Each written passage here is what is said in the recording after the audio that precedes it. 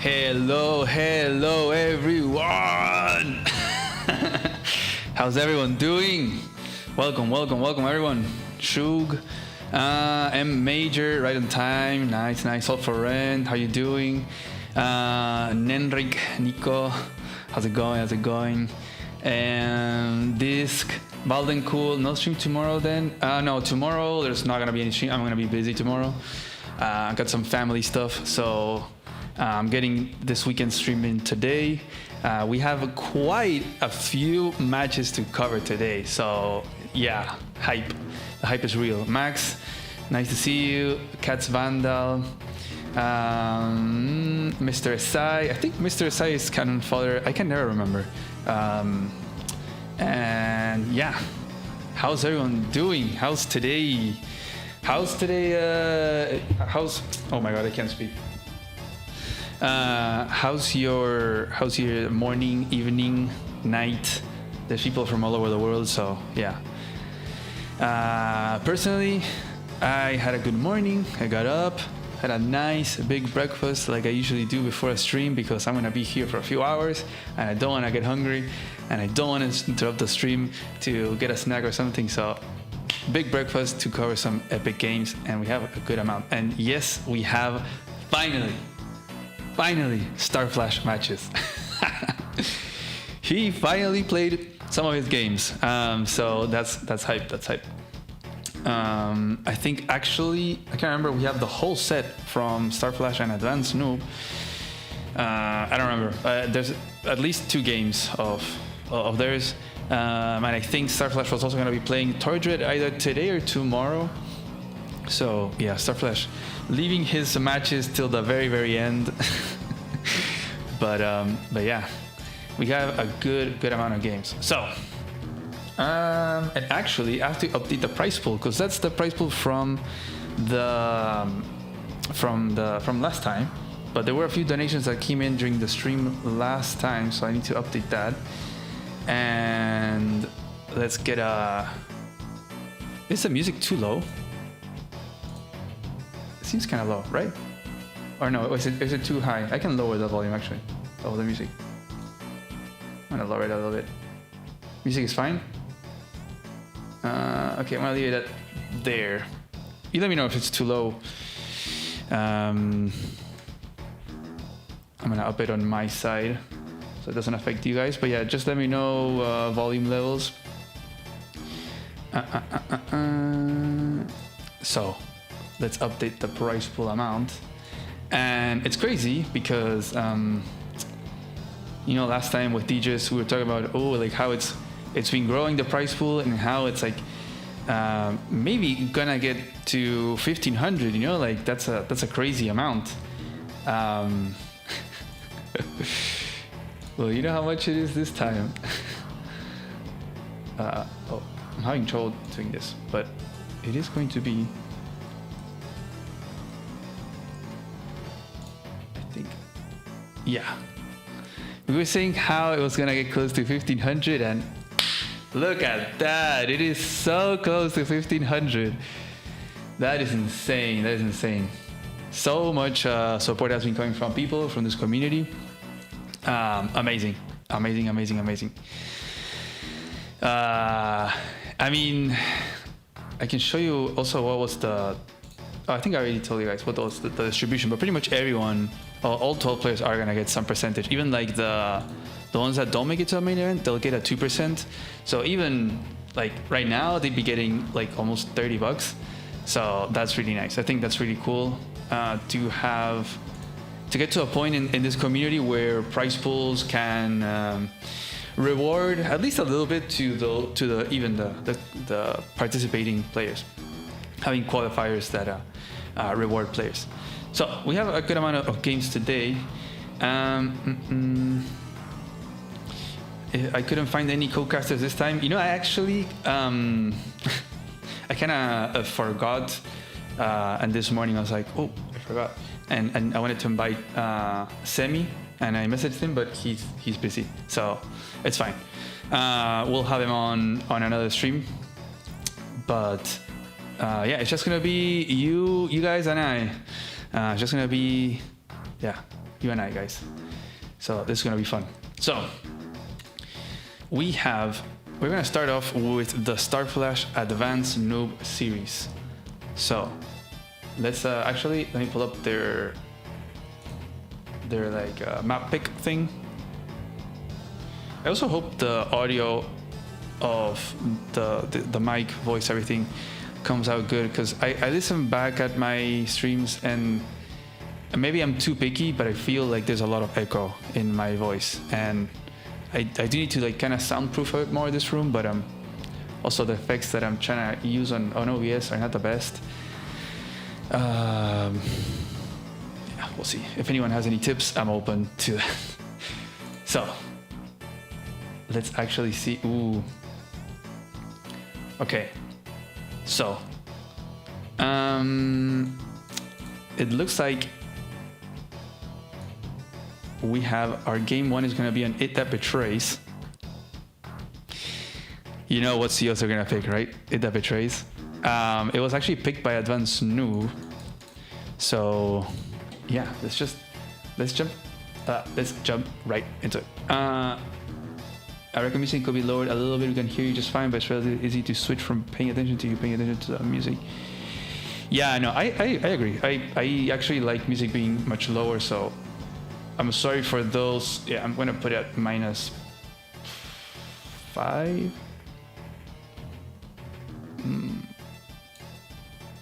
-6. Okay, you tell me if that's too low. Like if you can like literally not hear the music, let me know. But let's show the screen.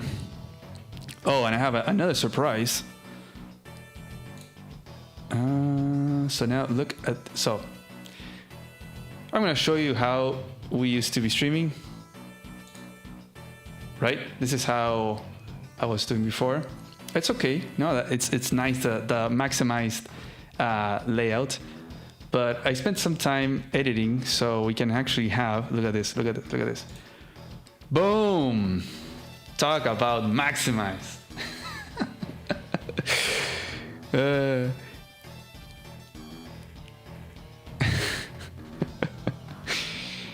What's this? I've made it in time for the first match.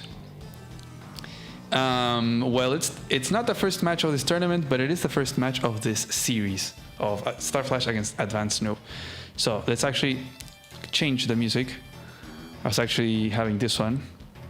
It's crazy game, man. This game is wild. I have no idea how it's gonna develop, but surprise, surprise, we have another Olaf mirror. Yeah, given how there's been so many mirror matchups. Whoa, thanks, One Trick Wolf. Another $10. This guy, man, One Trick Wolf has donated already $200 and now $210 in total for a prize pool. I think setting the record, actually. That's insane. So we have this It That Betrays, right? I think given how many mirrors there's been, and just the talk we had with DJs last time, I kind of talked with the staff. We'll see. We'll see if maybe there's some little changes for the main event. I'm not guaranteeing anything, but it's on the table. We'll see. Yeah, I'm gonna leave it at that. Gotta leave some surprises, you know. So, It That Stalls. It doesn't stall. In async, yeah. In live, I feel like stally maps are great for live. I feel like they play much nicer because you still have that positional nature, but without it being so perfect that it goes into a stall. Because this map in Global League, I've seen rockets, like just long lines of units and rockets, and it's just so painful to play, right? It's nice to watch, but painful to play. But in live, I think it's nice. Hey Sammy, hey Astaroth. So, let's see what are you guys' predictions on this match right here. Let me do a little poll. I actually don't know who wins this match. I try to not know the results of all the matches.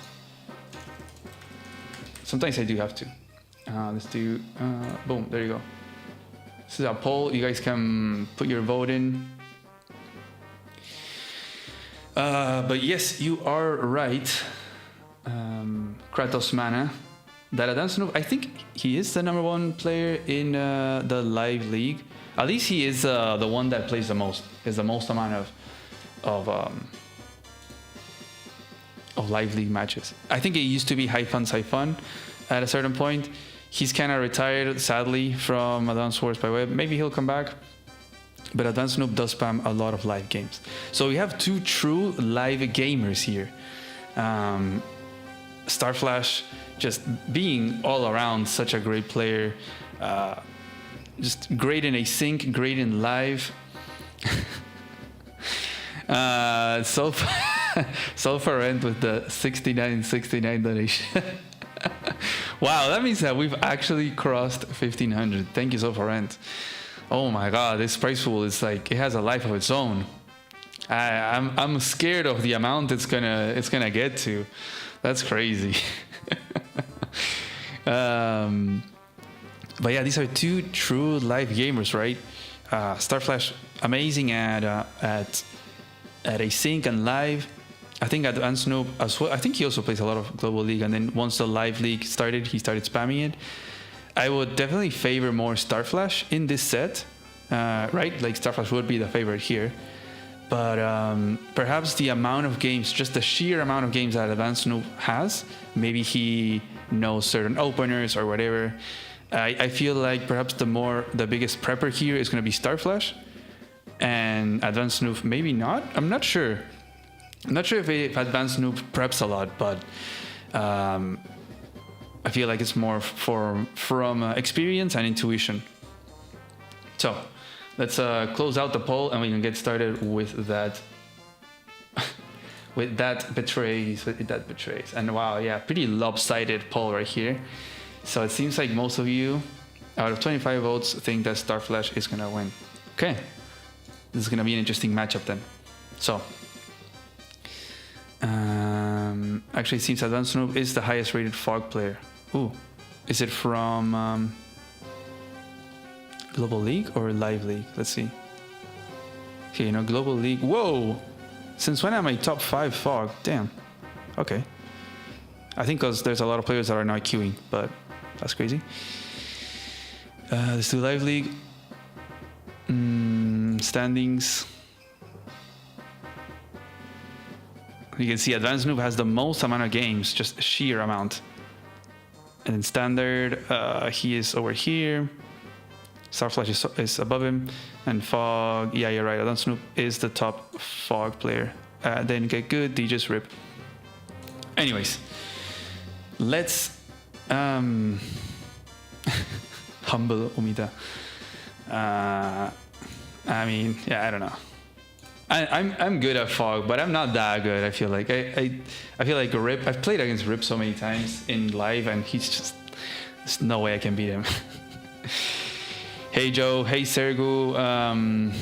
Okay, you guys want to get into it? Let's see. So we have Starflash as the one that you think is gonna win. Let's get into the match. So we have Starflash in the Purple Lightning, his favorite color. And we have Advanced Noob in the Penguins in the right. They both went for Olaf Mirror, and this is the first match of their set. Very important one. This one was actually picked by Advanced Noob.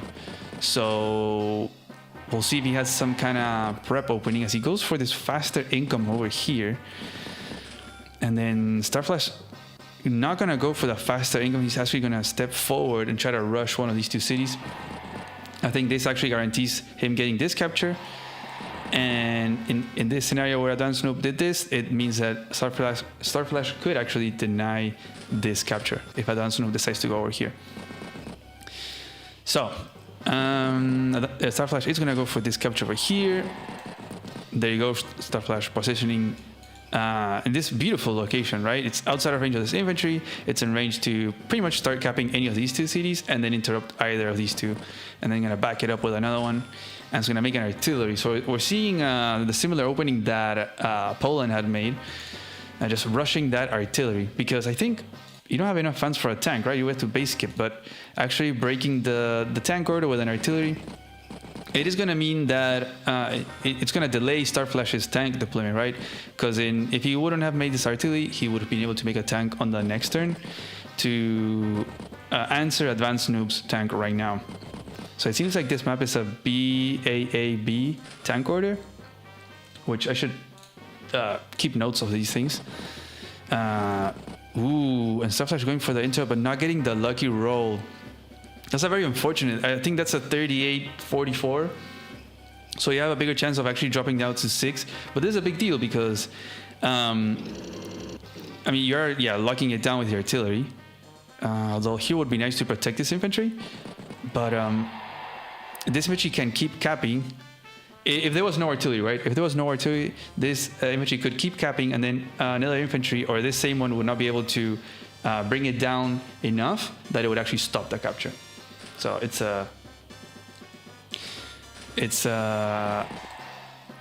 this case, it's not going to happen because we have the artillery locking. I don't know why my mind went somewhere else, and I don't know what I was even talking about. But yeah, hopefully the colors don't I know you guys too much, right? Purple and blue. Here goes the tank. It is going to take out that infantry. I would have loved to have that artillery right here, right, to protect that infantry. It does guarantee that this city is not going to go through, but at the sacrifice of one full infantry. It is also going to delay this capture because it is at 7 HP. It doesn't seem like Starflash is going to be able to stop this capture next turn either. On the flip side, he does get this one. Advanced Noob did not interrupt it. So it looks like he can also go, yeah, he's also gonna get this one. So maybe Starflash banking on just denying this one city, getting these two. The thing is that Starflash is not gonna be able to get this one or this one. So Advanced Noob is gonna get that lead, getting the mountain city instead of this kind of pair of cities, the lab cities, if you want to call them. And it's a big deal. Remember, this map is pretty low income. I think it's the lowest income of the 3 base maps we have. So it is a big deal. Being down 1k, 2k, it's going to add up really quickly. And especially in this Olaf mirror matchup, once those Winter Furies start coming, it's going to be really hard to capture anything. So just really keeping that artillery there in range of that city, trying to really deny it. But Advanced Noob is going to also respond with his own artillery to lock it down. So now we're going to have a big stare-off over this city to make sure neither of them can get it. Starflash going for this interrupt here, but I don't think it's very worth it though, because I think you're just losing an infantry. It is like slowly delaying income, and Starflash does like to do that a lot. We have this tank attack here. I think he might have to make a tank here to respond to this tank. Unless this artillery can reach, no. So he's gonna have to make a tank that, yeah, there you go. That means that he's not gonna make any tanks over here. He's gonna try to position to capture or interrupt. Possibly, okay, he's gonna block the tile here so that the artillery is safe. Gonna get that airport cap going. Ooh, okay, nice. Due to the chip damage, he was able to deal 1 HP here. So it's good, that's good. Getting some value. Definitely, yeah, aggressive flash right here. I mean, Starflash is like, he is the prime aggressive player, right? Him and Poland love to be really, really aggressive, really trying to push that income advantage. If you've ever played against Starflash, I'm not sure how many of you guys have played against Starflash, but it is scary. He just attacks you with no regard whatsoever for the well-being of his troops. he just sends everything. It is a lot of fun, but it is also very scary. And yeah, there we have it. We have Advanced Noob with these 2 mountain cities. Starflash successfully getting these 2 and denying this one. So we might have like a very small, very slow development here. We got now a double artillery build by Advanced Noob, and no vehicles down here, right? We have Starflash investing all the vehicles up here at the top, and none at the bottom. Same for Advanced Noob, but now we have an artillery, and I think this is something really, really crucial. This is gonna help him try to slow push this one single city, or perhaps lock down this mountain city, perhaps both. I think if Starflash wants to flip this one mountain city, he is going to need artillery, and it's gonna take him a little bit, right? So it's gonna be interesting. So there we go. Yeah, he's gonna make that artillery now. They're both gonna try to bank on flipping these two cities respectively. So here goes the artillery. It's locking down those mountains. So I'm gonna, oh, okay, he's gonna get a shot there. Gonna keep attack. Ooh, yeah, that's a nice shot right there. And then boom, boom, boom. Yeah, so that's nice. Got all those first strikes, and then this artillery is covering all these infantry. Nothing that Starflash can do here really. And getting this one in position to start possibly this capture. I think Starflash should just put this artillery to lock down this property. It's gonna be pretty much impossible to flip this property now. He's gonna need a little bit more. And he has all these infantry, injured infantry too. So, and we have this slow development here at the top. It's just like big wall over here of units. Advanced Noob does have more though. We'll see. I think copters are going to be very strong over here to try to get access to those extra tiles from the mountains. Perhaps Starflash, he's definitely pointing at that city, but we have that artillery. So we have this one locking the neutral one, this one locking this other one. So Advanced Noob seems to just be content with making a wall, holding this city, and denying this one. He does have the income lead, right? He does have these two. And I think, yeah, and that puts him 1k ahead because Starflash does have these two, but he doesn't have this one. And these two are by Advanced Noob. Still going in and attacking, just classic Starflash things. He's gonna attack with those infantry and gonna kind of protect them with his artillery on the city. So these artilleries are just gonna be shooting at infantry for the next few turns. And there we have a copter. This is gonna be very crucial, I think, to either help out this area to try to unlock this city, or try to bring it over here and get some attacks from the mountains. I think Advanced Noob will probably do the same thing. I don't think like a medium... Oh, you know, actually, anti-air or medium tank here could help to try to break through infantry, because you have these walls, right? It's going to be hard to break through. So we'll see. Now you have this tank from Advanced Noob, still having that infantry pointing over there. Takes them out, and here we have an anti-air in response to this copter, really. Okay, and gonna get a first strike there. Gonna protect the tank with his artillery, and there we have another copter. This is gonna be pretty crucial. Actually, base skipping for the anti-air copter infantry build, and just being below on income. Oof. This is gonna start to sting Starflash. He is definitely on the back foot, right? He needs to do something. He needs to make sure that he can flip something. So he's gonna get a shot there. Gonna take it out. Gonna. I hate when people do this. No. Attacking the artillery, like, it's pretty much losing an infantry, right? And then let's see. He doesn't attack the tank. Okay, he's just gonna go and attack the infantry. Gonna first strike those. Okay, now he's attacking the tank. Gonna back it up with his artillery. I don't think there's any way that Advanced Noob can break through to this artillery. The only thing from these infantry battles, though, if you have one that's a 4 HP, you can do the classic breakthrough, sacrificing the 4 HP infantry, taking it out with a tank, and then following. You unlock that extra tile. Here comes our copter. This is gonna be pretty big. Starflash does need an anti-air ASAP, or bring this copter to the top. He's gonna get a shot at that tank. Boom, gonna take out that one. And is this enough? Well, oh, but he doesn't have tanks though, so. Okay, you see? This is what you can do. And then if you had another tank, you can break through, and then another tank, and you attack the artillery. But that is not the case right now. So here comes more artilleries. This city tile, and also Starflash really low on tank numbers. And this whole like very even trading of like slow very chill kind of brawling is very advantageous for Advanced Noob because he has the income lead.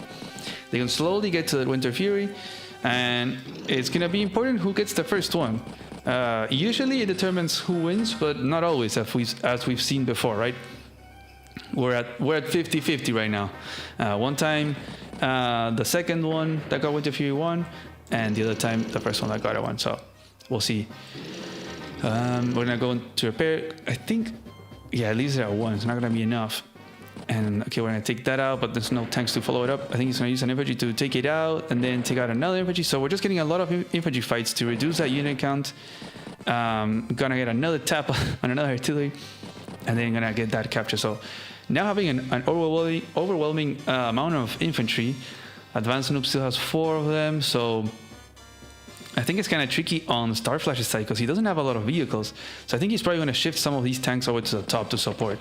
So here comes our copter, yeah, going towards the middle. Artillery front switching this tank as well. And he has to pull back from over here. And no infantry from Advanced Noob in range of the city, so Starflash has like that extra turn to spare, right? He can, okay, you know what? I can just make something else and then wait. And meanwhile, I'm going to start front switching every vehicle. So this is going to be very decisive.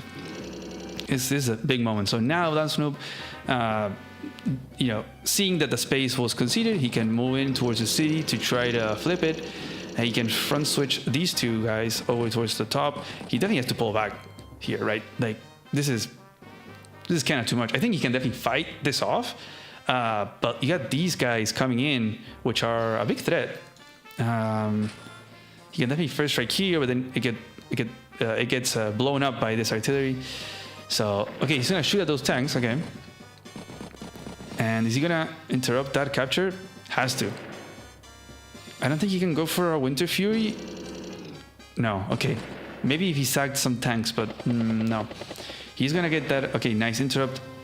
For free because this copter will not reach. There's no anti-air, and he's just gonna shoot. It is out of range of that artillery, so a few pickoffs, and he's gonna make a medium tank. I love medium tanks during global damage. Honestly, you know, an 8 HP medium tank is gonna wreck tanks, and no tank can attack that 8 HP medium tank, right? So I feel like tech ups are really good against global damage. I think Starflash is gonna have to go for that Winter Fury right now. So maybe he can get some attacks in. Definitely, like he's so close, right? So I think he might get it. Okay, yeah, tank attack. Is he gonna get it? He's gonna sacrifice that infantry. He's gonna take out that. He's gonna finish that tank. He's gonna. Ooh, doesn't take out that tank. But I think he can still attack over here. He's gonna take out that infantry. He gets that tank attack. Will he? Oh, he's trying to get the little. Will he get it? He has it now because he sacrificed this guy, and he gets the Winter Fury. Boom! Before Advanced Noob.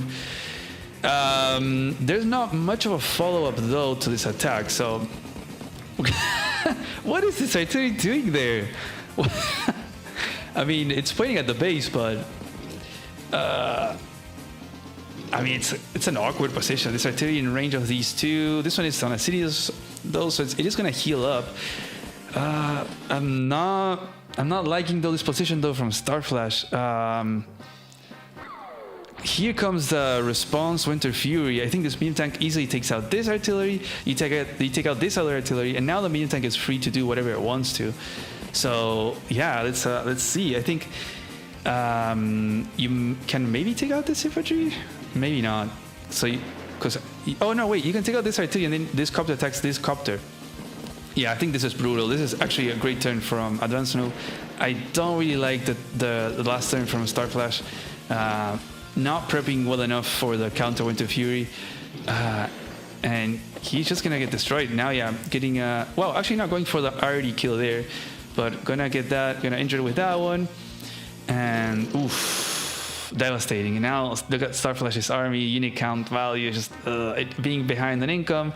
Advanced Noob even joining these infantry so that they're at full HP. Next turn, this one is going to be at full HP, so you can start. Like, he is threatening this city, right? So Starflash has to respond.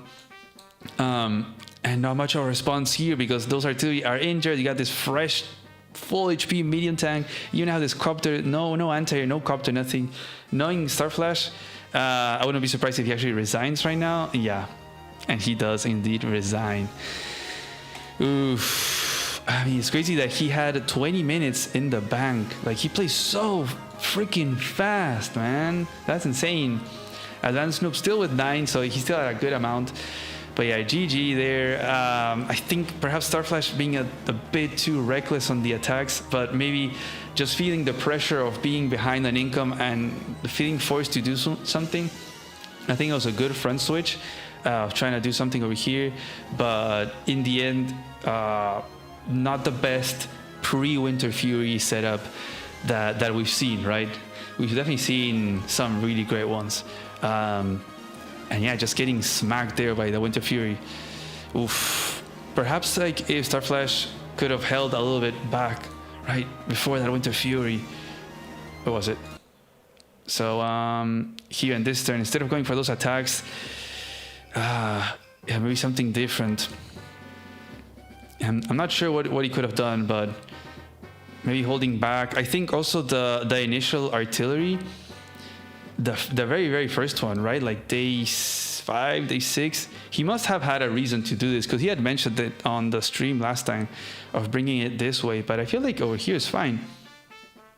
And then it guarantees that you get a shot against that tank. This just kind of put him behind, and that tank was a little bit like roam free. So, but yeah, GG. So that means that Advanced Noob is actually 1-0 against Starflash. Against all odds, you know, we got 93% something people here saying that Starflash was going to win. Personally, I also thought, you know, Starflash is definitely the favorite. But yeah, great job there by Advanced Noob to be patient and even getting second Winter Fury, right? Like this is the second time, 2 out of 3 Winter Furies, that being the second one actually wins. So sometimes it's good to be the first one, but if it is at the expense of your army, then yeah, it's not great. So we can update the points things here. Where's my thing? Does this work? Okay, nice. Ooh. Yeah. Okay, that works. So we have Starflash 1. No, sorry. Starflash 0. Advanced Noob 1. Okay. Wow. So let's move on to the game 2.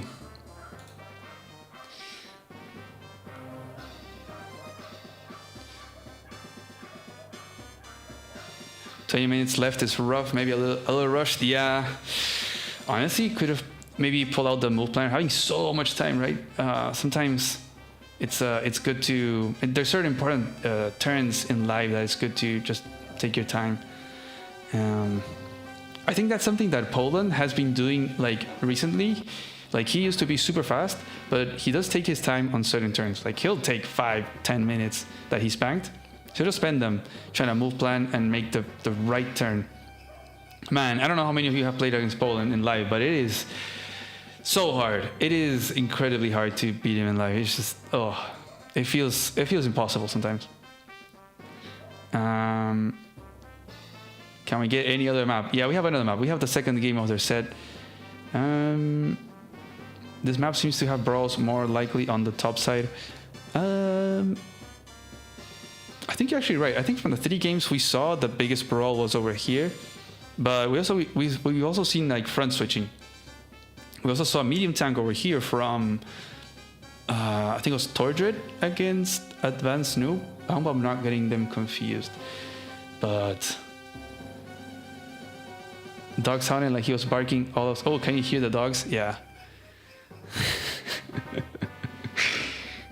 Well, I mean, I don't have a dog. That's like some neighbor's dog, but yeah. Disc played Poland in Live League once, and I was able to hold for a while, but it was a slow, inevitable death. Yeah. Yep.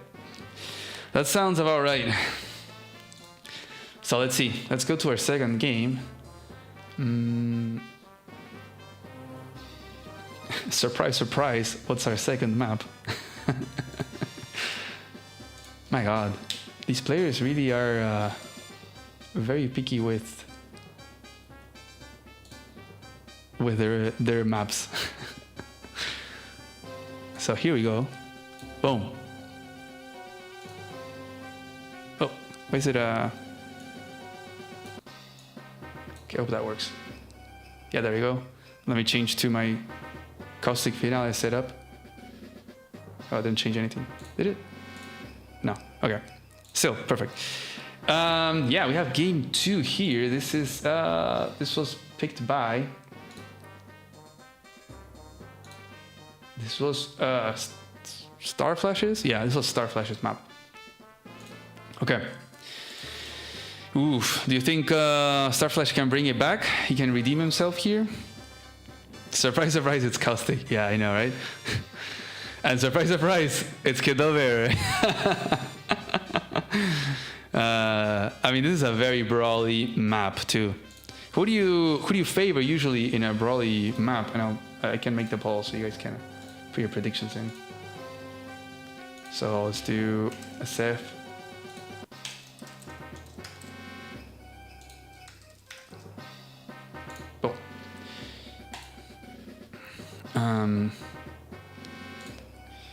Have these games happened already, or is this live? All these, or the vast majority of the qualifier games have already happened. They've played them live, but I'm casting them after the fact. It's just because there's so many, right? It'd be almost impossible to coordinate live casting them. But the main event will be live. Like, they'll be playing live and we'll be live streaming it. So that's gonna be a lot of fun. Very hard to pull off, but we'll see. We'll probably run into a lot of hurdles, as we've already run into a lot of hurdles. But it is what it is. Lots of lessons to be learned. I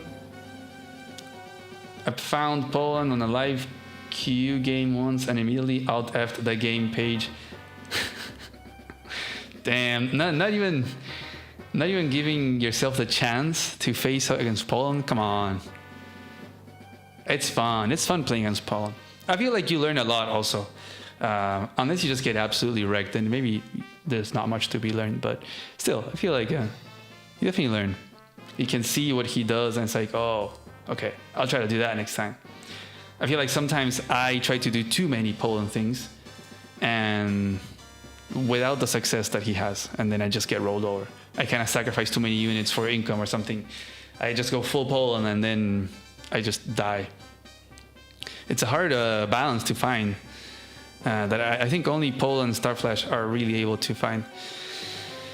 Okay, so let's close the poll. Get your last votes in. Get those votes in. Get those votes in. We have Izanagi even here. Should have unbanned grid. Oh, maybe. I don't know. But what if you have a grid mirror? Then that's like horrible, right? We have Can't Bay even here. Nice. And the Red James. I'm glad Starflash was able to finally get some games done. Yep. I think he's actually finishing all of his games this weekend. Okay, so let's close the poll. We have 33 votes in and poll. Again, pretty favored voting here. A little bit more votes are towards Advanced Noob. But yeah, 73%. Almost 3 out of 4 saying Starflash. And I would agree. Again, he's the favorite in this set, right? He did get beaten by Advanced Noob in the last game, but I think this map, if there's one person that knows this map, it is Starflash. Advanced Noob has maybe played it a lot recently due to just spamming live games, but Starflash has played it async a gazillion times. He knows the openings for both players. According to my notes, Caustic Finale has ABBA tank order. So it is Starflash's map, but Advanced Noob picked the player. Okay. So We have Hapa here. Nice. Nice, nice. Welcome, welcome. Sword signature. The only time I go aggressive is with recons. Otherwise, I stall 100% of the times. What? I mean, that's interesting. Nothing will beat Chloe's opening here. Man, that game was... I need to post that one as its standalone video because that one was insane. That Chloe match against Poland was wow.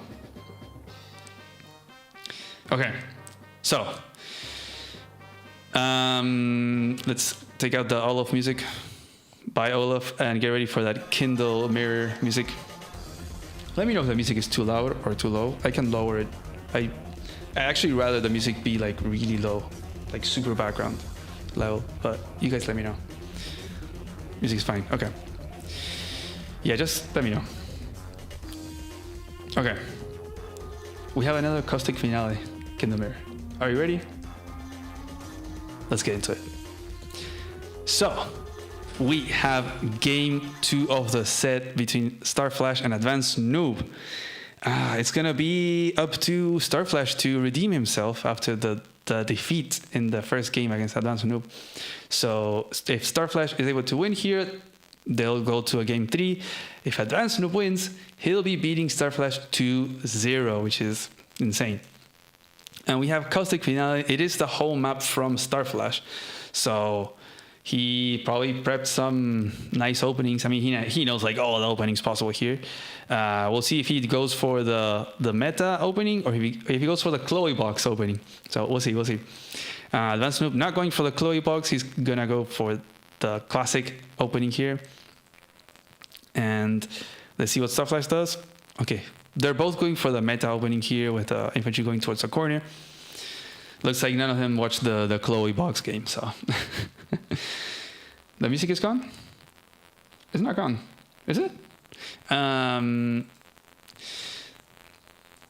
Music vanished. Wait.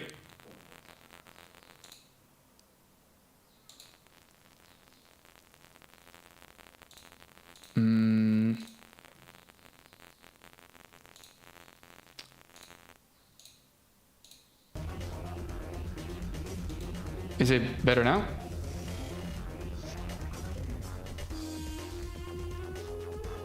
Did it get fixed there?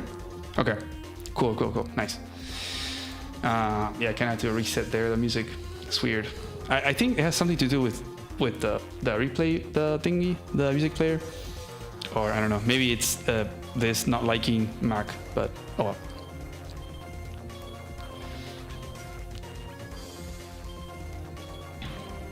Okay, let's get back into the game. So, let's see. Starflight is gonna get the first tank. No, it's ABBA order, right? So it's gonna be Advanced Noob is gonna have the first tank.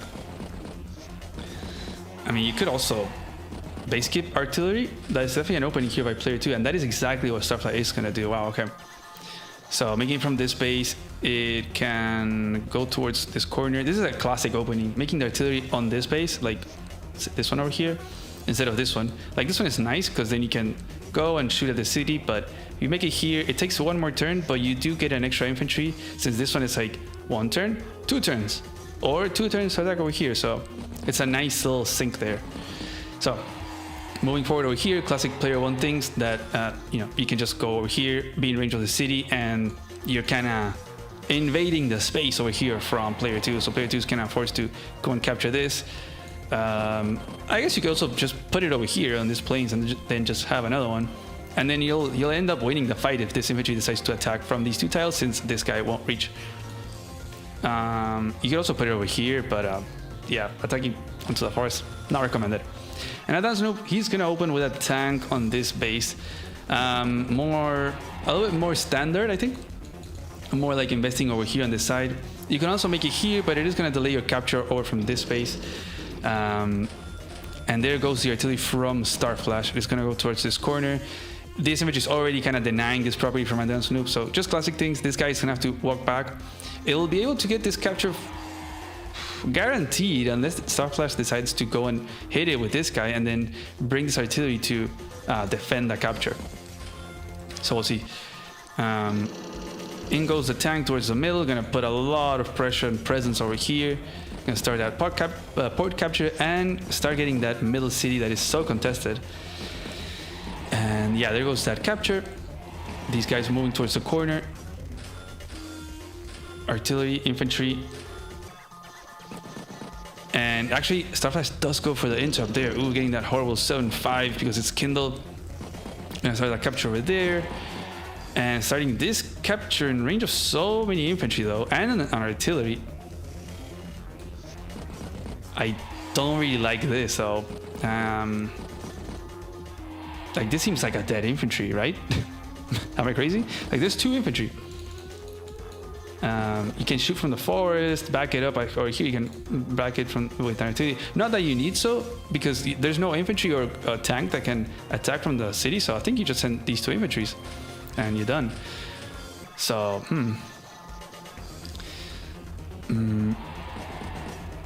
Oh, Add-Ons Noob doing the Starflash thing of poking the artillery with an infantry. I don't like that either. Especially in this area. Like, you're so low in infantry count over here. He's gonna finish off that infantry, but I guess it somewhat blocks the artillery in. I don't know. I don't really like this. I think you would just like pull back. I think you're not gonna get this city, right? This artillery is gonna shoot here. This infantry can get taken out. Like Starflash can send this infantry and this one. Oof. But yeah, here goes the interrupt. We'll see if he does the double tap over here. This one did get interrupted by Starflash, and that interrupting infantry is gonna get shot down by that tank. There is a response tank over here, but hey, it's kindled, so that's gonna be tricky. And okay, he's just gonna send one and then back it up with this artillery. Make sure that this one goes down if he decides to keep capping or killing off this infantry. So, boom, down goes that infantry. Now those comm towers are gonna start to get captured, and there goes that. And okay, no, he actually goes for to finish off the capture. This is getting this infantry in range of this, but I think it's fine because artillery will still shoot at it. So yeah, losing infantry count in this corner by Add-Ons Noob, not very good. I think good job there by Starflash. I think being patient with the infantry in this corner is crucial, because as we'll see in the next turns, it gets increasingly hard to interrupt these captures. Like Starflash is gonna have 3 healthy infantry, at least 2 if Add-Ons Noob decides to first strike this one.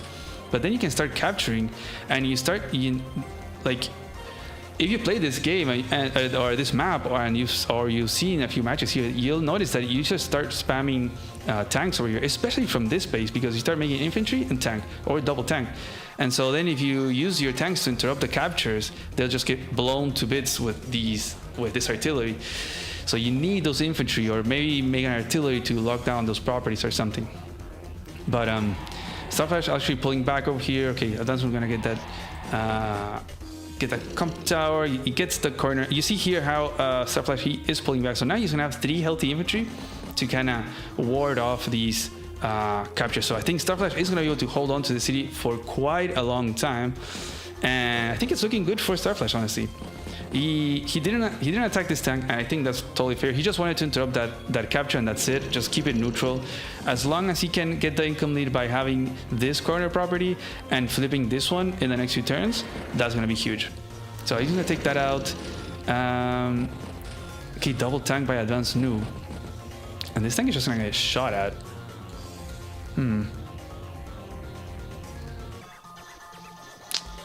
I think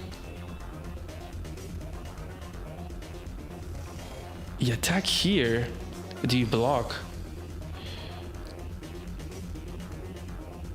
Ooh, I think this artillery can get shot at, which is kind of crazy. Like, this artillery can shoot at this tank, infantry comes in, takes out this infantry, and then you can take out the infantry with this tank and this infantry, and then you attack the artillery with this tank. Boom. So we'll see what Starflash decides to do. He'll go for that capture. He is not going to pass on the opportunity to shoot at that tank. Would have been nice to get the comm tower first, for sure, but oh well, it happens. It happens to the best of the best, you know? So don't feel bad when it happens to you as well. He's going to start that capture on there. And again, like, this is the scenario that we were talking about just literally a minute ago. He's gonna be able to flip this city, I think. Like he can, Advanced Noob has to decide whether to attack the artillery and then expose himself to a few first strike tanks and get the city flipped, or decide to interrupt this property flip. I think he can do like tank infantry, but oh, it's not looking very good. I think this setup by Starflash is really good. This is just guaranteeing a very good trade over here in this corner. And look at this, like Starflash, Advanced Noob, because he sent the artillery over here to the kind of middle and then now kind of going towards this area, it is not going to be in this corner, so Starflash is going to be able to hold on to these two cities. So, okay, Advanced Noob also not getting the Cub Tower. Come on, get the Cub Tower. Get the Cub Tower. No, get the Cub Tower. Okay, attacks the artillery. But yeah, he decided to interrupt the capture with the injured tank. Still looking very good because Starflash can keep capping this, attack the infantry, get 2 first strikes on these tanks. He can actually even loop around with this tank and attack from the city. Oh, brutal. And looks like now he might be wanting to invest over here. Okay, he's gonna try to get this city, protecting it with his artillery.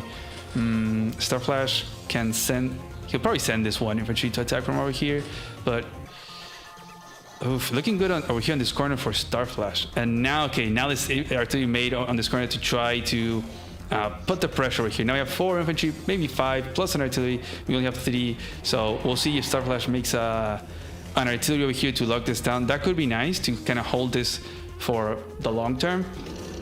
We're only at day 9, guys. Day 9. This map is insane. So there we go. Starflash gonna get a beautiful, just Kindle attack there, just wrecking that. Gonna first strike that. Gonna keep capping, repair that guy. So that's gonna be nice, and then get that other first strike right there. So definitely really nice. Gonna be like this tank brawl is so good for Starflash. This tank also out of position to attack this tank. I'm not sure that you would have wanted to. I think Advanced Noob just kind of falling into this attack, I think, and not a very beneficial one. Starflash sending another image, so he really wants to hold on to this 1 city. I wonder if he'll make an artillery here. Tank. Okay, just tank. Okay. Maybe not an artillery just yet. Perhaps he'll make it in next turn. So, and kind of sending these 2 tanks over here to this area. Yeah, just winning in tank numbers over here overall. So looking really bad for Advanced Noob. He's gonna have to use that Urban Blight perhaps to turn things around. He's gonna try to get this city. They are at equal income, but it will soon be very different once this city goes through. I don't think there's any way that Advanced Noob can get it unless maybe he gets a Urban Blight and then like sacrifices his tank. It's just doesn't look very good. Yeah, okay, he's gonna give up that city. That is gonna put Starflash ahead by 2k next turn. This city is getting interrupted. Well, actually, maybe this city as well. So that's gonna be 3k for Starflash. That's gonna be pretty massive. We're only at day 10 and no Urban Blight just yet, but trust me, it is gonna be coming. And now we have this nice setup. I think Starflash definitely needs an artillery here to guarantee that this can be kept under his control. So he's gonna go take that out, get that flip, get that other capture, and yeah, there we go, 20 to 17k income. Ooh. So let's see. Okay, he's gonna get that kill. That little interrupt is, granting Starflash all these hits. He's gonna get that Urban Blight, and this might be the GG. Honestly, Starflash being so ahead, having all this lead, being able to hold this in because he was patient with those infantry from the beginning, having the numbers to hold this off. He's gonna go in and attack a few tanks, even just attacking to the city, even attacking this guy. Like why not, just first striking, just full power move, even attacking the mountain guy. Like, okay, I mean, I guess that's a good roll. That's nice. And now there's no way for Advanced Noob to do much. And there we have the artillery. So this is going to guarantee that this is going to be kept under control, because even if Advanced Noob starts capturing, there's no way that he can block enough.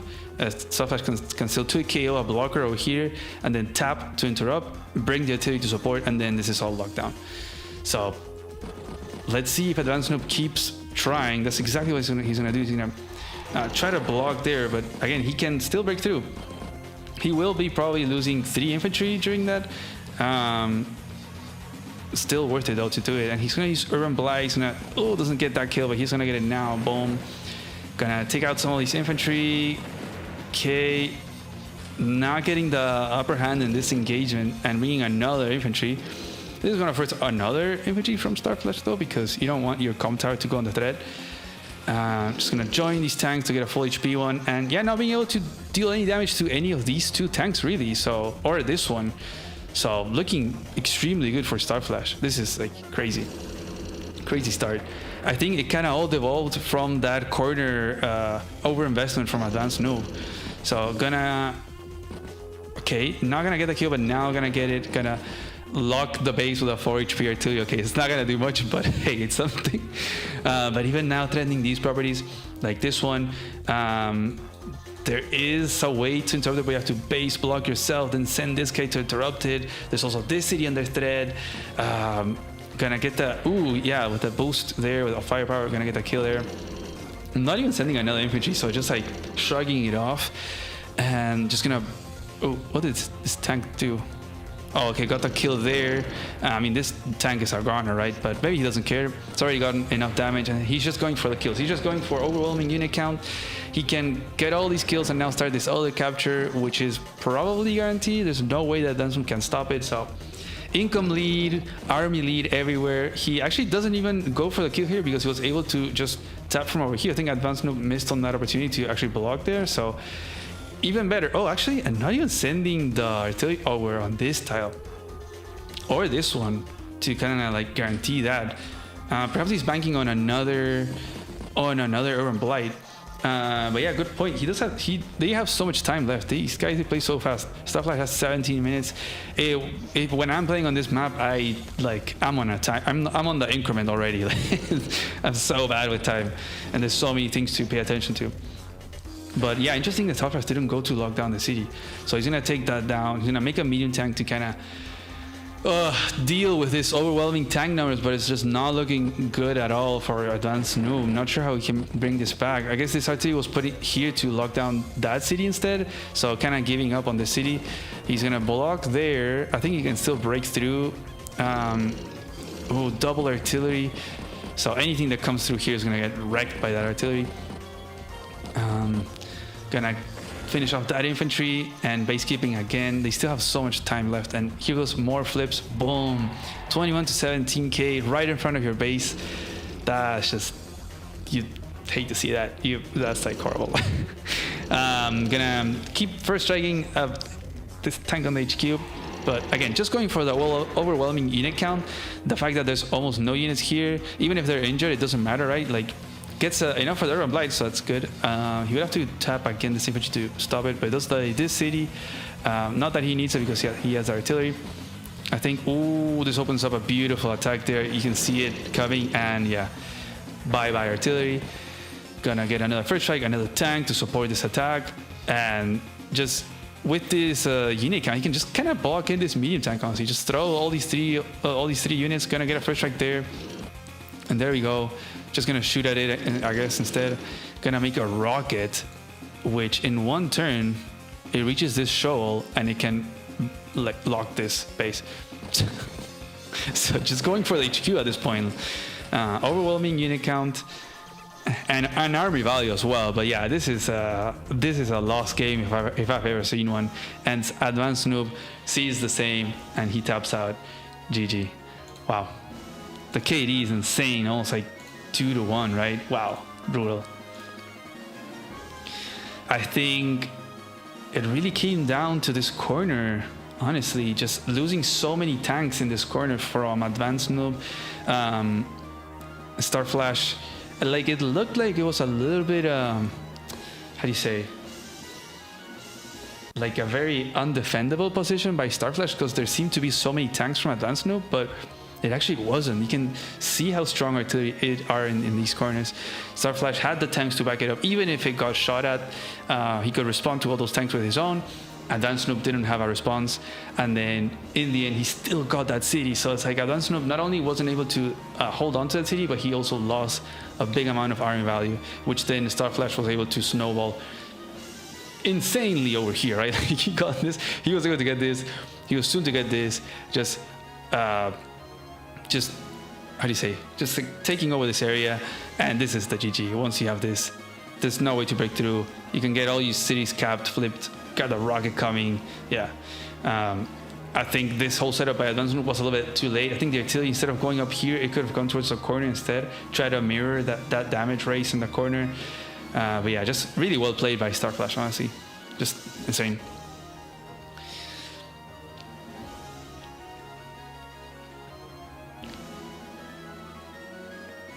Trying to get into early tactics fight versus Starflash Classic. Yeah, I mean, if there's someone that's really good with tactics, it is Starflash. And then some overextended with artillery as well. Yeah, this one, that was probably an oversight. Just getting that kill right there was pretty brutal. Maybe should have just left it over here. Wow. So this means that they're actually 1-1, right? So we are going to a game 3. Let me show you the points. How are you guys doing, by the way? Are you enjoying these games? I sure am. So here we go, 1-1. Wow, so we're going to game 3.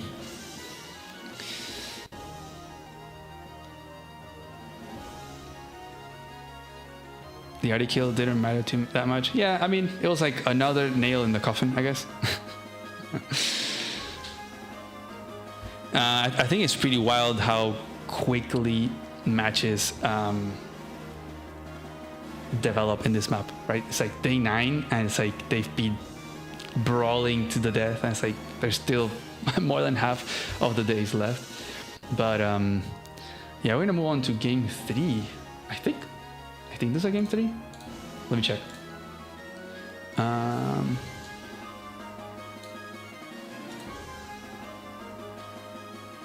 Ooh, we do have a game 3.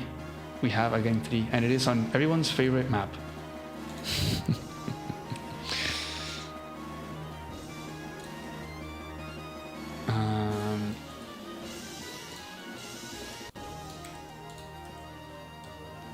No, try to avoid getting spoilers. Okay. There you go. I really wish that when you refresh a game, that it wouldn't show you like a flash of who won the match. If you just refresh the replay viewer, you know, it's kind of annoying. So I have to like, kind of like go like this, refresh, and then put it on screen. But we do have like this new layout. It was made by Trunit, by the way. It's amazing, right? It's like a little maximize thingy. It's so nice.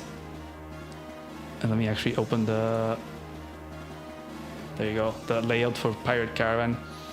It's so cool. It maximizes the map. You get this over here, nice and pretty. You get no spoilers from this being in italics. You don't get spoilers from the day thing, which happens in the replay viewer, the app. This is hidden, which is really nice. Like, boop, boop, boop. Oh, I guess you guys can't see it, but you go like this and, oh, damn. Nico tipping 64. Nice. Wow, insane. That's insane. Thank you, Nico. That's amazing. And Nico's actually one of my brothers. So yeah, thank you, Nico. That's amazing. Insane, guys. Like the price pool just keeps getting bigger and bigger. I have to update it, but I need to see how much it actually is. So I have to update it later. People hate this map. I love this map. It's so much fun.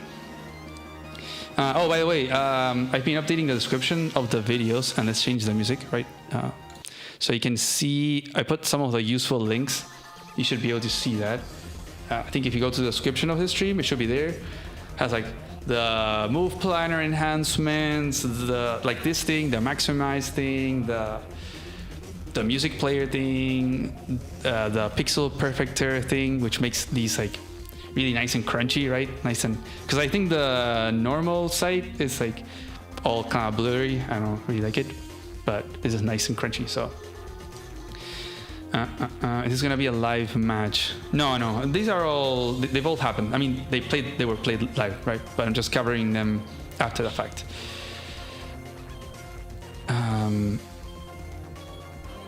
The map is called Recon Land unless there's a base skip for a tank. Okay. Aren't you just streaming inf to neutral base here? Maybe. We've seen different approaches to the map already. This is, I think, our third match that we're seeing in Pirate Caravan. So it'll be interesting what they do here. It's been very cool. So you can go greedy to the captures and then go forward. You can go greedy to try to get the base, but it's very easily interruptible. I think the fact that we have these COs like Kindle and Lash, it makes it harder to interrupt because of the extra firepower. The thing that's nice from Lash is that you can attack from the forest, right? You get that extra firepower and defense. Nothing to get from these roads. It's funny that Starflash had said that probably the favorite CO was Lash, and now he's picked Kindle. So Kindle against Lash. But yeah, this is the third map of their set, and it was picked by one of the staff members because that's kind of like how the things go in this tournament. Like if they go to game 3, the staff, any member of the staff can decide which map they get to play, but it has to be one of the ones they haven't picked. From the initial 4. It has to be one of the other 4.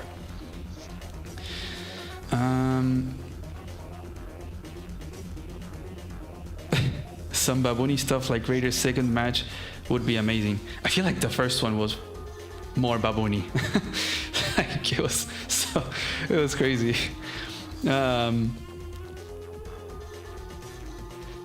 I mean, they didn't really pick this map so far, and they actually, neither of them picked it in their map pools. So the fact that they didn't pick it means that the staff has a chance to pick it for the third match, which is great for content, right? Like I told them, look, you can pick whichever map you like, the one you think, the one that amuses you the most. So who are the staffs? There's a few.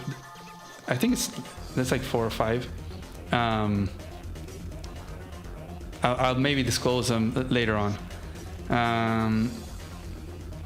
Does the staff pick a map before match 1 or 2 or after the matches? Currently just after the matches, like after game 1 and game 2. For the main event, I think we'd probably have to do it beforehand, right? Like as they're picking their maps, once they're done, someone will have to pick their third match, just in case they do go to a game 3, as it's all gonna be live. Any Chloe games to stream today? Let me see.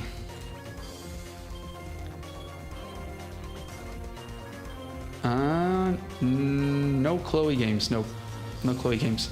But I think she was gonna be playing today. I think today or tomorrow she was gonna be playing against Poland.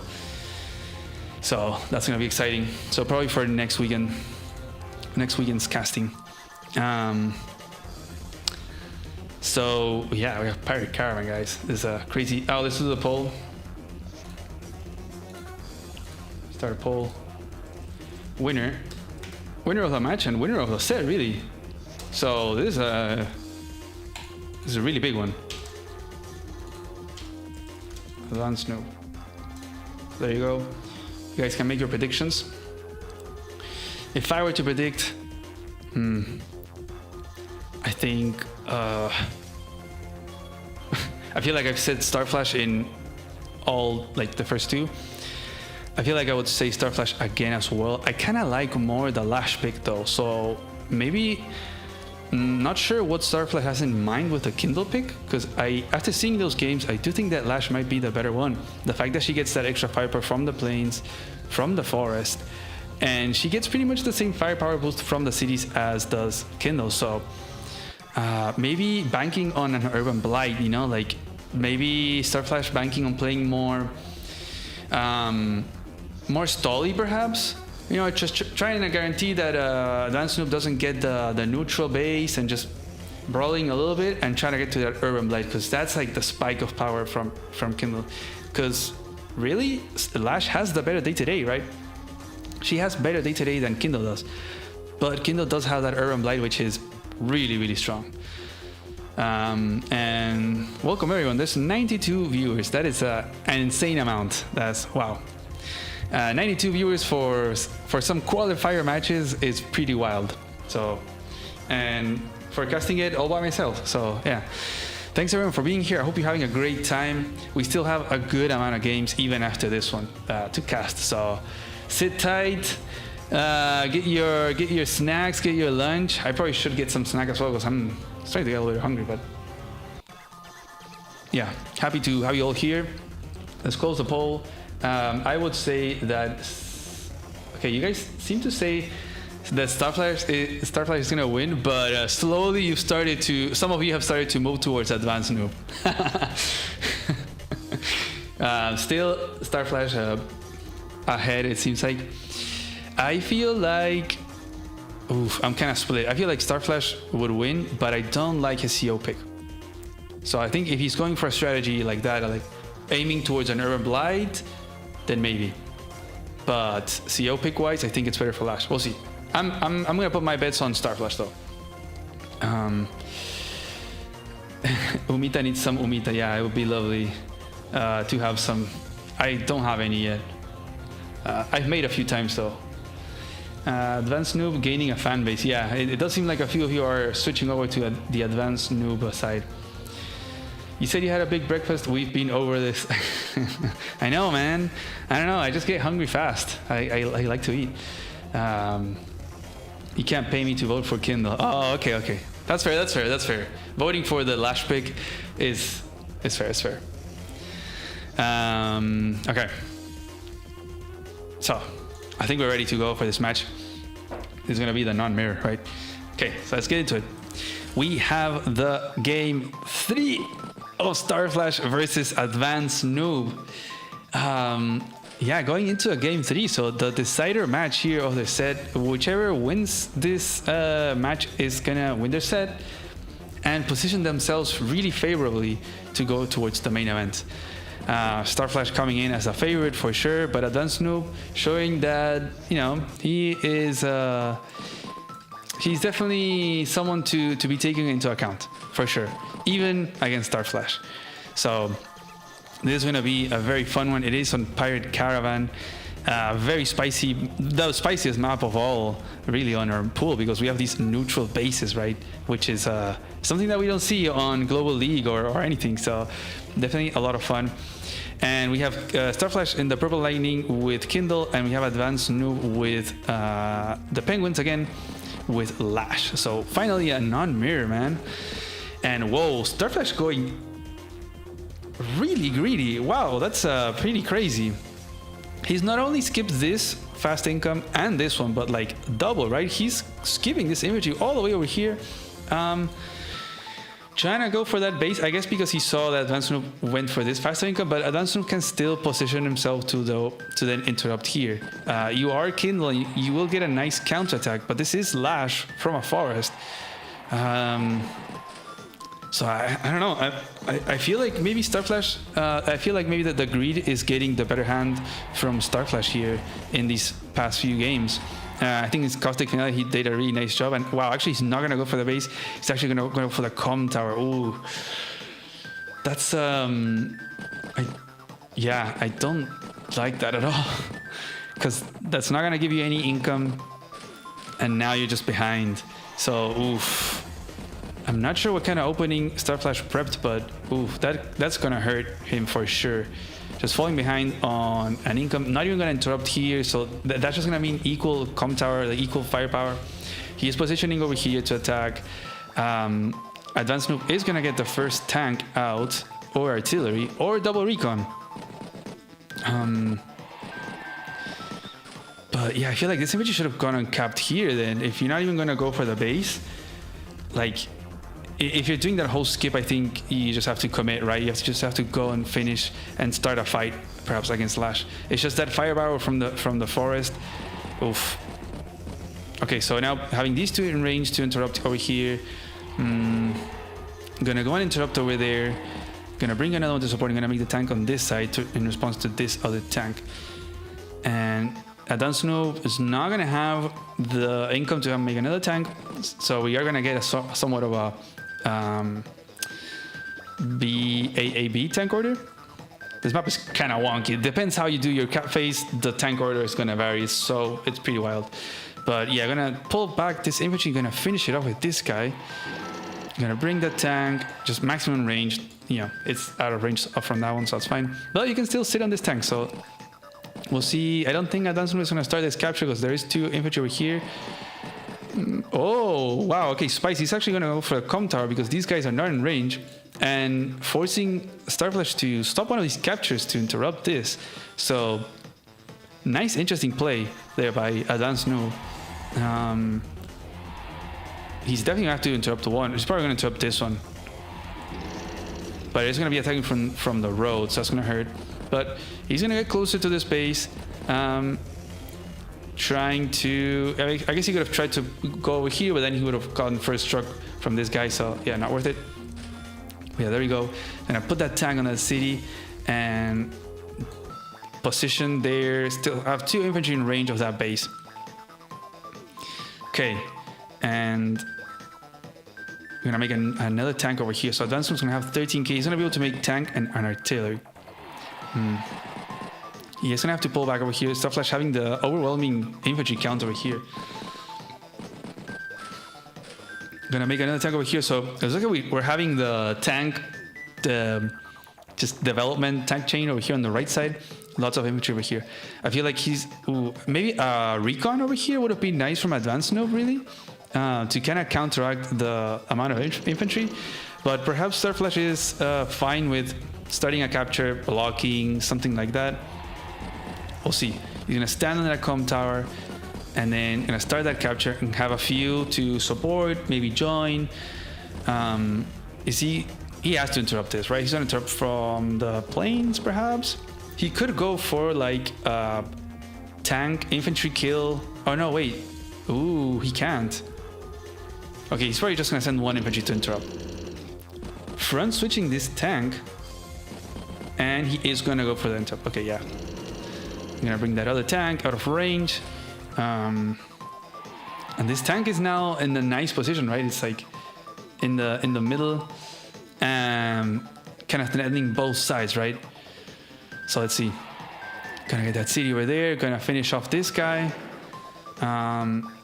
Is the stream lagging? Ooh, I don't know. Is it? You guys let me know. But we got another tank over here. I think he's gonna make another one over here. He's gonna interrupt from this forest, and he's gonna get that guaranteed K. Oh, with the HP, is it guaranteed? Okay, it is apparently. Wow. Okay. And gonna start the capture right there. This tank still doesn't reach over here, so that would have been nice. But we're gonna go for that interrupt. Ooh, I think he could have gone for like sacrifice, and then double kill, and then stand on the city. That would have been really nice, actually. Like you first attack with this one, it dies, I think. Yeah, definitely. It's a Lash infantry, and then you double kill, and then you put this one on the city to attack one of these guys. And then you still have more infantry coming, but you have more of your own as well. You have this tank coming, but maybe gets the doesn't get the roll. Maybe getting greedy. Oh, Starflash, man, getting greedy. But we'll see. This tank could just go and sit on this city, really. Oh, actually, maybe not, because then you have Lash doubled to KOing from the planes. Probably not good. So he's probably just gonna bring it over here. We'll see. Okay, he's gonna keep interrupting this base, and he's not gonna send that tank to Alice. He's gonna keep it over here. Wow, a very different Pirate Caravan game that we've had before. He's gonna get a first strike here for free. I think it would have been nice to have this tank at least in range of that, right? Have it like on this plane style, while still being able to cover this side, but also covering here, and then you can, boom, destroy this tank. Now, Lash is gonna get a nice boom kill there. Has two 1 HP infantries. Gonna get a devastating Lash Forest attack there from Advanced Noob. Overall, I think it looks pretty good for Advanced Noob, really. But it's hard to tell. There is 4 tanks over here from Starflash, but I guess same thing over here now from Advanced Noob. He does have more infantry over here, and Starflash only has 1. This whole infantry fight has not been very beneficial. If only Starflash would have been able to stand on the base. It feels like in both cases, Advanced Noob has always been the one to have access to that base tile, and just getting that extra firepower from there is pretty brutal. So now he's gonna go for that. I mean, I guess you don't have to attack this guy, right? You can just attack all the other ones. What? Oh, can I put the infantry there? Okay, we're gonna first strike that. Why are we attacking that one? Okay, we're standing there. I think it's maybe to guarantee that this doesn't get taken out, but still, this is a forest. This is a Lash. Like, it's a max tank. It's a max firepower. I guess you are chaining it, but it is a freaking forest. Like, oof, that's gonna hurt. That's really gonna hurt. That's not really what I think Starflash needs right now. And I don't think there was any need to attack this base guy. Just that over-aggression from Starflash, and also giving up this base, just like putting this infantry too far away. This is gonna guarantee that Advancement can get this base for sure. I don't think you're gonna want to send a tank to interrupt that. And so now he's able to kind of front switch these tanks. I think he can put one on the comm tower. He's gonna not attack that tank, but he's gonna attack from the base and just dwindling down the numbers from Starflash. Oh, it's not looking good by Starflash right now. I think maybe got a bit too greedy with the attacks and choosing the tiles that benefit Lash the most. Gonna attack that infantry. Oh no. Gonna get some first strikes. Is this like a all-in GG turn? Because he's just first striking everything to get an Urban Blight? And that's how he interrupts the base? What? So it's not a GG turn. Okay, so he's gonna get that attack there. He's gonna get that kill. He's gonna get that attack. Is this maybe what Starflash needed to bring back the game? He is able to interrupt this for another turn. He's gonna sit on that city, and this is gonna open up some big attacks from Advanced Noob though. Like, this tank is gonna go down. I think he can also take out this tank. He can take out this tank. So Starflash is gonna lose a lot of tanks. He does have quite a big lead on unit value, but that is all gonna go down now. So let's see. He's gonna cap and join. So it's gonna be really hard now for Starflash to stop it. He's gonna attack there. So yeah, he's gonna interrupting these captures, and then he's gonna use that tank, that city tile, to attack with these tanks. That tank is a goner. Brings the artillery to not much just yet, but he's gonna take that tank down. That one's gonna go down, and just gonna injure this infantry so it's not at full health. And okay, and these penguins are just being sacrificed. And all in all, Starflash starting the turn with the unit value lead, which is pretty wild. I thought Starflash was done for, and maybe that Urban Blight really paying off for him, getting a bunch of damages on those tanks on the cities and interrupting the captures in general. We'll see what happens. This is crazy. Gonna send both of them to take that out, and that is gonna open an attack from this tank. But also due to the repairs, oh my god. Wow, the funds from Advanced Noob, yeah. That Urban Blight really drained so many funds because he had so many tanks on those cities, right? And he was barely able to make a mech and an infantry, and then just 2k left. Wow, that Urban Blight really coming in clutch. So he's gonna try to take that out. Maybe gets a first strike onto this city tank. This is such Starflash things, man. Just attacking city on city like that. We'll see if he can still come out on top. They're equal on income. I still feel like Advanced Noob has a bit more tempo, but he is losing some tanks, and now comes in the prime tactics. and this is gonna be like boom, boom with no counterattack. But this capture, okay, he can still interrupt it next turn. So yeah, he's gonna use. Ooh, wow, that was a kill there, insane. Gonna get that extra movement right there, bringing that mech, bringing that artillery. Gonna lock down this area. No health infantry by advanced noob to start a capture next turn. So maybe Starflash shifts these tanks over to this side. He cannot attack these tanks, right? They have prime tactics. So he's gonna cap and join. I still think that advanced noob can attack from the forest and drop it down to 5. He also has this infantry. So he's gonna join over here. But there's a lack of tanks here from advanced noob, which Starflash has more. So he's gonna do that. Ooh, attacks from the planes. He has to send this other one. There you go. I'm gonna drop it down to 2. Is he gonna take it out? Is he gonna take it out? Because that's gonna be pretty big. He does have a lot of tanks over here as well. Like maybe advanced noob attacks. Ooh, it's actually looking pretty good for Starflash. I'm not gonna lie. It's very even. Whew. A very decisive, decider match. Like I don't know who's gonna win here.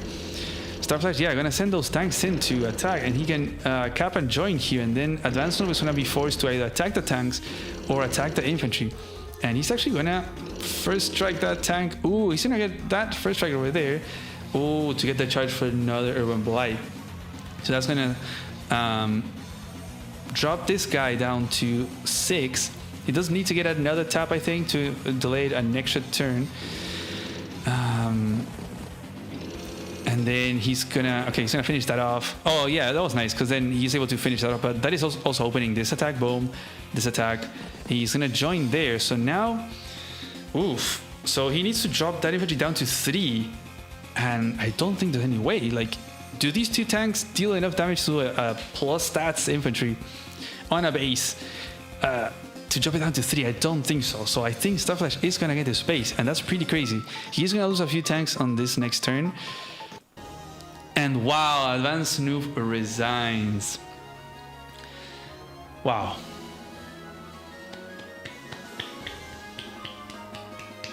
I have nothing else to say but claps and GG. That was brutal. Man, and Sergio saying, I like how Umida is casting as if Starflash doesn't win next turn. I had no idea who was going to win. I was putting my bets on Starflash that he was going to win, but I kind of felt like he was going to lose. And that was just insane. What just happened? KD, wow. Wow. Drop. Dead perfect KD even right there. I really thought that Starflash was gonna resign on that turn, that he sent all those tanks. That's insane. He actually got that Urban Blight. We need to go back to that turn because, oh man. Let me change the music because if not it's gonna go crazy. So that was actually insane. Starflash going so great. I did not like this opening by Starflash here. Just putting himself behind really on income and then vehicle deployment probably. Like, you sped up the comm tower cap, that's it. Like, that's not beneficial at all. I really didn't like this. And then getting really greedy with these attacks. I think it was around day 10. Like, this was horrible. This was looking so bad for Starflash. Always attacking from the roads against this base in the forest. Like, I know, right? That's the only thing that he can do really. But being so low on infantry count over here, like had one single infantry. He had even like here this turn he pulled back. Just like it seemed like he was giving up. It was like, okay, now Advanced is gonna get this base, and he also has all these beautiful tiles to attack from, like tank attack from the forest, infantry attack from the base. Just getting a nice clear. Bring like he can bring one of these tanks to the city as well, which is kind of what he did. And then somehow, freaking Starflash with still more than 50% left of the charge for Urban Blight is able to go and get some first strikes, some pretty bad first trades. Yeah, and then gets that other attack. It gets enough charge for that Urban Blight. I really thought that was like the GG turn right there, but no, Urban Blight damages 1, 2, 3, 4, 5, 6, 7, 8, 9 extra units plus these two. So that was brutal. That was almost like global damage. There were more units from Advanced Noob that got injured by Urban Blight than those that didn't. That is just brutal. Look at the, look, 47,900, boom, 34. That's a pretty big swing. And plus these were injured, right, from 6 to 3, so that's like a 50%. This one got injured, this one got injured. All these infantry, all these 3 captures. It seemed like he was giving up the space, but he was like, nope. Nope, nope, nope, nope. You're not getting that base. And then he was able to just clear all of that. And just look at those funds, just 6K. So now, even after a bad tank engagement, he was still able to get it to even, denying those captures, and then overall getting a bigger lead on those tanks, and then eventually being able to get that capture on that base. Wow. Insane. If there was ever any doubt that Starflash is amazing at tactics and strategy, yeah, this was definitely the proof. Just amazing. This is an amazing game. Props to Starflash for winning the set. Wow. It was looking really bleak, I think is the word. Yeah, it wasn't looking very good for Starflash there. And he actually was banking on that Urban Blight. You can see that the day-to-day for Lash is the better one here, but Starflash trying to bank on that Urban Blight, and it actually came in clutch. It actually saved the game for him. That's insane. Maybe Advanced Noob, oversight by Advanced Noob of putting all those tanks on cities, plus all those infantry on these properties, and just getting a massive Urban Blade there, really. That was insane.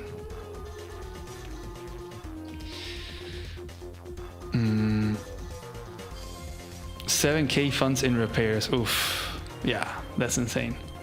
Kindle Urban Blight so badly, Lash had to make a Sammy build. Yeah, Advanced Noob did have some positional mistakes, I think, that Urban Blight turn. But to be honest, like, look at the charge, right? Where is it? Like, it's not even close to Urban Blight. I think this is just very natural to just positioning yourself on these cities. I guess when you're also playing, you wouldn't think that someone is going to go and first strike all your tanks like that, especially also these on the city, right? Yeah, what a find there by Starflash, and getting just enough of charge to get that Urban Blade. Wow, what a game, what a game. So you can update the... Oh, yeah, actually, yeah, that charge calc was pretty crazy. Let's see how much time he spent on that turn. So it was this turn, right? Oh, what the? He spent 1 minute and a half. You're kidding me. What? This guy, man. What the? How? He spends 1 minute and a half on his turns. Wow, insane. This guy. Brutal. Amazing, amazing. Let's see. Let's update the table right here. So, Starflash winning 2-1 against Advanced Noob, getting the first set win. Wow. And that's crazy because now we have Tordred has 1 set win and Starflash has another one. So now it's up to Advanced Noob against... oh no, actually Advanced Noob already played all of his matches? Oh yeah. Wow, okay, so... Wait, that's crazy. So Advanced Noob is officially out of the main event. Wow, that's crazy. So because Starflash and Tordred still have to play their games, but because I'm a noob at doing this, I didn't realize that when this happens, now Starflash and Tordred pretty much doesn't matter what they play, so they kind of don't even have to play. It would still be cool if they play and we can cast them, because I can bet you they're going to be amazing games. You know, everything for the sake of content. But yeah, that means that we officially have the first 2 confirmed main event players, which are going to be Starflash and Torjed. So congrats to Starflash and Torjed for making it into a main event, and salutes to Advanced Noob for not moving on. Wow, amazing. So let's see what other matches we have, because we do have quite a few.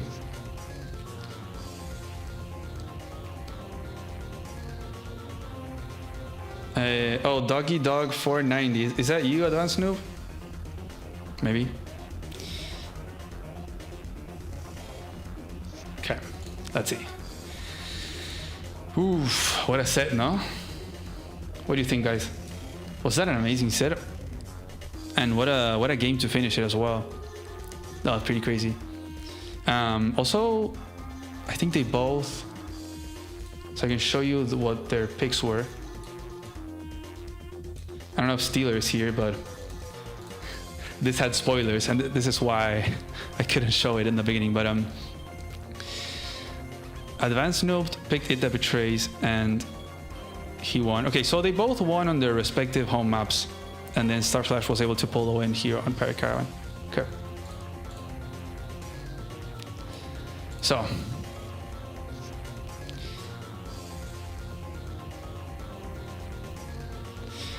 I can do first and second place in each group and face first and second, like in the World Cup. Yeah, but the thing is that we'll see. Just because they're gonna have hidden names, so can't really leave things to process of elimination. No, the stream does not end here. We still have a good amount of games. Let's see. We have... So this set is done, and we have Talos against Arya Fireheart. So that's gonna be hype. And we have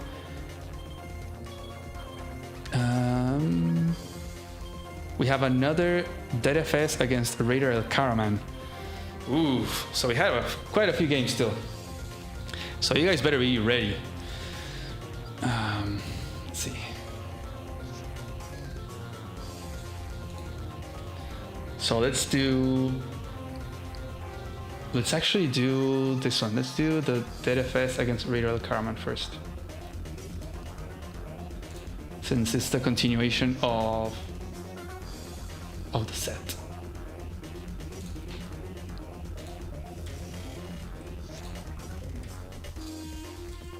No spoilers. Okay. There you go. Okay. Oh, Talos is here. Nice.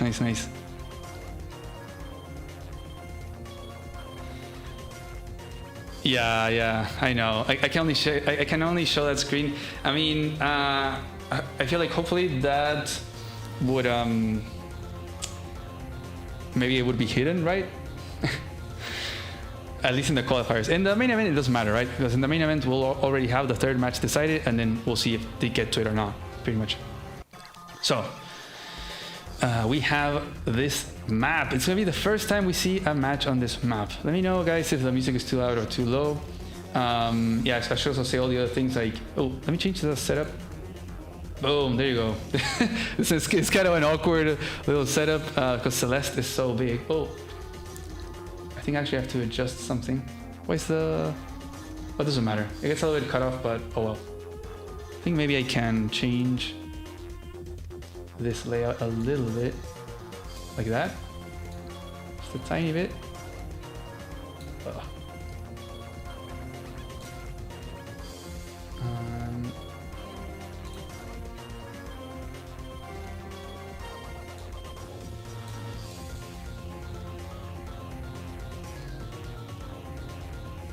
Okay, pro streaming here, or better said, noob streaming here. This is a Stolly map, man. Celeste is not a solid map. And it is, yeah, it is a very wide map. So I'm trying to get the setup here. I thought I had it right, but looks like I was wrong. Let me change this a little bit.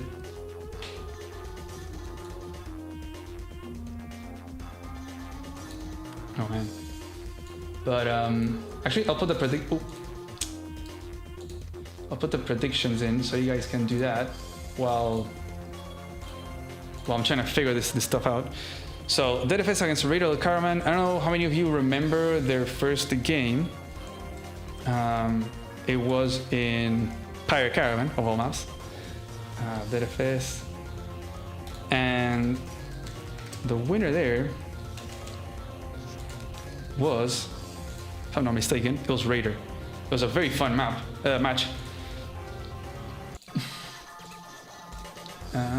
me change this.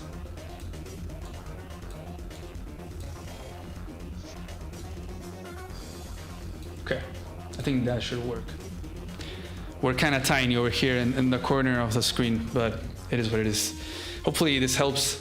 This maximized thing of the screen of the battlefield helps those that watch it on their phone, you know? There's a lot of people that watch on their phone, myself included. So hopefully this helps. But yeah, who do you guys think wins here? ZFS, Raider Caravan, very interesting. They had played in Pirate Caravan in game 1, and Raider Caravan had gotten the win. Just being a little bit more patient, ZFS going really wild on that first match, really. And so we'll see what to expect here. I'll tell you who picked the map. Let's see.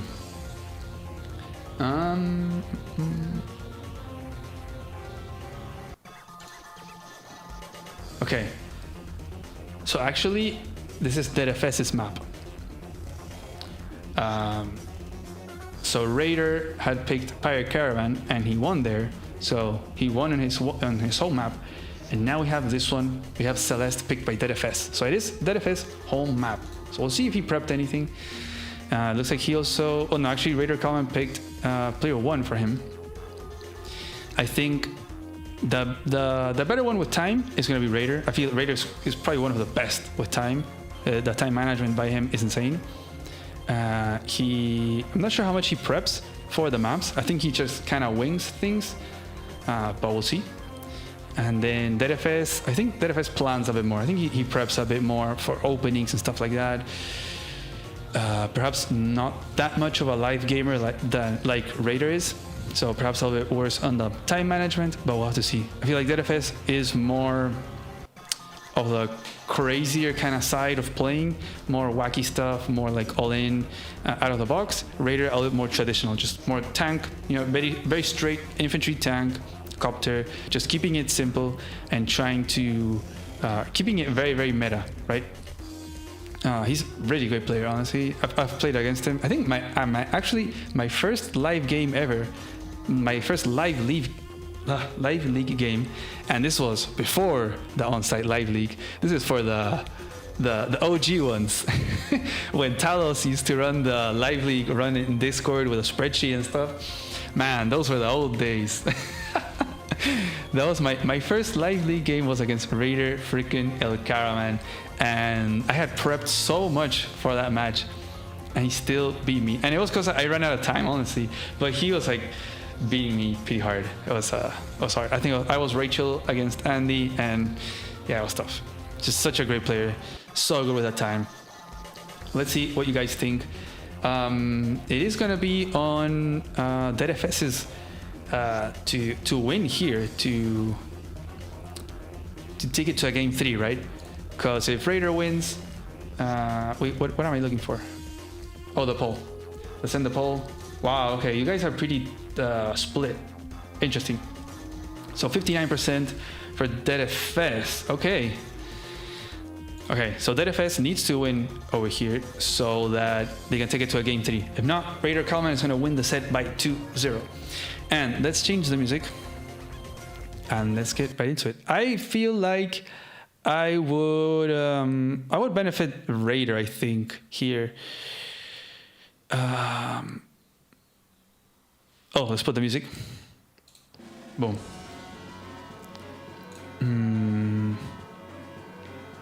It's also a Von Ball mirror. But yeah, let's go ahead and start with the match. So, let's go.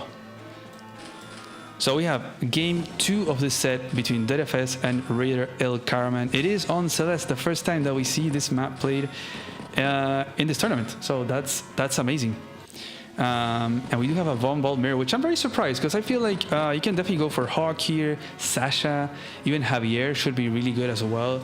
I think tier 1 is really nice, but it happens that players like to just go for safe, very yeah, just a very safe pick. Oh my god, the Von Ball music is gonna drive me crazy. But yeah, okay, never mind. We're just gonna keep at it. Maybe I'll bring the music down a little bit. This is kind of annoying.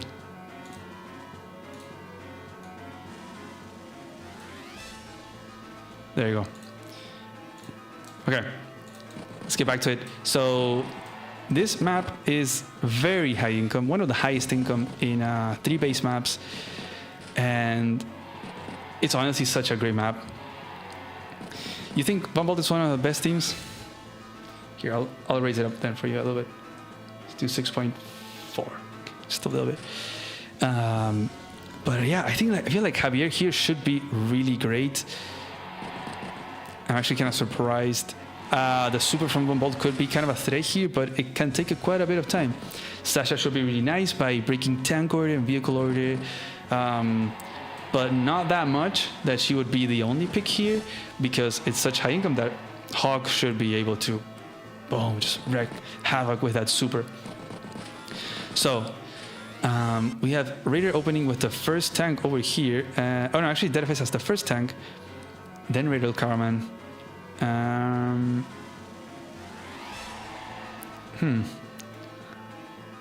So he's gonna get, I kind of feel like the Raider must have skipped his first tank instead. So interesting. We're gonna get this airport. We're gonna start getting this. It's gonna be important to see who goes for this mountain city right here. And I'm gonna start capturing this one. They're both gonna get their airports. I've seen before people not get their airports. Just making an artillery and locking it down because you try to, I don't know, go for some other cities instead. But I don't think that's gonna happen in this tournament because these players know their stuff. So we will see. But Raider not going for this mountain city. Instead, he's going to go for this one. Like always keeping one in range to either cap it or interrupt. And we're going to have this tank on the left. Okay, we'll see. Now we have an artillery over here. He was able to make tank artillery, which is pretty nice. Gonna back off from this. Okay, he's going to get in position to capture that city. Gonna get in range of the city as well. Ooh, and goes for a tank interrupt over onto this infantry in the city. In range of this guy. Also, like, in range of a supporting artillery. So, I think he's just gonna... he's gonna tank the tank and then pull back because he can't sustain that attack. So, same thing over here. Well, actually, the price pool thing is kind of in the way. Let me move it. Okay, there you go. Okay, the overlay is not the best, but oh well, it will have to do. Gonna use the engine infantry to slightly interrupt this. Might be enough to then fully support it with his artillery. Actually, yeah. Put it over here and denies the city. It also protects his tank. So there we go. Oh, actually no. Okay, he doesn't put it on this tile. He puts it over here. I think that would be nice to put it over... Oh, I guess it's in range of this tank. Okay, that makes sense. But... Eesh. That would have been nice to then really deny the city. Because usually what can happen is that the 1 base gets this city and then the 2 base tries to flip it. And we have a copter over here on the right from DFS.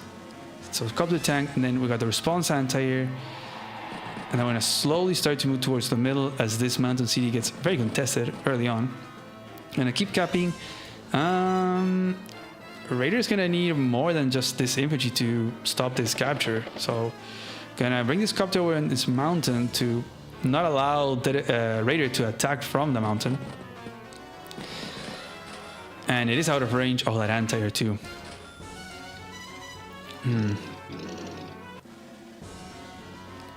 Okay. So do you send tank infantry to really stop this? Okay, he is actually gonna do. Okay, he's gonna send the tank, gonna attack there, and then maybe bring the artillery over here to protect this tank. Okay, makes a copter. I think this is nice because in the case that this tank wants to attack from the city, then the copter can attack from the mountain, so it can respond to this tank. So that's really nice from Raider. So already a pretty good start from Raider. Again, DFS being a little bit greedy perhaps on the interrupt here for the city, but it is it does put him a little bit in the lead of the captures just because he has this one and Raider doesn't have this one. And a lot of infantry fight might mean that from this one base, Raider will run out of infantry and maybe he'll never get the city. We'll have to see. Or maybe less infantry means that maybe he gets this one, but he won't be able to get this one. And DFS really trying to get this one over here, but maybe an artillery would have been better over here. Oh no, actually no, because you have to respond to this anti-air. If not, it's just gonna wreak havoc. And you can already see this anti-air not only protecting this whole area, but putting on the threat the airport, right? So like, how do you and yeah, also not moving this artillery. I think it's just to keep it out of range from this tank, locking down this.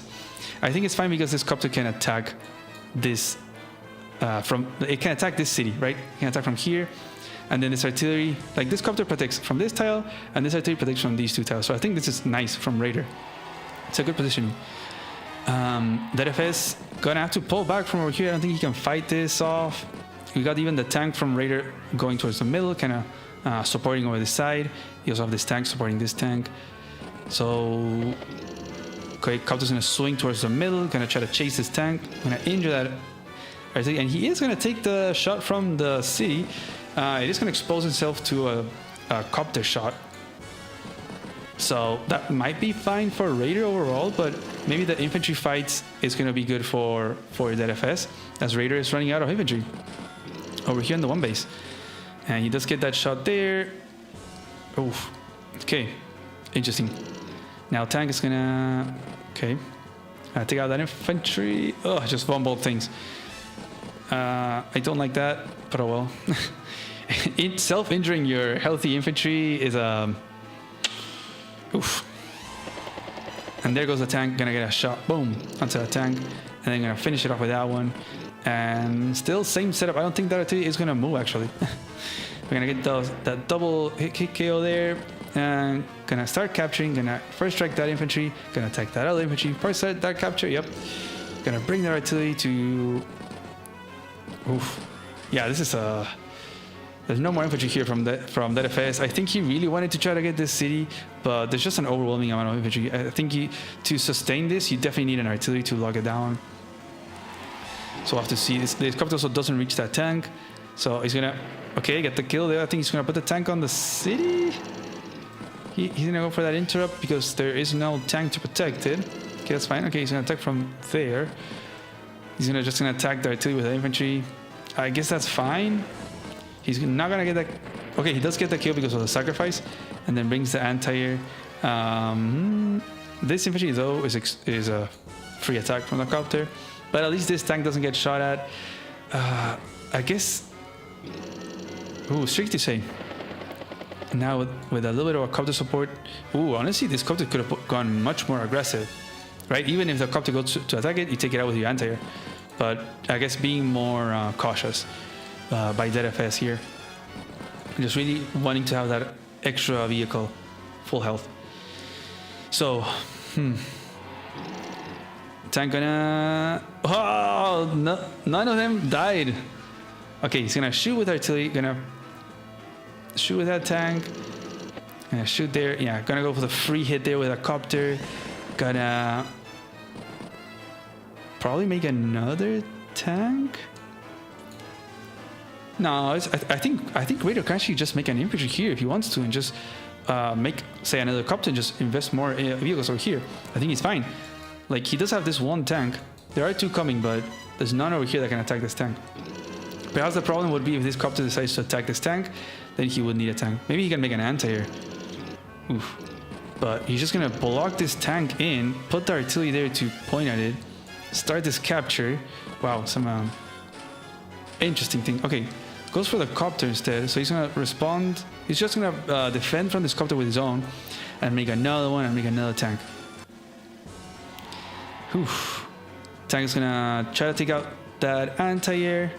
So I guess if he does take it out, then this copter could kind of swing over to the right, since we have double infantry build. So no anti-air. Yeah, there you go. So you're gonna clear that, interrupt that. Gonna interrupt that as well, and bring the copter towards the right. So that's really nice. And then he does actually get the kill. That FS is able to get the kill. I think that's probably guaranteed, since the other one didn't get it. Then the chip is so little that this would be guaranteed. And then he's just gonna have to pull back. But I think it's kind of fine, because there is no healthy infantry from Raider in range of any of these two cities just yet to start capturing. So he can hold off a little bit. So he's gonna shoot at that tank. He also made copter tank infantry. Okay, we're starting to see a lot of vehicles being made. Okay, doesn't get the kill there. He's gonna first strike this tank. Okay, he is. And then he has this protection from this artillery.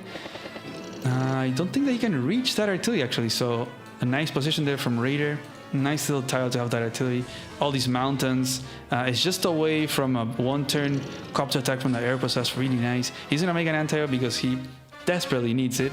There's going to be a free shot here from this copter next turn from Raider. And we're getting scarily close to that super, right? We're over 50% of that charge. And welcome everyone. There's 103 viewers. Wow, that's insane. Welcome everyone. 100 people watching. That's insane. I think, yeah, there goes that free shot. There's actually gonna be two free shots, right? There's two copters, so he's gonna be able to get a shot on one of these tanks. I think he's able to break through. He's gonna try to break through and attack that artillery with his copter. Okay, no, never mind, with the tank. Okay, I thought he was gonna shoot with a copter, but no, he's gonna hit it there. It's still gonna do a nice amount of damage onto that tank, but he's gonna get a nice shot there onto that tank. This capture, you know, again, because there was no healthy infantry, he's at 9, so he can have an extra turn. He can still be, like, these are fine, they're still in range, and that's exactly what you want. Like, he doesn't have to send anything. You can have 2 infantry in range, but it looks like he's kind of front switching towards the middle. These 3 vehicles, they're kind of going towards the middle, trying to support this attack.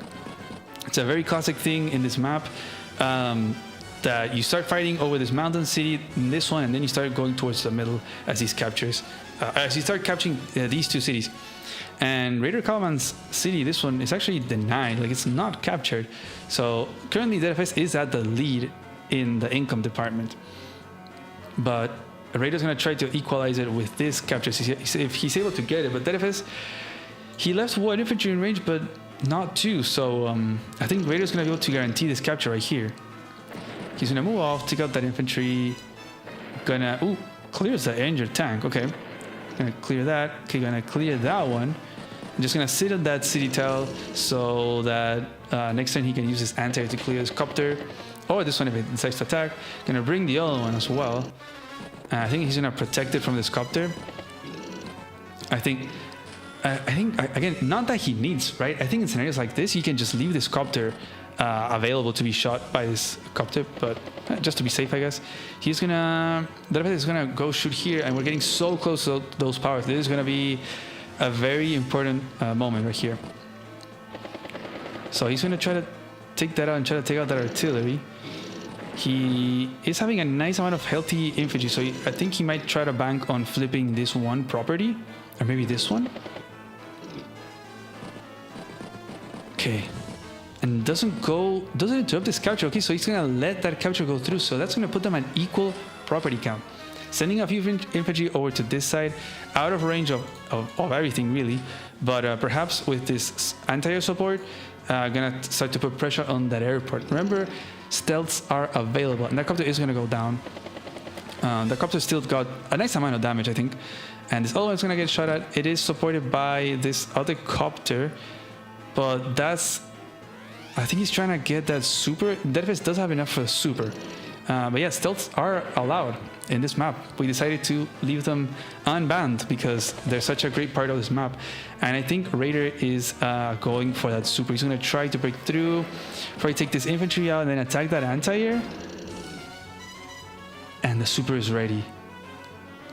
Did ZFS prep enough for the super? This might be decisive. Boom. It hits 3 tanks, 1 copter in the area that they're fighting. So that is pretty strong. That tank is going to go down. This means that this copter is not actually defended by this copter. This anti-air can still shoot at this copter. We'll see where the missile lands for Raider the Caravan as he does prep for it, right? He makes a Neo tank right here and these other 2. So he's going to try to bait the missile over here. And he's going to get some shots over here. Going to start this capture. So great turn here by Raider, really. And starts this other capture with this artillery. Kind of injured, but still protecting it. Has this tank. So yeah, definitely it's going to land over here. Boom. So these 2 are cancelled out. But he still has this whole anti, so he can't really... Well, yeah, he doesn't have the copter anyways. So he can't even attack it. Oof. Looking really good for Raider, in my opinion. He's going to try to clear... I think he's going to have to try to interrupt that capture. If he can. I think he would have also loved to be able to attack that copter, but he's not going to be able to. He's going to have to retreat. Just going to attack that anti-air. I kind of block it as well so it doesn't reach the airport so he can make a copter. And he does get a little bit of an interrupt there, so this capture doesn't go through, and he is going to interrupt this one as well. Double infantry. I'm going to bring that anti-air. It is nice and in range of that airport. So Raider would have to like put the infantry right here to make something. But I would definitely like to be in Raider's shoes. I don't know what you guys think. But he's going to shoot at that infantry, shoot at the other one. He does have this tank support, so that anti cannot go crazy. Gonna take that out and actually, yeah, gets the clear. And you can definitely see the timer, right? Look at Raider, he has 15 minutes left in the bank and ZFS is only down to 2 minutes. So you can definitely see the difference in time management, like we were chatting about in the intro. And just getting a nice shot there, reducing the chances of, reducing the air defenses from ZFS, really. Gonna get a shot on that tank. He does have the extra stats, so it kind of hurts, but still trying to go for that city. Just really forcing really nice fights and then pulling back. Like this tank went to the comm tower. He's sending us into repair. So he's not going super greedy. Raider is a very patient player, if you ask me. Copter is going to be able to take that out, and that one's going to go down, but still, like it's reducing the capabilities from ZFS over here in this area. We'll see if he decides to interrupt this. He definitely has to, right? Okay. He's going to clear that. He's going to get an attack from the city. And he's going to clear it. And takes it out. Sits. Okay. Nice turn. But yeah, has to pull back. I think it's fine also because there's no capture currently going through by Raider. And this copter just sat there. Okay. But starting his own capture. I feel like this could have joined. I don't know. I guess this is fine too. Just having like a healthy copter is fine. Copter's gonna go and shoot over there. This is a nice little place for this anti-air. Honestly, the vehicle amount over here is really nice. Now we are going to have the Neo tank come into play, so this is going to be very important what happens in the next few turns. We are at day 15. They are at equal income, so there are still 10 days left, but it is going to be important who is able to flip a property. This Neo tank is going to be able to do a lot of damage since there's no artilleries from ZFS. He could be able to make a Neo tank next turn, depending on the repairs, because there's quite a few units left there to repair. But Raider's going to start this capture. He's going to be able to almost clear this one. Oof. And anti-air copter, another anti-air tank. You know, this double tank here. A little bit flexible. They can kind of switch over to this side to support. They're kind of responding to these 2 tanks.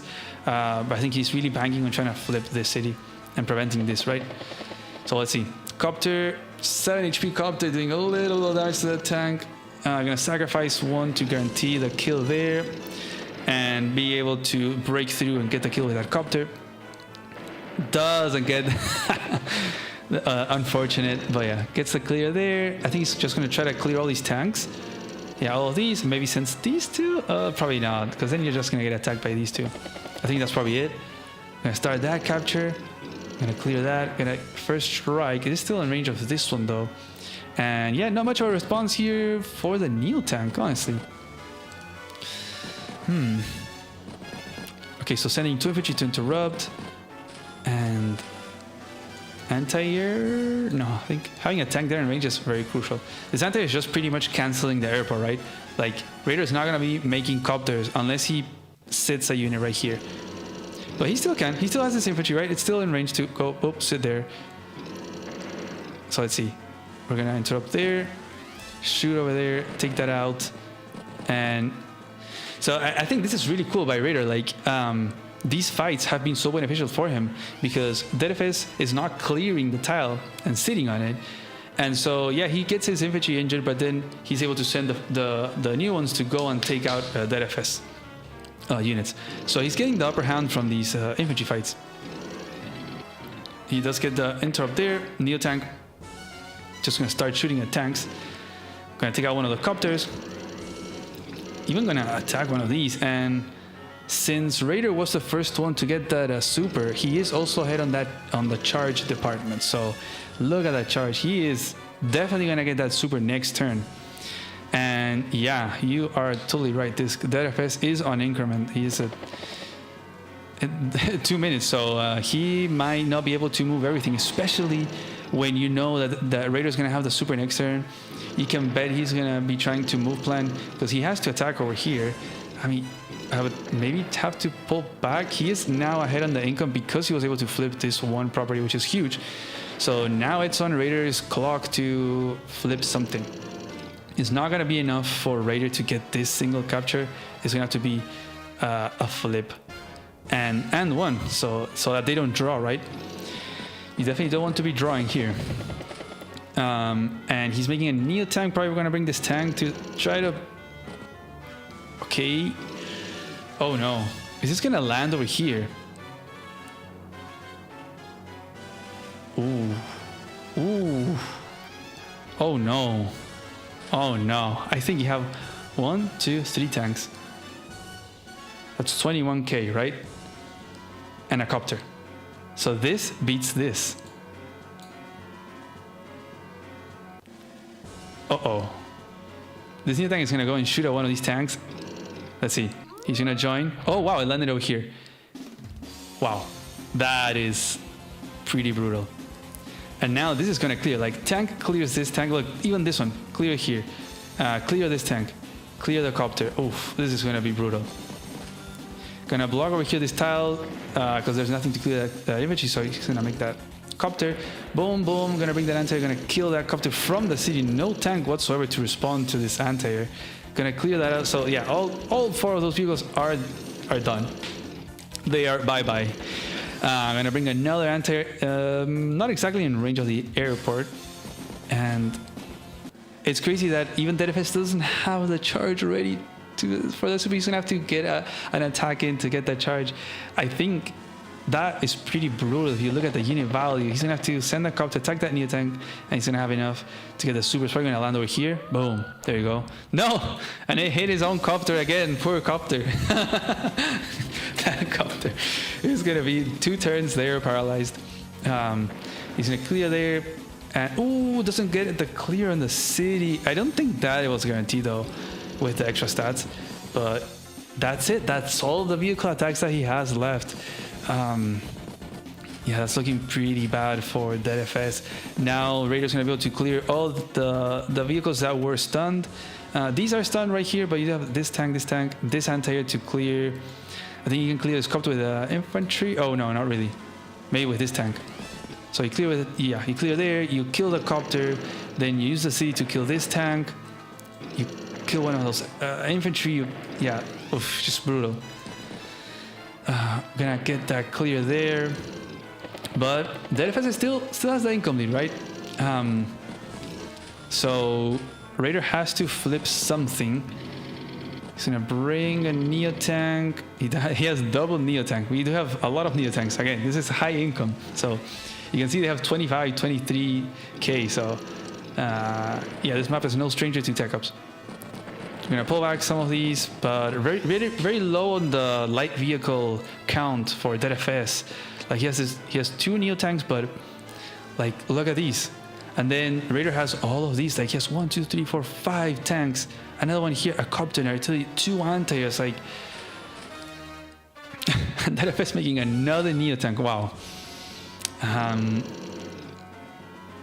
think this is pretty bad for ZFS. He does have the lead, but we're just gonna go for that attack.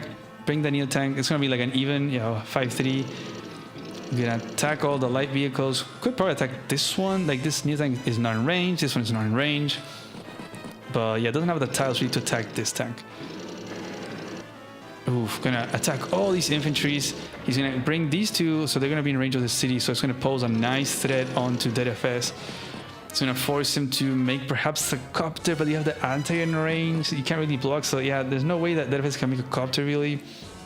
He's gonna have to like use the Neo tank to kill one of these. Just that the unit count is gonna be, yeah, he's gonna put it over here so he can try to interrupt that capture next turn. Definitely not ideal. You would have wanted this Neo tank perhaps over here to support this area. He's gonna take that Neo tank out. He's gonna take out that copter. Now he's bringing a few more to support, just so that Raider cannot block. Does he make a copter, perhaps? He's gonna make a tank, triple tank buy. Wow. So he's gonna bank 5k. Perhaps next turn he'll make something expensive. Oof, but Raider starting his turn ahead on unit count and unit value, just very slightly, but still, it adds up. And ahead on the vehicle count number. He is only like 1 Neo tank against 2.5, which is pretty brutal. This Neo tank is definitely going to go on the defensive. He's going to have to respond to these Neo tanks, but you can, because you have the light vehicles, he can start, chipping away at the map and have this guy defend from these Neo tanks. Because look at the light vehicle count from ZFS. It's non-existent. This anti is going to go down.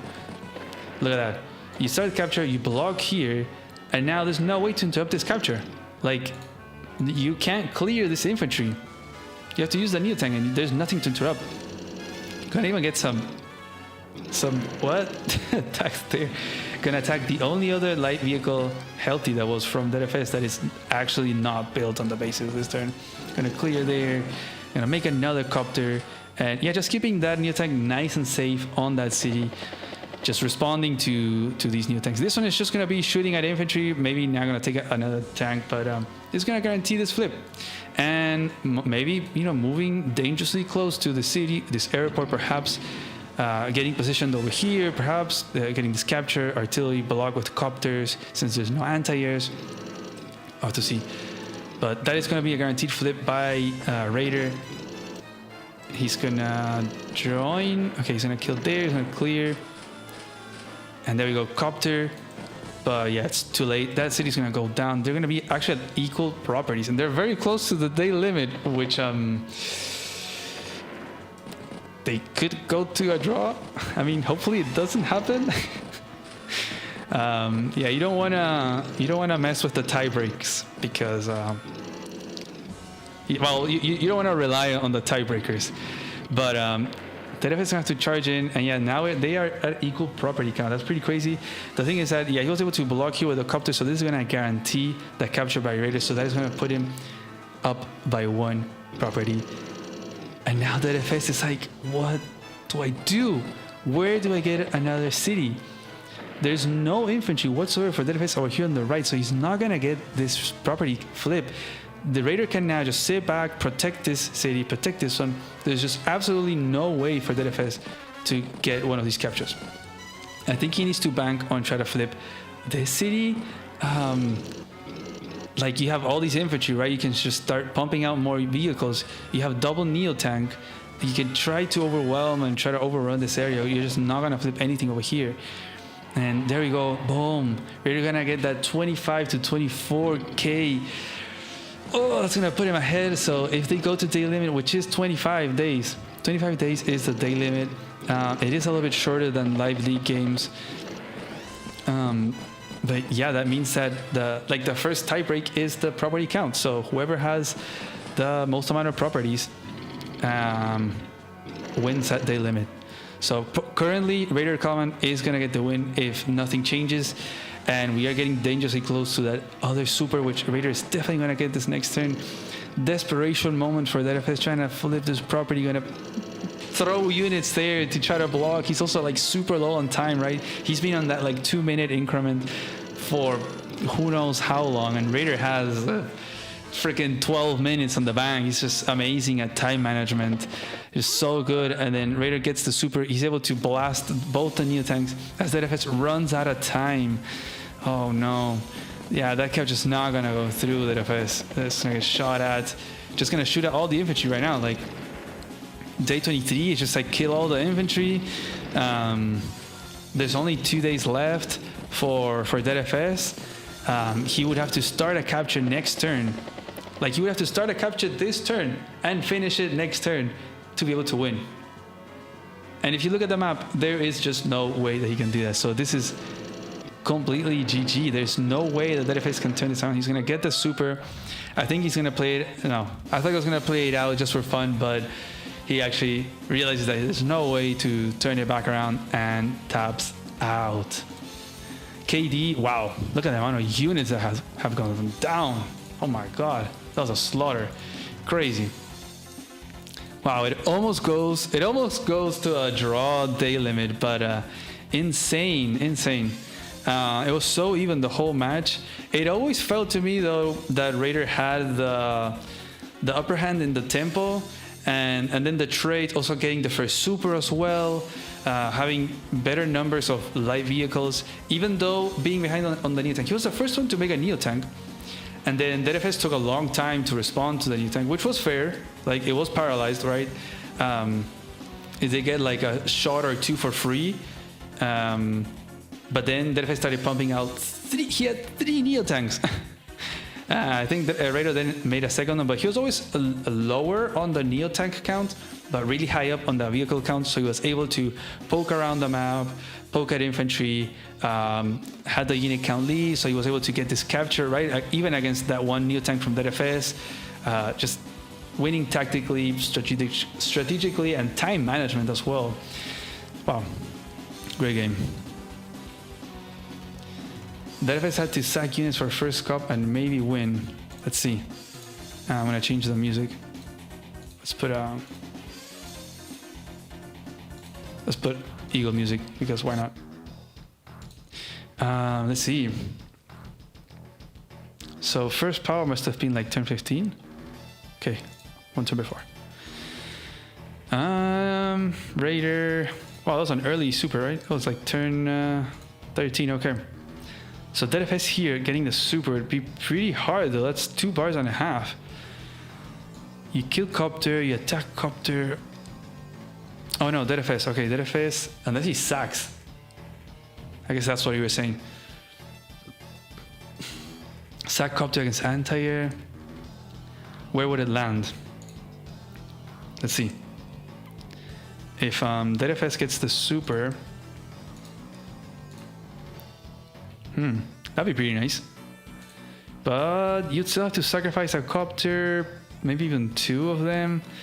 Maybe sacrifice this anti-air against this tank. I think maybe then you can get it. You do anti-air tank, copter anti-air, and then you can take out, like if it lands over here, you take out this tank, this artillery, and that's it. And you probably clear all these guys, but I think that's also kind of fine because you are the first one to get the super, right? Maybe that was a move, but hard to say really. Wow. So this means their set is now decided because Raider Caravan had won their first match of the set. Let's update the points thingy.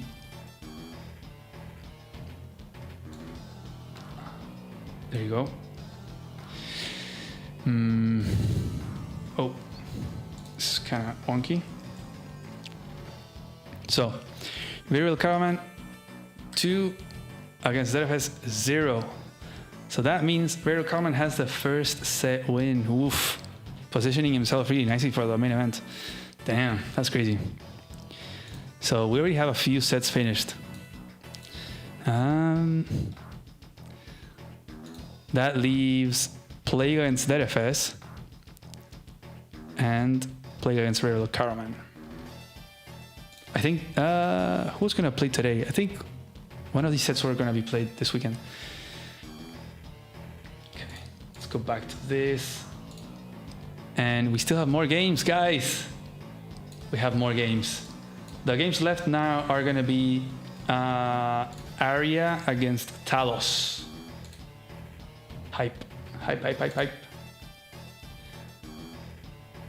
I am getting kind of hungry though. I might take a little bit of a break. Might do like a 10-minute break. I'll have a snack and then I'll come back perhaps. Let's see. Do we have the Talos Arya Fire? Yeah, we do. Okay. Nice. Okay. So. Hey, not just games. Yo, sup. To lose or not to lose? True. Oh, actually, this is gonna be. Yeah, they have it like this. It's gonna be the start of their set. So we can. I'll try to load it up, and I'll probably take a little bit of a 5 or 10-minute break, and then I'll be back. So let's do.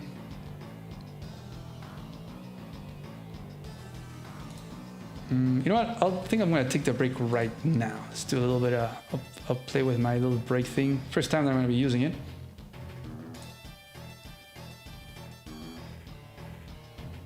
So let's do 10 minutes. Okay, so you guys, we have games to cover. I'm just gonna say that. It is Talos against Arya.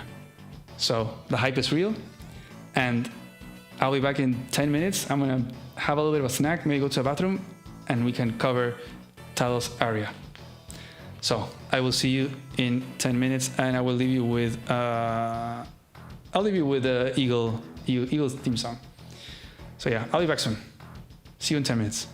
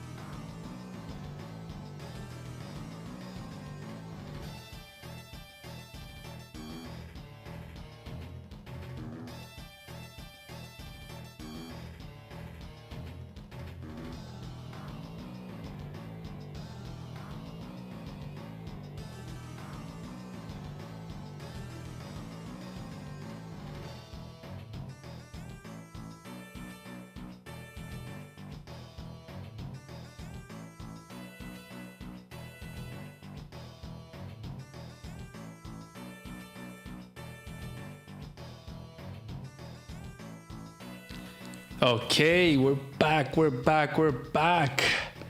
everyone. Let me change the thing. There you go, beautiful. So now we're gonna cast Talos against Arya.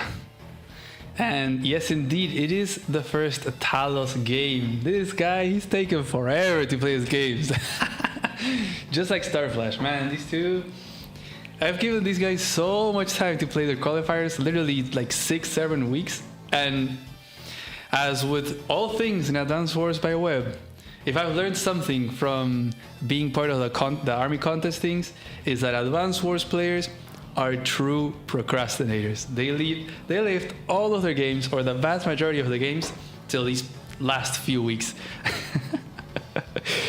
By the way, I always forget to like do the classic YouTuber thing, but for those watching that maybe you're not subscribed, if you can subscribe, that'd be awesome. If you like the channel, if you like the content, if you like the tournament and everything, subscribing or any kind of engagement, like giving a like or putting a comment, even those that are watching after the fact, that are watching like the replayed video, not like right now, not right now live, putting a comment on that video as well helps. All that kind of thing helps because YouTube is pretty nasty with the algorithm. It's like they value more that kind of stuff rather than views or whatever. They really value the engagement higher than anything else. Kind of crazy, but yeah. That, and if you want to I will dislike and unsubscribe because I'm messed up and evil. I mean, I can't really stop you, but yeah, thank you for all of you that have already done it. Thanks for all of you that are here watching and commenting. That's amazing. Let's keep it going. This honestly, I definitely had expectations for this tournament. But I try to keep them, at a certain level because I try to keep like realistic expectations. But so far, it has broken all the expectations that I've had, really, in every count, in viewer count, in prize pool, just in everything, and in the games as well. Like the quality of the games, right? They've been like so cool, so insane, such high quality, so entertaining. So I'm just like really, really glad about this. Just how in general the tournament has been turning up to be. So thank you for being here. Thank you for being a part of it. If you want to add to the prize pool of APC, of Anonymous Player Cup, you can do so with the link. I put a little pin there in the comment thing. It has a link, so you can do that. There's also a link to put your predictions on who makes it to the main event. For those that made it earlier, it's they look cooler because now today a lot of you already know some of the people that make it to the main event, so you're gonna have less cool points in your favor, but you can still do it. You can still put in your predictions if you want to. It's just for fun, and then we can do another one for the main event to see if people can guess which player is who. So that's gonna be a lot of fun. So I think I've said all the things that I have to say. And we can move on to this set, and we can set up the predictions for this match. Let's do that. Let's do. Who do you think is gonna win this match? So, will I do something with the predictions? With these predictions, just see who got the perfect predictions, perhaps.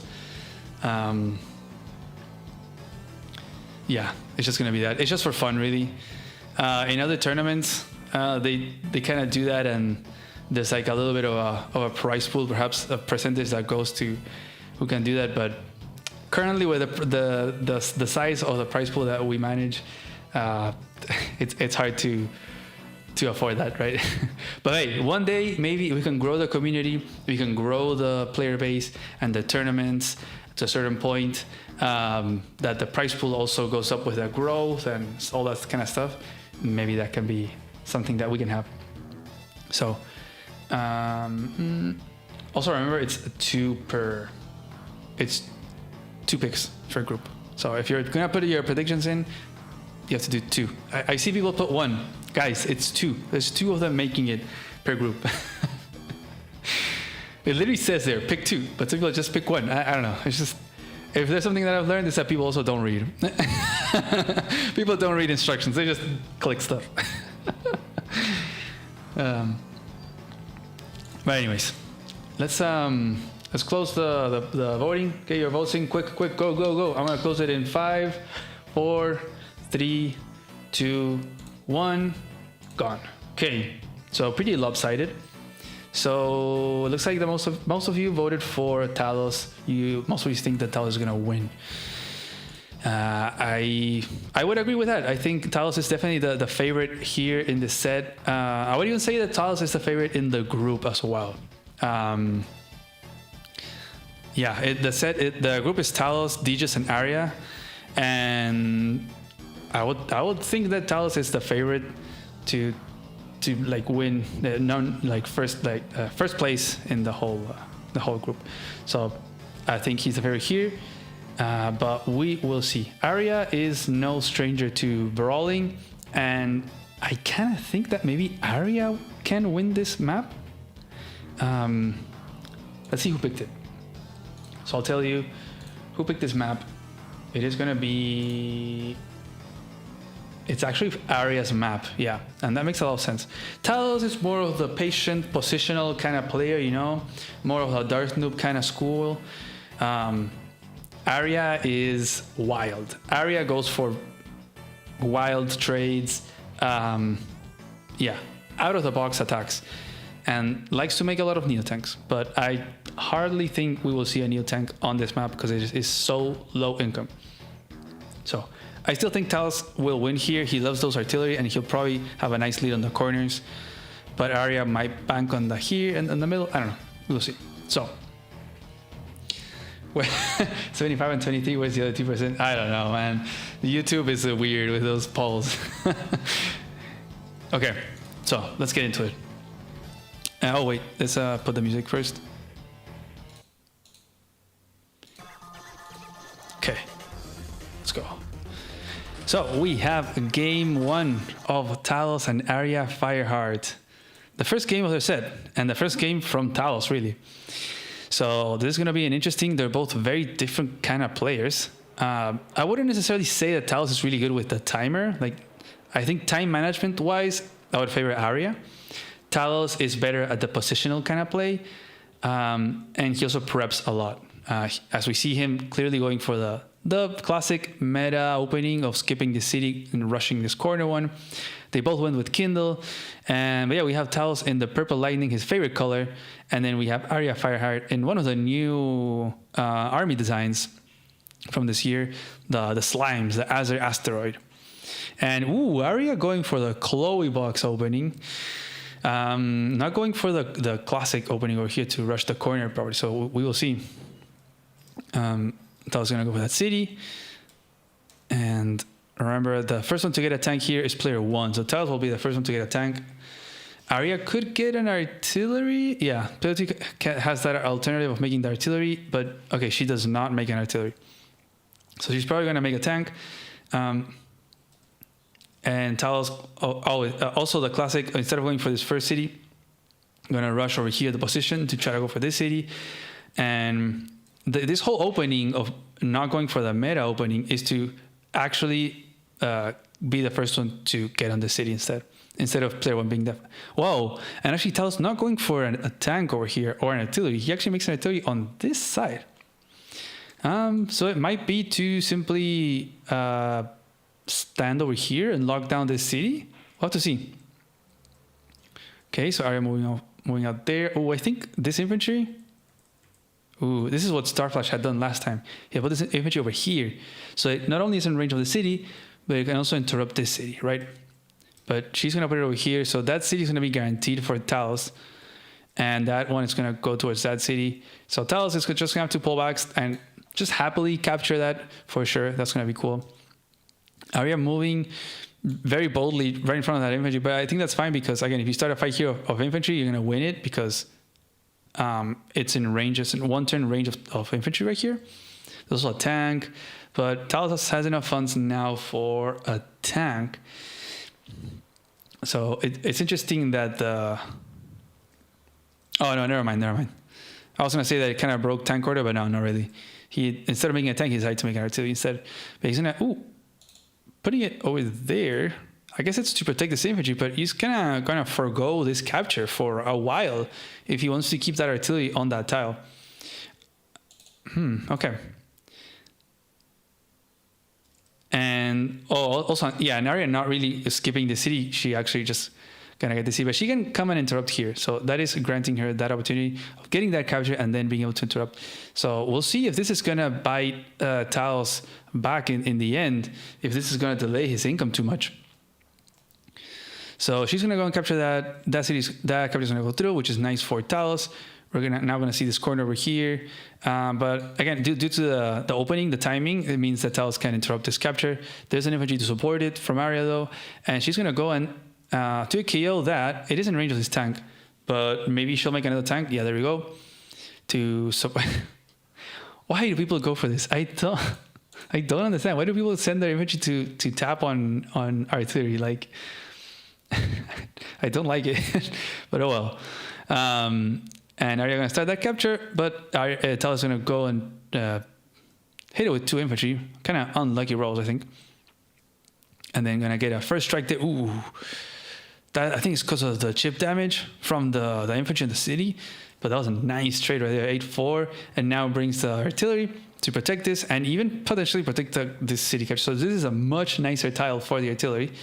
And maybe next turn Talos can't get this city and deny this, possibly get it. So just classic Talos things, playing with artillery. I'm surprised he hasn't made one over here, but I wouldn't be surprised to see him make one next turn due to the funds. I think he's gonna have 15k, so that can be tank, artillery, and double infantry. So Arya, she's gonna get this city in the corner. She's getting this one. She's gonna take out one of these infantries and probably take out the infantry in the bridge. Boom. Oh, okay, leaves it at 2. And then gonna... okay. Man, just gonna bully the artillery. Wow, and doesn't even attack the tank. I think Arya was just happy to make sure this capture doesn't go through. Take out some infantry. The thing is that now this infantry is very vulnerable. It's gonna get taken out for free, really. So Talos can just go tank, infantry, kill it, and then start the capture. Okay, let's see. Comp towers are gonna get capped next turn. So there you go, infantry, boom, gonna start the capture. So Talos is gonna get the city finally. This artillery can probably just pull back, maybe even repair. There's no infantry from Arya in range of the city, so no need to do much. That's exactly what he's gonna do. Gonna take that infantry out, and yeah, very nice position for Talos overall, I think. Arya not having the city because of the opening, but even then not even getting this city, possibly not even guaranteeing that she'll be able to deny the city from Talos. There's already 2 artilleries, so Talos can bring one artillery over here and lock down these 2 cities. So it's gonna make it really hard for Arya to try to flip them, while Arya doesn't even have this one, and Talos is gonna try to deny it. So and overall over here, like Talos has much more presence. Oof, it's I'm liking Talos' position much more now. And now we have an artillery from Arya. I think it might be the fact that it's made here. It makes me think it's going to be used to support this. She might want to have the upper hand in income just from the city. And okay, Talos is definitely going to interrupt that. Going to send tank infantry. Yeah, that. Yeah, that probably shouldn't have gone. That probably shouldn't have been something that Arya should have gone for. The fact that the tank can attack there for free. There is this tank in range, but you do not want to send that tank over here. That is in base range of over here. You never want to be attacking close to this area or close to this area. That is like the strongest area. Artillery 8 is going to go there and lock down these 2 cities. So now you can pull back those infantry. It's totally fine. He'll have those for a long time. It'll be really hard to dislodge that artillery. It's not even next to a city, right? Oh, the music is gone? Let me try to fix it.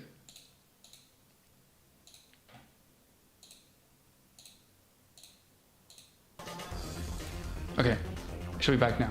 And I'll boost it up a little bit. Okay, it got fixed there, right?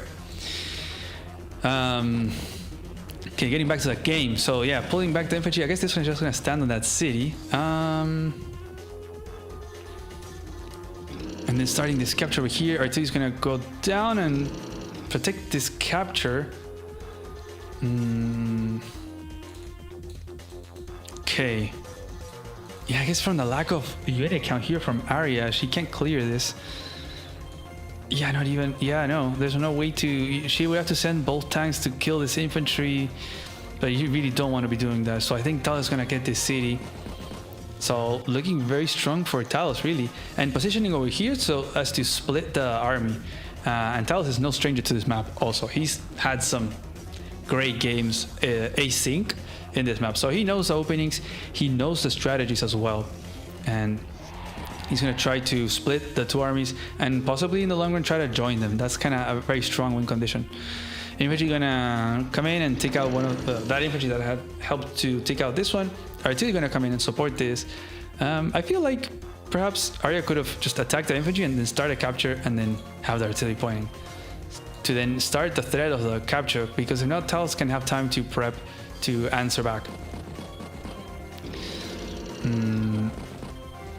Okay, she's gonna come in and to kill that. Maybe start the capture over there. Gonna bring that tank to take that. So sending a lot of the tanks that you would normally have them over here, but she's gonna send them down to this corner to try to make something out of it. But yeah, not being able to attack over here. You got these blobs here sitting around. Yeah, you just can't start a capture against this artillery. And maybe she makes an artillery to try to support this, but it's gonna be hard to dislodge this artillery, really. So very nicely done here by Talos. I think you really want to have an early artillery in the corner to prevent this from happening, because it's easier to defend here like this.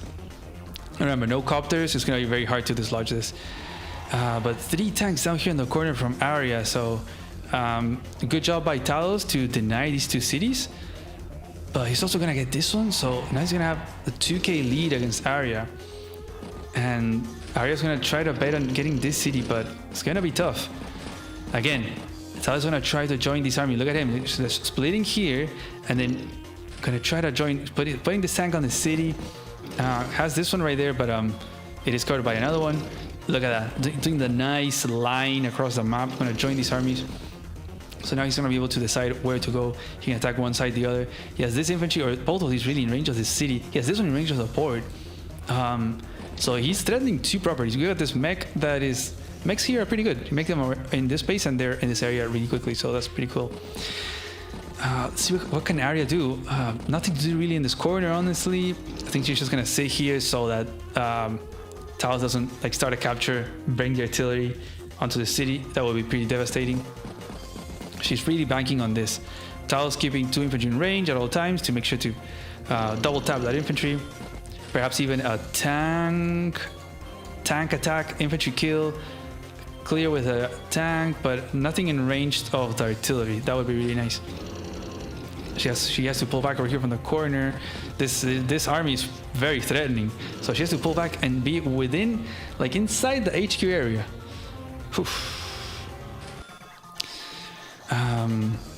More tanks from Arya, and looks like she banked some funds.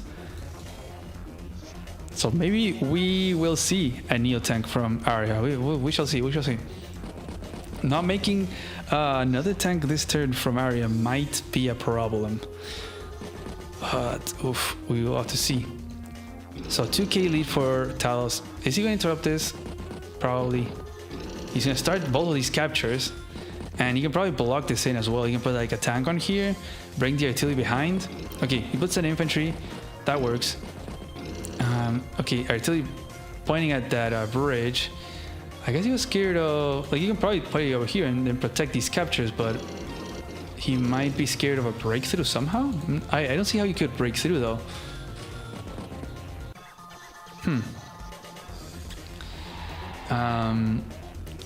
But wow, letting that capture go through from Arya. So now Talos is still ahead by 1k because of the single neutral city. Well, I guess you have a bunch of other ones, but this is like, I don't think nothing's gonna happen over here. like, yeah, you're not capturing that area. So I think she's gonna start sending some infantry down here. Yeah, like there's not much to do. She needs something else. She needs like an artillery of her own, or I don't know, a recon perhaps, to try to put pressure on the artillery, but it's tricky. She's gonna interrupt from the rivers, so getting those horrible trades. So Talos can probably just like kill it, join, and then she will have to send more infantry. So reducing. Oh wow, there we go. I'm telling you guys, Arya loves to make neo tanks. I don't think anyone has ever catched on to that. But yeah, she loves to make neo tanks. So there we go. I think the reason why is because she's a high funds enjoyer. She really likes high funds, so I think she tries to bring the neo tanks from high funds into standard. It's not very common to see, but especially on this map. But here we are.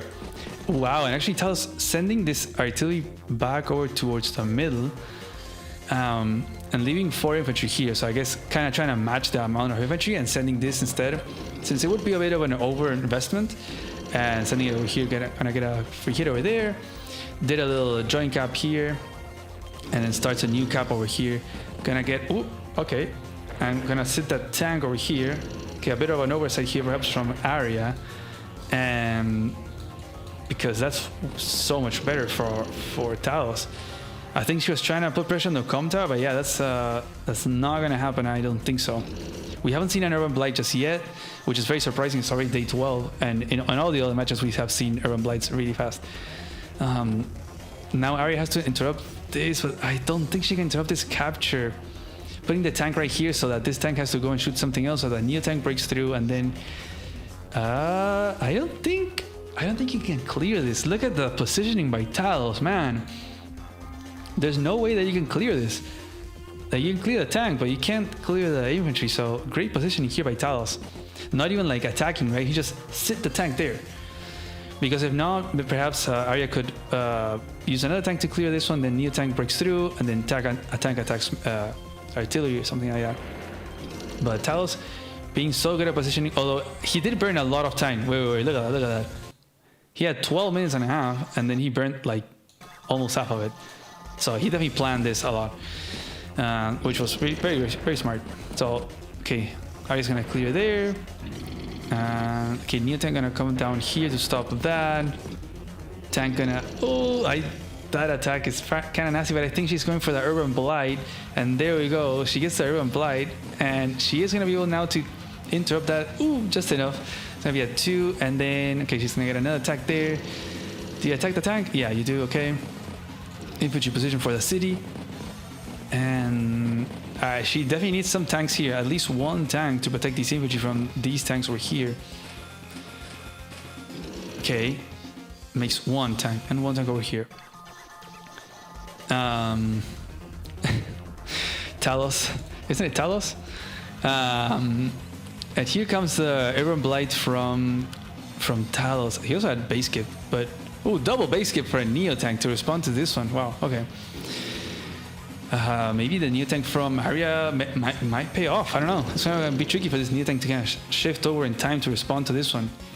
But Artillery gonna shoot there. Gonna keep capping over here. He's soon gonna run out of infantry to keep joint capping. So good job there from Arya to stop those caps. But she is also running out of infantry to interrupt. Like after this one is gone, what do you have? This one perhaps, but this one is on this duty. This guy is protecting and trying to threaten this city. Do you bring this one? I don't know, it's tricky. So actually starting the cap with the Urban Blight is just going to be so nice. It's going to be really hard for Arya to stop this. I mean, you can, right? You're going to deal, like, you're going to drop it down to 7, but then yours is going to be down at 3. Something like ridiculous like that. Wow, actually, and pulling back the injured one and starting a new capture. And changing the tank, bringing a mech. So this whole setup is so nice from Talos. Even starting this other capture as well with the support of the artillery, which was the one that was over here. Not letting any shots for this artillery, and kind of locking in this neo tank. But I think can't Arya break through? Perhaps You can take out this one, you take out that one, you put the new tank over here, you can't take out these 3 tanks, really. Even getting a little bit greedy over here, starting a few attacks and putting these on the city so that Arya doesn't attack them. As Arya is starting to accumulate some Unicon. Yeah, there she goes, you're gonna clear there. Oh, okay. I thought maybe... Oh, okay, that and then... Okay, not gonna sit there. I guess maybe scared of another Urban Blight, but that's fair. Okay, gonna clear that. That makes sense. So now she's gonna be able to threaten there. Ooh, and Talos has no infantry here. Oh, to support. So it's gonna be tricky. Okay, she's gonna get an attack there. And yeah, not really. You don't want to attack those infantry in those cities. Like, just let them be. New tank not in range just yet of the other one. Is she? She's not gonna be. She's not gonna interrupt this capture, and she did sacrifice to interrupt this one, just very slightly. Ooh, we're gonna get that first strike there, but oh, that's gonna die. So looking very good here for Talos. Maybe Arya hoping that this new tank can do something, but we have 3 or 4 artillery from Talos. He just loves those artillery. The base keeping again to get that double tank infantry because of the funds drained. I think Talos is gonna have 16k, so he's actually in a nice position even after the drains fund, the funds drained. Sorry, to make double tank, double infantry. So there we go. He gets another cap. That's putting him at 20 versus 17k income. So very tricky for Arya now. Keeping this cap but not having another infantry in range to join, so I don't think this is gonna go through. They'll probably put their artillery over here in this forest to still protect. New tank gonna... Ooh, wow, okay.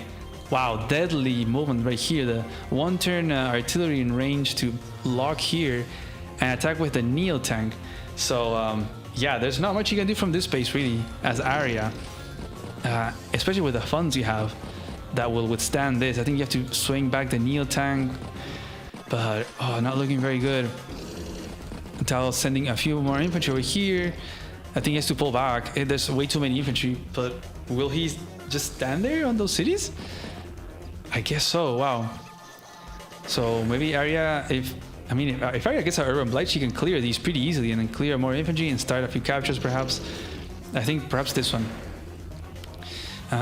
So there we go, Urban Blight.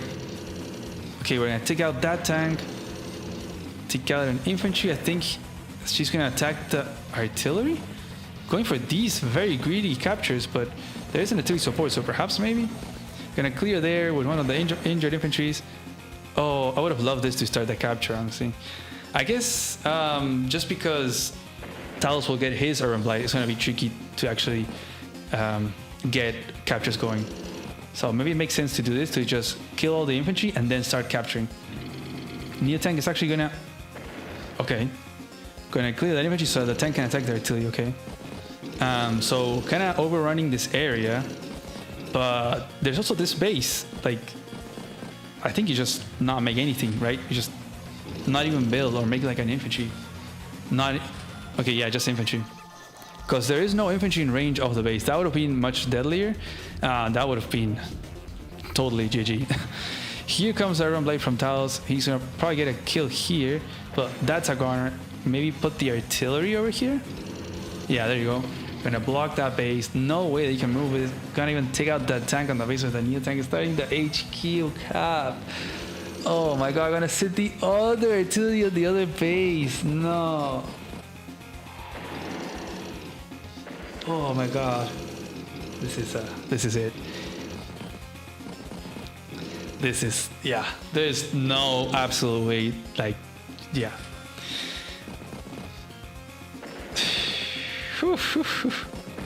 I don't even know what to say. Yeah, this is it. There's nothing you can do. You have 2 bases left. You have no army in range of this. So Talos, this has to be the GG, right? She has to resign right here. Maybe she doesn't. Maybe she plays a little bit for fun. Gonna take out a tank. There's just absolutely no way. just I think that whole setup from Talos over here early on, locking Arya in here for that long and getting those properties, getting the income lead, getting the upper hand on the trades, as well as she was trying to interrupt. Even the Neo tank wasn't able to get enough value. She's trying to bring all the army, including some of the units. Perhaps she can get the interrupt next turn, but I think Talos can easily just block around the HQ cap. She's gonna start a few of these captures. They are at 9 HP, so it is gonna take more turns. Gonna kill the, yeah, no, this is gonna clear that. Gonna block. There's no infantry that can reach this river tile to attack, so you only have to block these two planes. So yeah, I mean, not even.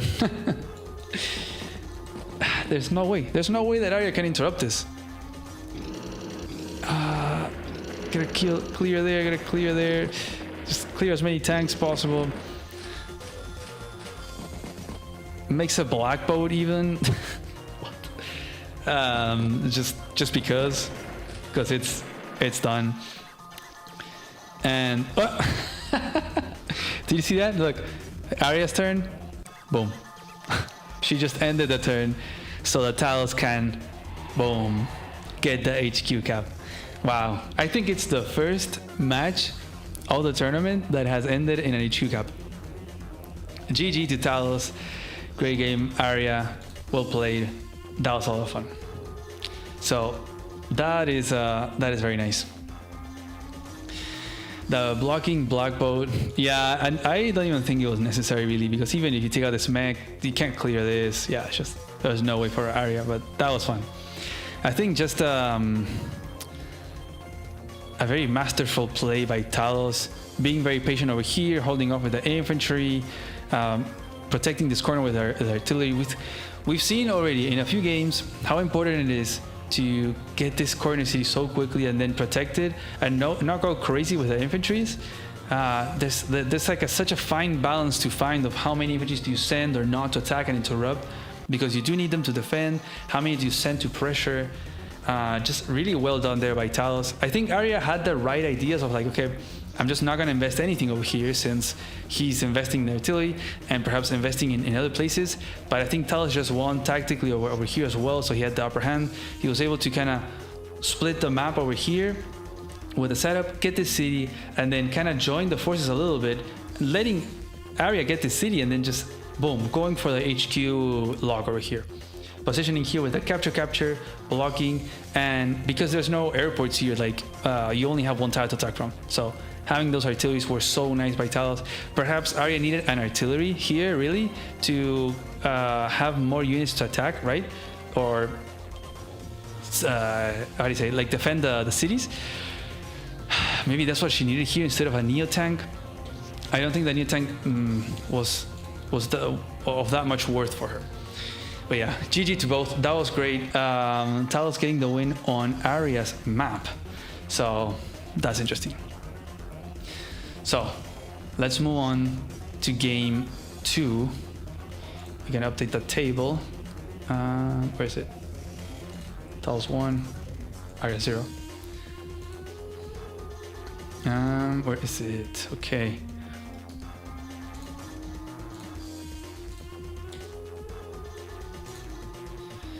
In this map, it is going to be the second time. No, it's going to be the third time that we see this map.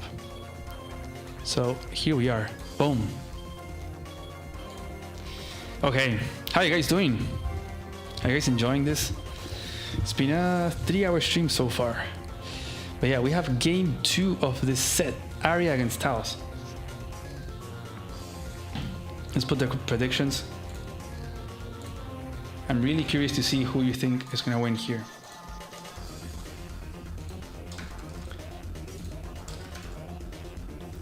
Talos and Arya.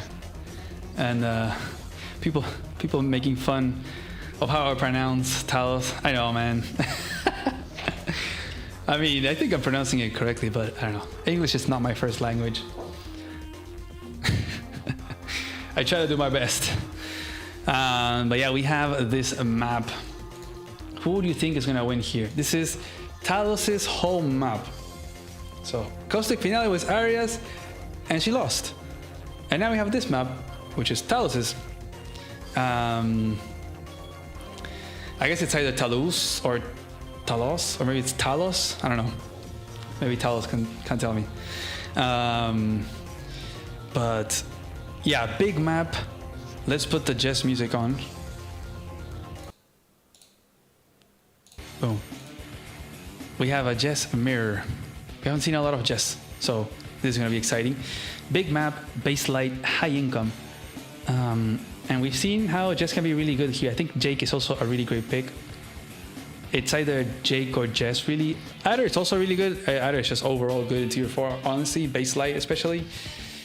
But there's a scenario that this map can get you into where Jess can be really good, because you start spamming those tanks early on, and it's like, oof, they can pack a punch. So let's see, get your votes in, and let's close that poll in a few seconds. So make sure to get it in. Talos or Arya? Talos or Arya?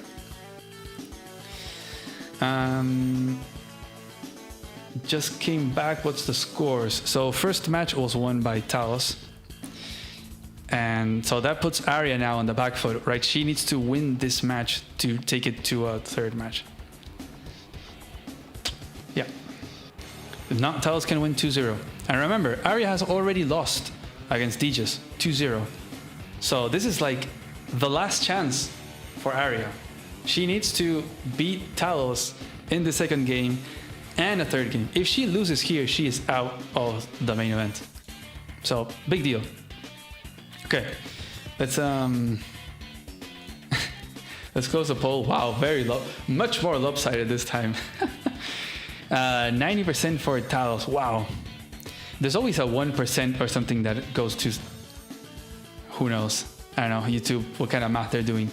But I would agree with you guys. I think I would put my bets on Talos here. This is not so much of, not as brawly of a map as Caustic Finale would be, right?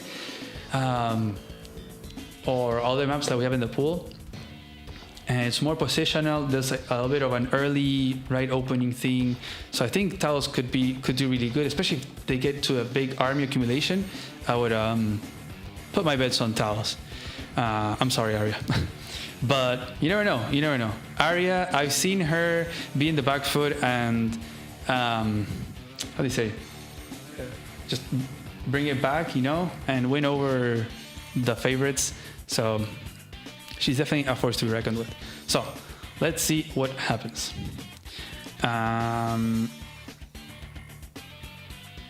Is there anything else I have to mention? Nah, I think we can get it. Oh, let me change the layout. Boom, slightly different. What do you guys think of the layout, this maximized thing? It's pretty cool, no? I honestly really like it. It's like you see it like that. It's so beautiful. I kind of had to make all of this other stuff kind of smaller, but I think it's nice. Okay. Let's get into it. Game 2 of Arya versus Talos.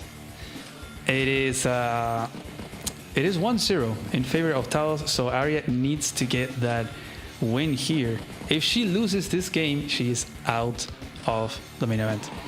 We have Jess Mirror in this map that is called 140,000 Ways to Die, because that was the map ID. Map made by Boom. And yeah, we have Arya again in the slimes down here in the south, with Jess and Talos in the purple lightning.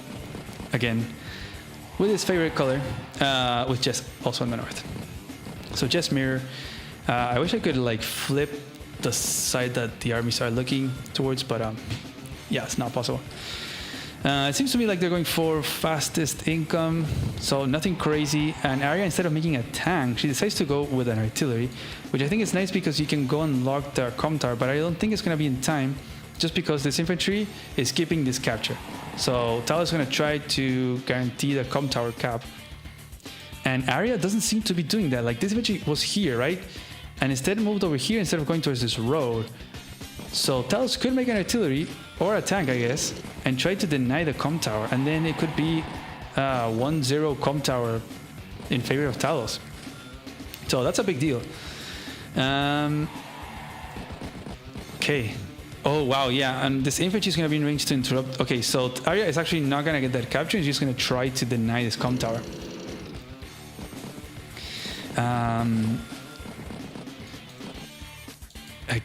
I mean, this tank, does it reach 2, 4, 6? It doesn't. Okay, so yeah, I think Arya can definitely just interrupt, put her 3 right here.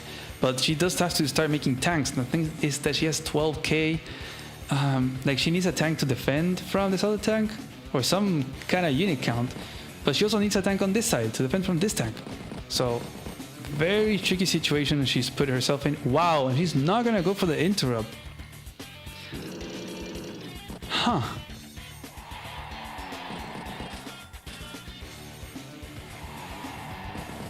Wow. Okay. Wow. Not going for the inter. That's pretty crazy. I don't know. Anyways, that's what we have. So I think she's just gonna get this city. From what Dijos had said last time, the city seemed to be very, very contested. So maybe she's trying to get that really quickly. We've also seen how quickly it devolves into fighting for this corner area, right? Like whoever can control this is pretty strong because there's 3 cities. She's gonna go for this really awkward Jess infantry interrupt, right? Putting this tank in range, but it's fine. It is chained, so this is gonna be fine for Arya. And I think it's nice because it guarantees this denial of the capture. There's no infantry from Talos to sustain it. We'll see if Talos is going to be able to deny this comm tower from Arya, though. She is going to be fighting at a firepower disadvantage. And okay, he's going to pull back. Not going to keep doing the capture instead. Just going to get the kill there. And we're gonna get, I mean, I guess this whole artillery thing was to get a shot on this infantry. We still have this one that's healthy that's gonna go and start capturing. And now we have a good amount of infantry as the infantry flood starts moving forward. We got that unit count to protect the artillery, very nice. Everything is protected. We're gonna get a first strike there. Ooh, that must have been a good roll. That's a Jess infantry good roll. And just gonna park on the cities. Yeah, I guess because there's the support of this tank. And Talos just making tanks. Tanks. We'll probably see a double tank build this turn. He's actually gonna go and, whoa, KO that. Wow, nice find. I mean, you can still take it out and then attack with this tank. But he's gonna bring this tank and this other one. But this is other tank. I'm not sure that this is really that good for Talos. I think Arya can clear this 5 HP, attack with this one over here, and then sure, this one can attack this guy, but it's going to be attacking from a road or plains, and it is within 2 turns of this base, and not within 2 turns of any of these 2. So I think it's going to be beneficial, as she is chaining, like there is a tank chain right here, so I don't think that he should get into this fight. But we'll see.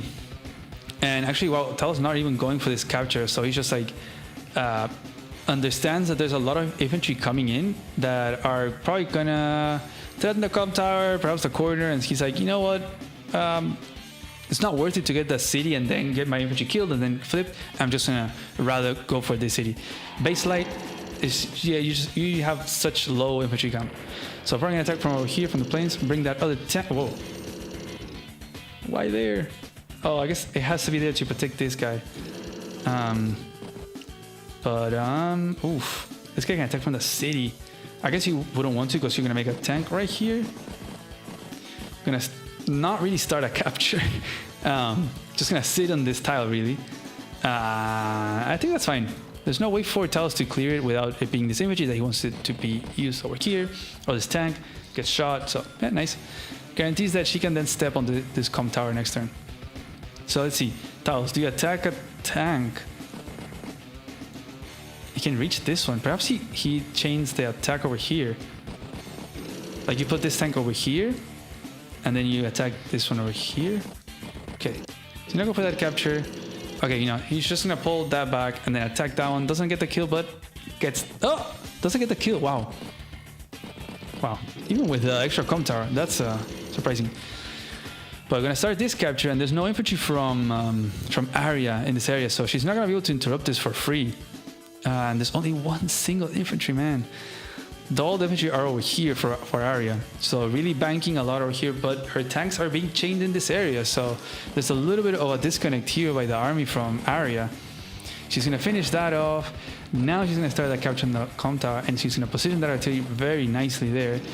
There is now an infantry in range from Taos to interrupt, but I think this artillery is going to be so that eventually in 2 turns he can lock down the comm tower.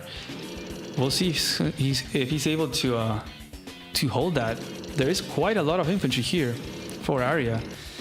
And gets that first strike there. Yeah, I wasn't really liking this whole tank thing. It was some cute tactics there by Taos, but not sure if it's paying off.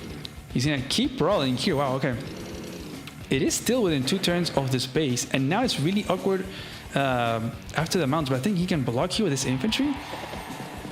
Maybe he'll do that, because then Arya would have to use 2 tanks to clear the infantry just to get a tank shot over here. Okay, and he's gonna tap here, interrupt the comm tower, and he is gonna block. Okay, nice. These positionings by Talos, classic Talos. Just great user of those tiles. Just knows where to put stuff.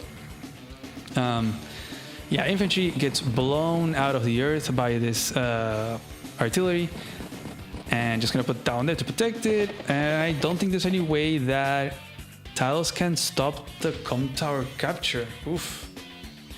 Wow. So now the comm tower defense is gonna get flipped. Gonna bring the copter towards the side over here. Usually the best place for the copter is over here. Got all these mountains, but I think it's in response to this copter, kind of. I think Arya's trying to respond copter with copter, and now you have a medium tank. No neo tank. Maybe for now. So we have a medium tank. Semi would be proud. First medium tank of the day, I think. No.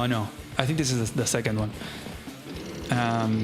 We have, whoa, the double artillery build here by Talos.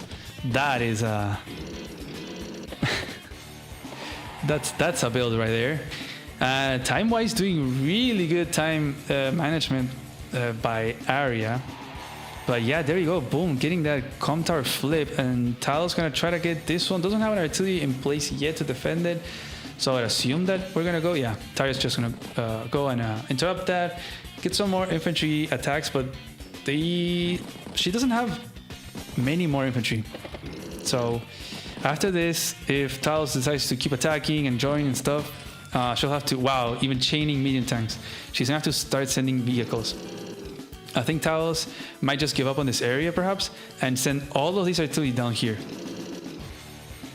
I have the medium tank chain. Man, Arya is so funny. We have now 3 infantry from Talos, so that's going to be a good enough of a force to defend these cities, perhaps. Gets a poke over here, which is out of range of this tank. Also, got to be careful for those powers, right? They're very, very close to the normal power. Copter gonna get an attack in range of this copter, so perhaps gonna try to get that anti in range. It's gonna be really awkward, I think, to protect it though. Maybe over here, so it goes 2, 4, 6, 7 with a power. Yeah, there we go. So he's kind of banking on getting the power, really, because there's no way to attack this copter if it attacks from here. Okay. And now we're starting to respond. Talos is going to respond to that medium tank chain with his own. But he does have 3 artillery, so he shouldn't have a problem with dealing with perhaps a single medium tank, but double medium tank can be a problem. Remember, they're really good at clearing tiles.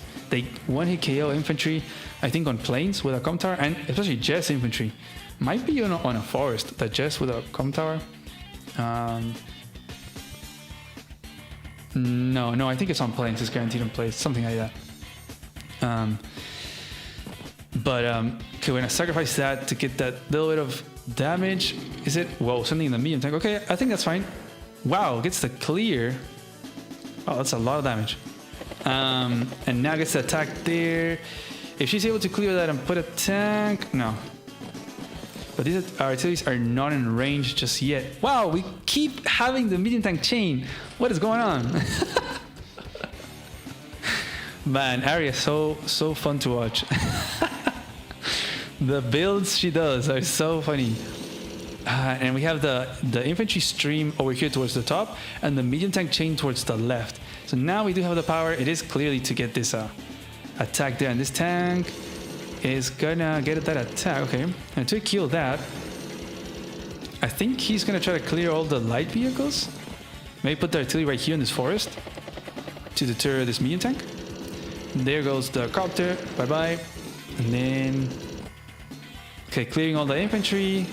Gonna somewhat block there, and yeah, just what is this? Oh my god. Boom, boom, boom, boom.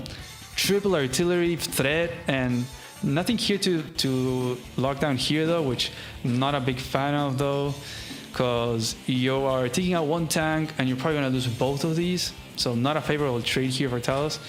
But I think perhaps he was just going for like a big power move to take out as many vehicles from Arya before her power, and now this might be a response super from Arya, and this can be pretty bad. This medium tank could reach next turn with a super and take out these guys, so this could be a big clear up of vehicles by Arya next turn. Gonna have to position everything really far away. This tank is like, he put this tank so far away that this tank cannot reach with a super. And we do have the medium tank chain now to respond to the medium tank chain from Arya. What is this game? Semi is probably like cracking up right now. And okay, Arya's gonna, I think she's gonna try to get the super and clear that anti-air. Not that she needed really, but I think it's more so to free this up and be out of range of the artilleries.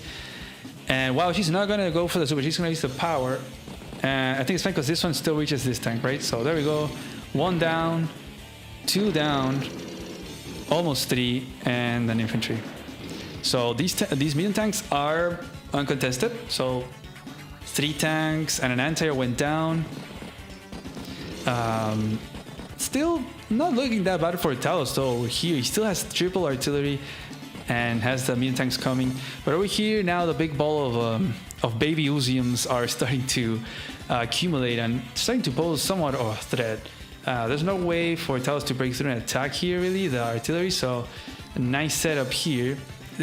She still needs another turn, but this is pretty nice. She has more infantry, and we still have that infantry stream. Look at that, the conga line of infantry, and she has the com tower advantage, as well as clearing those infantry. Now it's going to be really tough for Talos to get this com tower. There's no way that he can get this one, right? Really, like... she can just interrupt from the mountain, artillery, whatever, copter. So he should bank on trying to getting this one. I think if you don't get the com tower early, very hard to get it back. Unless you can flip like Arya did. I think maybe Talos needed an earlier artillery to lock down the com tower. But yeah, it's just not happening. I think perhaps Talos might be able to get the city. So that might put him in the income lead just very slightly. Unless Arya is able to flip this, and Talos really plunging in. Wow, very bold. I'm not loving this. So all these light tanks, like, we're just gonna block. Oh, very, very bold here. And Arya even has the advantage of the charge.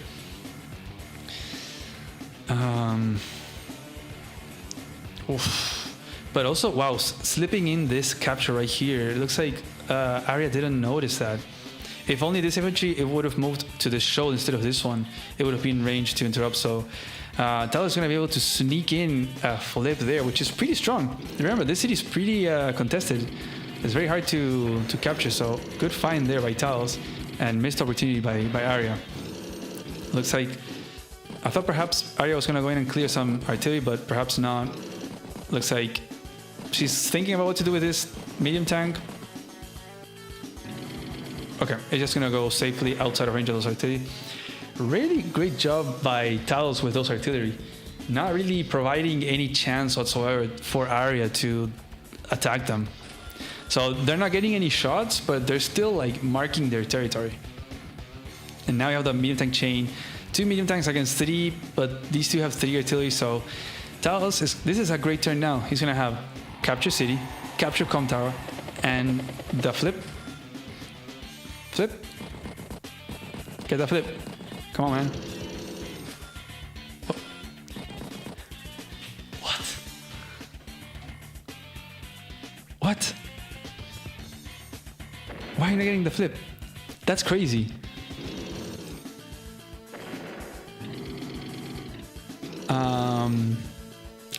Okay, I do not understand that.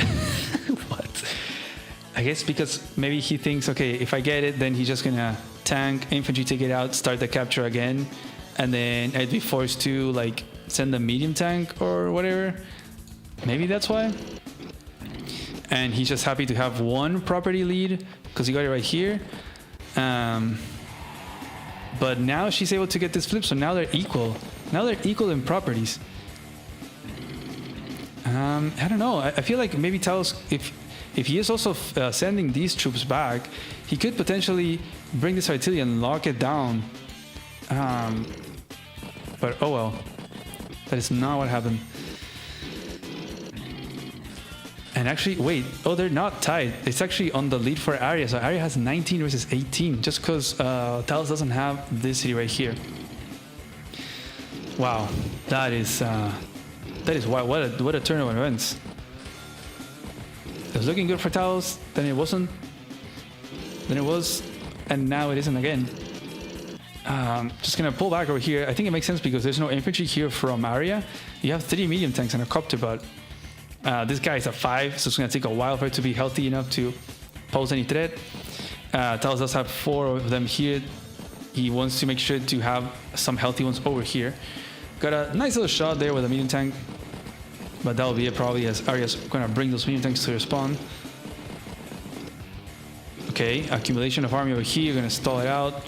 Gonna point at those properties. I think she's happy to have the income lead, property lead. Gonna have this guy just resting there, repairing, you know, get some food, get all nice and healthy, and then be in range of interrupting this city. As Talos is gonna move in to try to go for that city, as Arya's pulling back. I think Talos is gonna need a copter, like yes or yes, in this area, just to counter this copter. But what's Talos' game plan now? He's on the clock. It's been 17 days already. And Arya has the lead on the property count, just because she was able to sneak in this capture right here. So I think I don't think Talos can get any of these. Like with this accumulation of army, this artillery positioning, it's gonna be so tough. The powers are still active, and they are not using them. They're gonna hold on to them until the perfect moment to attack. I think Arya just needs to make sure to deny the city. We're somewhat getting close to day limit, so I think she just has to defend those cities she has. It can be tough to protect this one, I think, for Arya. So maybe this is the objective for Talos. This city or this city. Oh, and there's a recon. Yeah, you're right. Not sure why the recon, but hey, it's just so. And okay, Talos is going to start this capture. Let's see if he's able to block enough to guarantee the capture. I don't think so. Copter is going to be... Okay, he's going to join the copter to get a little bit of extra cash. Make sure that the copter can't attack it. I think it still can if you use the medium tank here, but then he was sacrificing the medium tank onto the artilleries. Shifting another one. Okay, so now there's support. These two are in the middle. This tank is just going to sit on that city, and he's going to make a Neo tank. Wow. Talos beat Arya into the Neo game. And just going to sit here. Going to have these two in position to capture that, but nothing in range of these. So yeah, he's definitely banking on try to go for this city, try to force the army from Arya to go one side or the other and try to get this city. This is going to mean a tie though, if Talos gets this. Okay, Ninja gonna clear that. I think... Okay, just an interrupt. I think she's just going for the copter interrupt on that infantry. Brings the anti-air. It is a power away of protecting that copter. And I think this is great. Arya always keeping everything away from the artillery range, right? Okay, not now, but it is just an infantry. Just really respecting those artilleries from Talos. The fact is though that this medium tank is going to be hard to deal with. I know you have 2 artillery, but medium tanks are still kind of strong. It's hard to defend from a medium tank if you have no unit count. So that's why he's been sending so many over here. And we have double copter anti-air. She's gonna, oh, very nice. I love when people do this. Gonna put a copter here, which is the only unit that can't be attacked by Talos, just to delay a little bit more the threat of this. So this is gonna force Talos to bring an anti-air or bring the copter or something. I think you can just bring the copter and try to take it out with that. It is a just copter though, so we're gonna get that shot there. Copter attack, boom. Oh, look at that, just copter. I guess because of the chip damage. Gonna clear. But yeah, has to be a bit careful here because got a medium tank, got an anti as well with a power, can clear an infantry. So gotta be pretty careful.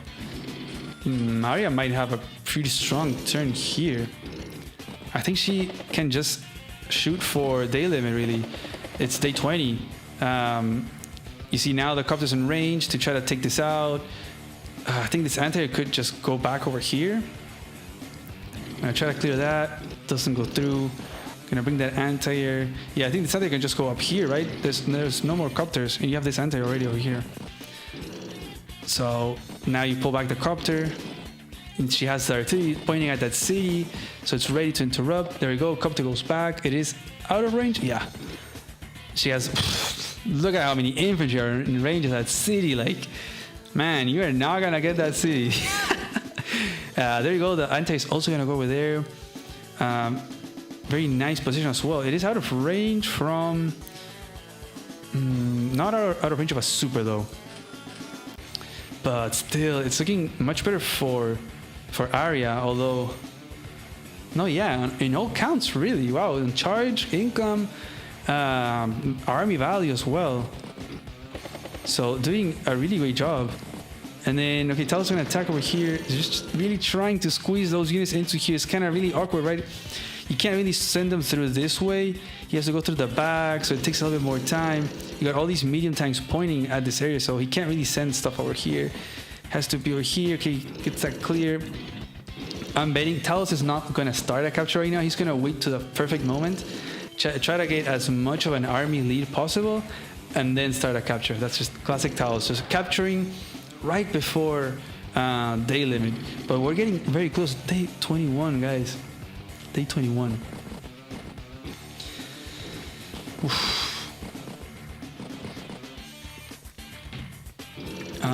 Okay. Weird change of position here by Arya. Instead of a horizontal, now a vertical line. Not pointing at that property anymore. A little bit more of an aggressive stance as well, as she's kind of breaking this passageway for Talos. Let's see. With a triple medium tank, anti-air infantry. Okay, she's gonna bank a lot of funds, it seems like. I think we know what Arya's gonna build next turn.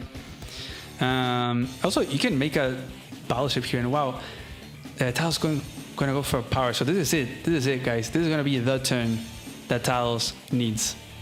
He needs a turn right here to demolish the army and flip a property. The thing is that he's not even in range of this. So okay, he's gonna take out this artillery. Boom. Okay, he's gonna go for a power move. He's just gonna try to take out stuff. Takes out that anti-air. Okay, first strikes that. He cannot clear that. He's just gonna block. Okay. He's gonna block. Another artillery here, like really locking down this area. Neo tank. Okay, gonna take out that infantry. The thing is that this is not even enough. Like, this will get him a tie. It's not gonna get him a win. Not even having an infantry in range of that city. Wow. He's really banking on sending everything down here. Like, he wants to perhaps go for an HQ capture. I don't think that could go through. I think he's banking on a tie, but I would not recommend that. And here we have the response overdrive by Arya. This is gonna be brutal. This is gonna demolish the army. I think maybe Talos knew that there was just no way, because you can just see it by yourself. This is just brutal. Oh, okay, nice sacrifice to guarantee the kill there. And now the Recon can attack the artillery. Wow, very nice.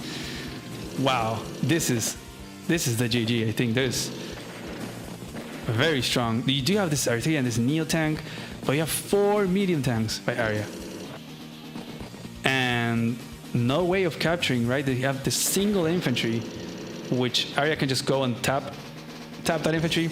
Okay, she doesn't. Okay. And moving forward over here as well, like even putting the copter in range of this copter because she has an anti to support, just classic things. Getting overrun over here in this area, having this one is in range of the city, she could start flipping. Not that she needs to flip anything really, but when I get that attack, I think it's over for Talos. I think it's honestly over. He's gonna try to attack. He uses the other power, but okay, gets a clear, gets the neo tank. Oof, nice hit there, but he was able to clear 2 medium tanks, and he decides to tap out. Wow. Arya doubters in shambles. Exactly, Kugak. Wow. Good game by Arya. That was very cool. Stats, KD, very similar. Actually, more deaths for Arya. Wow. I think I liked the early opening by Arya. I was kind of confused about the not getting that, but it worked out in the end for her to then get this comp tower. It was interesting how she sent all the infantry towards the top and then just tanks towards the side. Usually that's kind of a bad thing, but and then yeah, just like chaining medium tanks over here on the left, just like very strange stuff. But being able to pull a win against Talos, who is like one of the kings of the site, right? Talos is like a big tournament player, always getting wins or getting to the finals at least. He's like known for getting to the finals of many tournaments. Wow, pulling that win in this way was very impressive. She even made a bomber. I think to take out the neo tank, the medium tank chain. Wow, impressive. Let's go back to that. Let's go to 13. Look at that. The triple medium tank chain, and did maybe I think the problem was Talos plunging in on this attack. Not here. Here, this turn. I did not like this turn. I think this turn was kind of bad because I think he takes out what, a tank and a copter. That's it. He takes out a tank and a copter, maybe injures a few infantry, but then Arya is able to boom take out, what is it, a tank, 2 tanks, 1, 2, 3, 4, 5 vehicles. Okay, not this one, 4 vehicles. So Talos killed 2 vehicles in the last turn, and then Arya destroyed 4. And now Talos, what does he do? He takes out 2 more. But this is like so close to the base as well. Like, good job by the artillery, and good job also by getting this comp tower, also getting this corner property.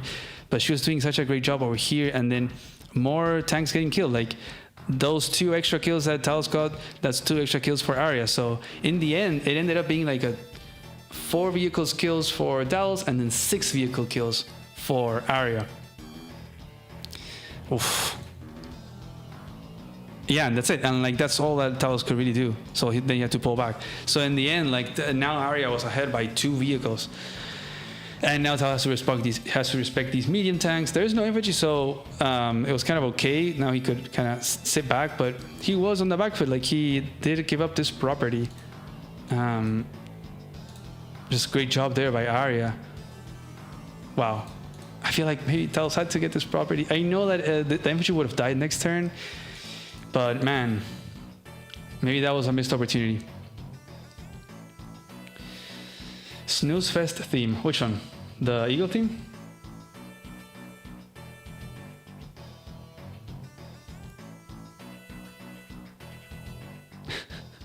I love the Eagle theme. We can change it though. Let's do shuffle.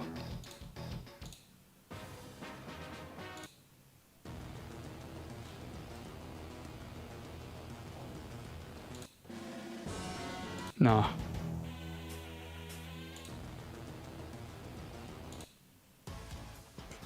There you go. You like Sammy? There you go. Now you have Sammy. Okay, anyways. This means that they went 1-1. You know what that means? That they have a third game. Oh my god. Oops. I messed that up. Where is it? We have the third game of the set. Yes, we do. We have the decider match. So let's watch it. So whoever wins this match will win their set. Let's not look so as not to get spoilers. Oh, this one's gonna be good. This one is gonna be really good. I'm very excited about this one. Boom. Let me change the layout. There you go. Ooh, decider match in a spicy map too. Oof, oof, oof, oof. In a non-mirror CO selection. That's gonna be hype. Wow. Different characters. This map. As someone who likes Eagle, his theme is really bad. Wow, really? I really like Eagle's theme.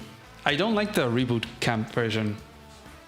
I'm not sure who stands with me, but I kind of like the original, the Advance Wars 2 or Advance Wars 1. Those were more simple. I feel like the reboot is a little bit too extra. It just goes like, poof, it's like too much. Anyways, let's pull some predictions before I get into the match.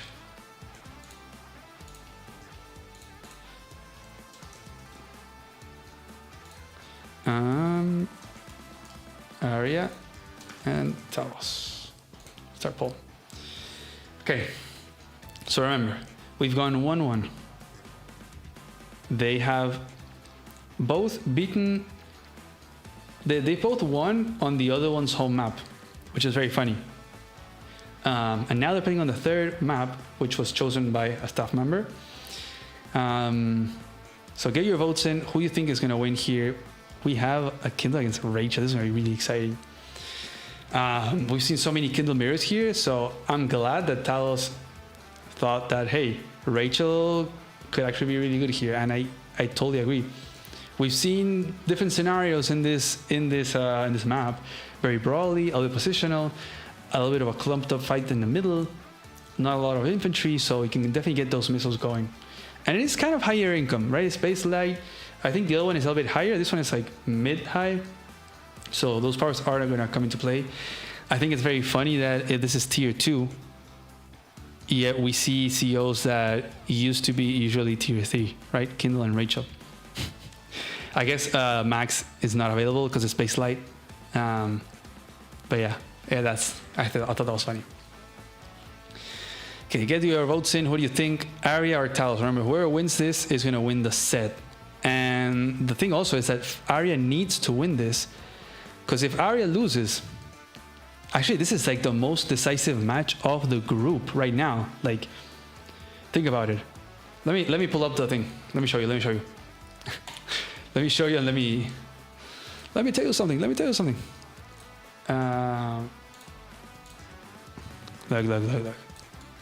I need to hype this match up. Oh, what happened here? Oh, okay. So, where are we? Right here, Group C. Digis already beat Arya 2-0. So Arya lost that set. Now Talos and Arya are 1-1. If Arya loses this third match, that would mean that she is officially out of the main event. And it would mean that we would have our next 2 confirmed players of the main event. Digis and Talos. But if Arya wins, then it would be up to the set between Digis and Talos to decide who makes it in. Like, Arya could still potentially make it. It's not very beneficial that she lost 2-0 to Digis. Like, if she wins against Talos right now, and then Digis loses 2-1, like he squeezes one win out of Talos, then Talos and Aegis are in, and Arya's still out. So even if she wins, it's not guaranteed that she can make it, but there's a chance. It will depend. Anyways, very important match, right? Again, because I'm a noob at this, I didn't realize that this could happen, that if she loses, then these two wouldn't even have to play a match. But hey, that's lessons to be learned.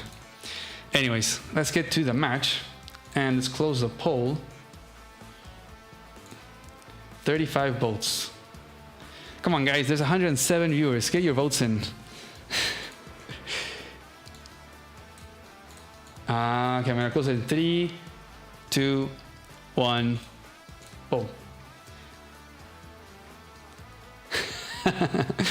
Our Aqua says, I'm playing too, don't take it too hard. I'm just kidding, I'm just kidding.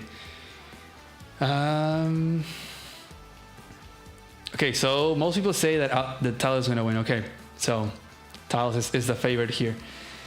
Let's see what you guys are saying. 3 damage from Urban Blight, 3 heal for Rachel. Live Rachel, the demon. Yeah, I mean Rachel in live is complicated, but Kindle too. That the Urban Blight possibilities are pretty brutal, and it's hard to position yourself correctly against that. And it's like it kind of helps you against your own blunders, right? It's your Kindle with an Urban Blight. It's like, oh, I did that. Boom, Urban Blight, boom, boom, boom, start killing.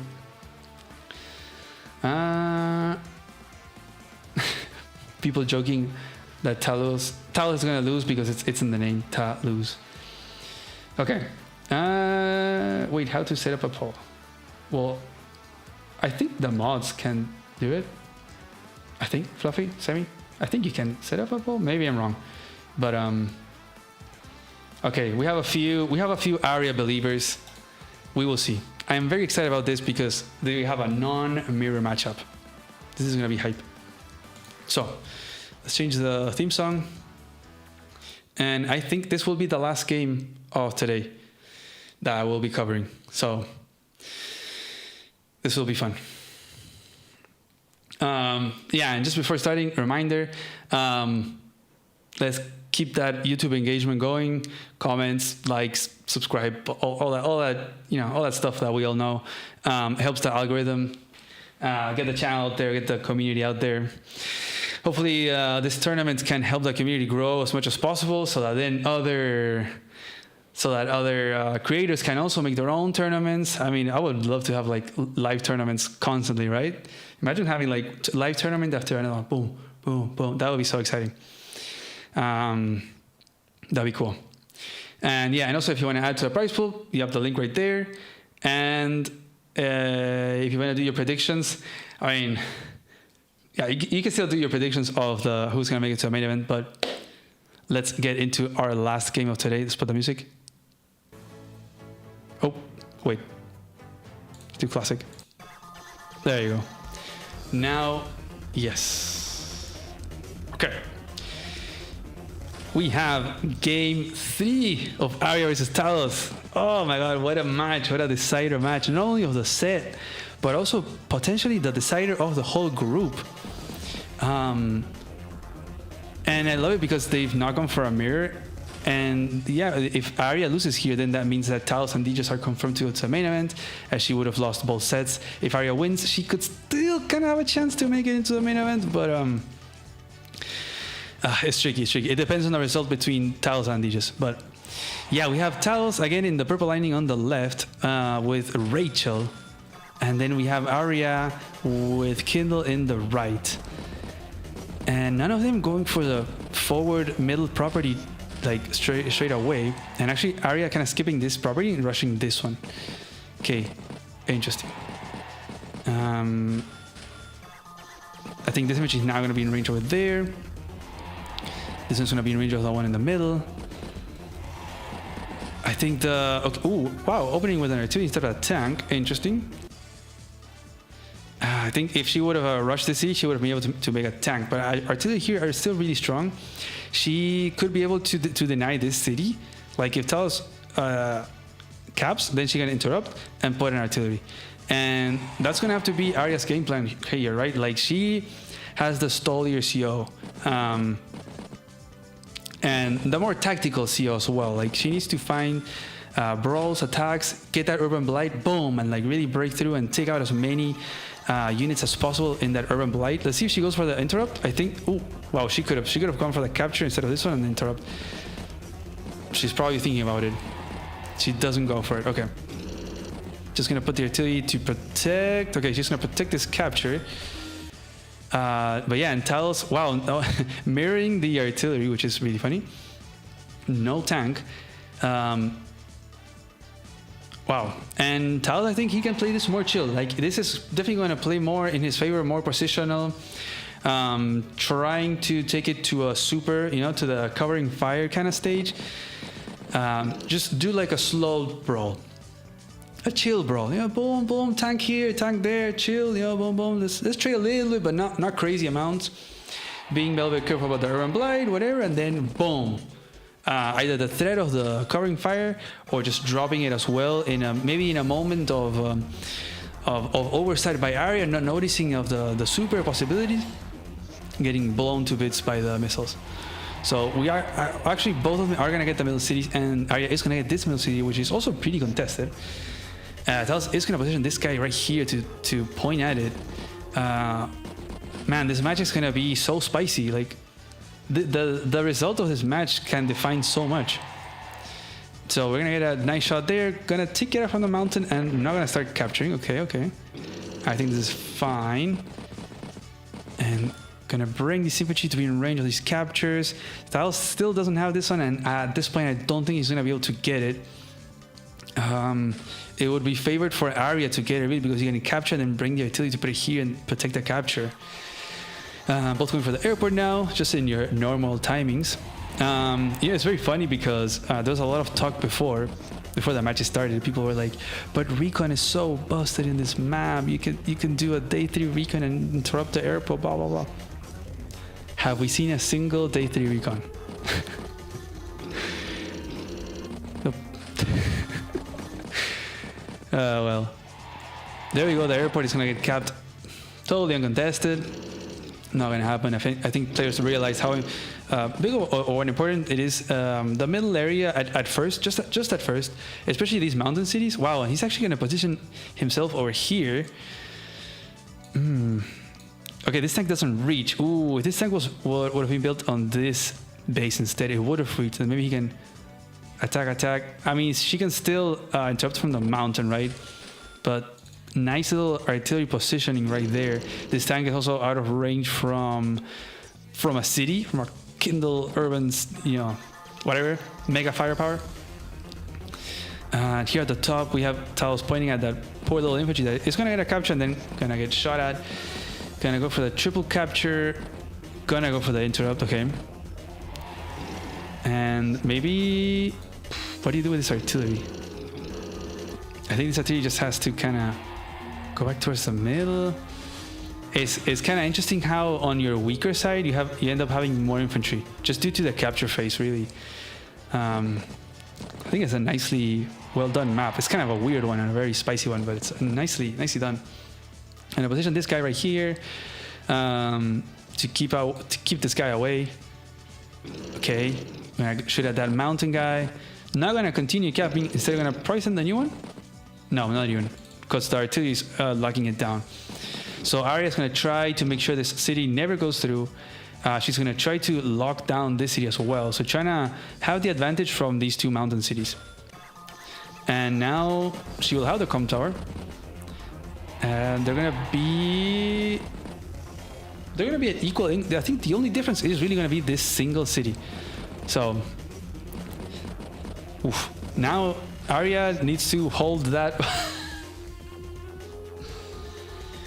What do I say? What do I say? People don't listen to me. People pay no attention to me.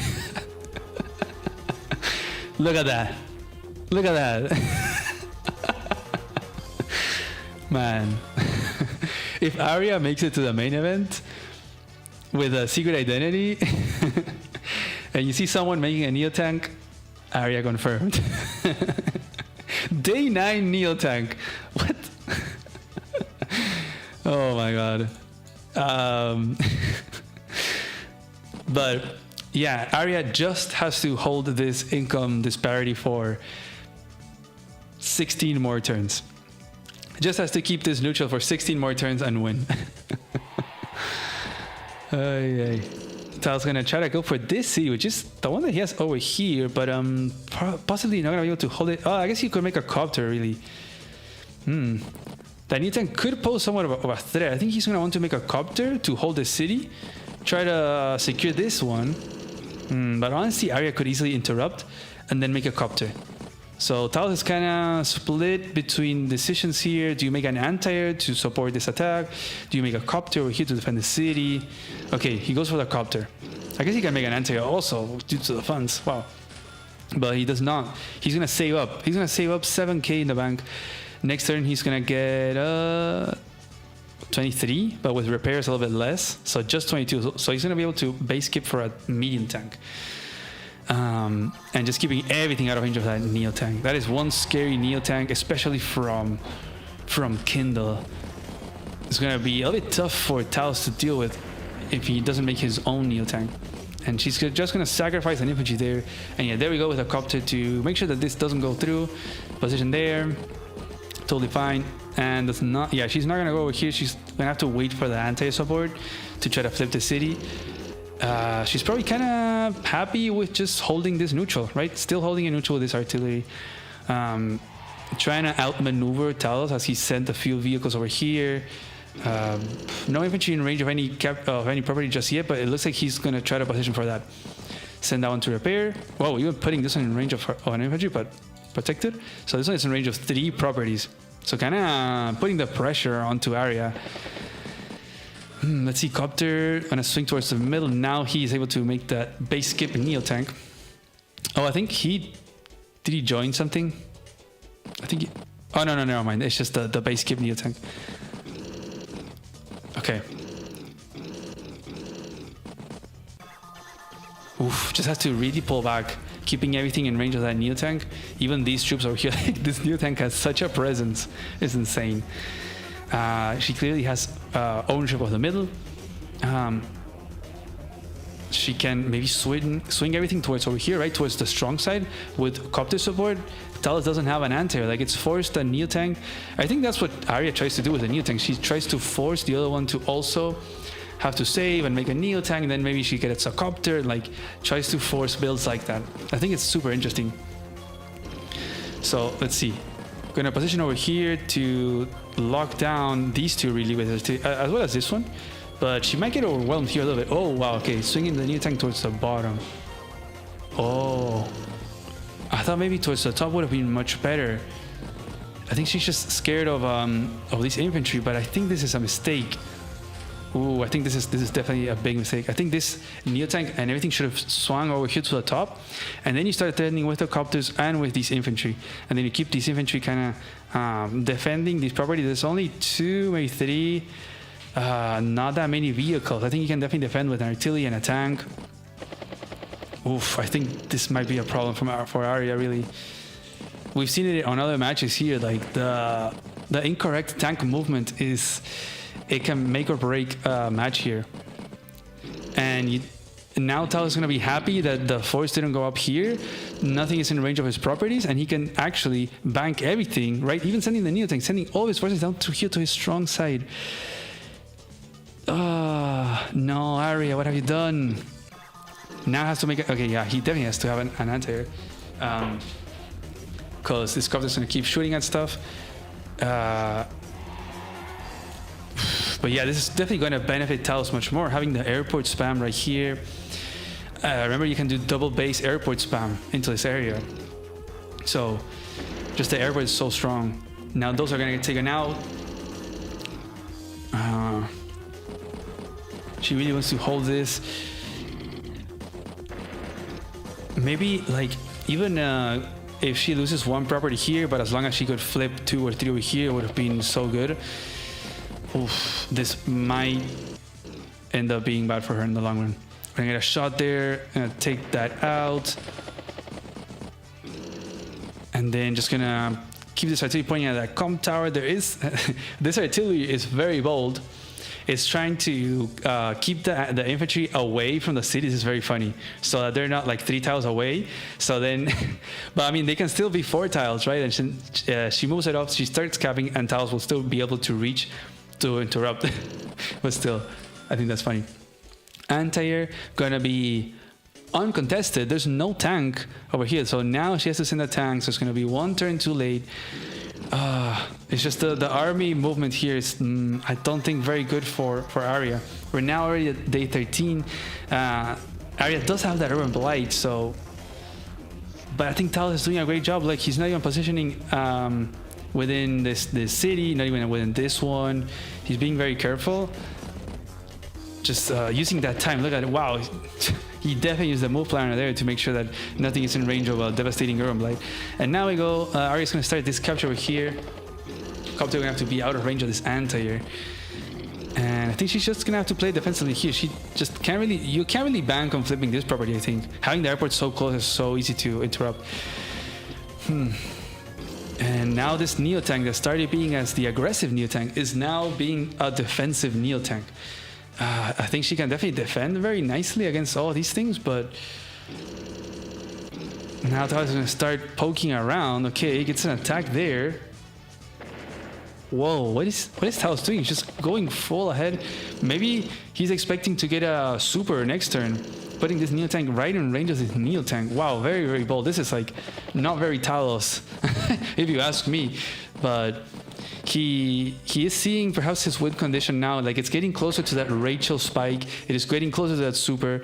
He knows, okay, maybe Arya, she'll get a power now. She can get this Neo-Tank attack, but it's fine. They're accumulating.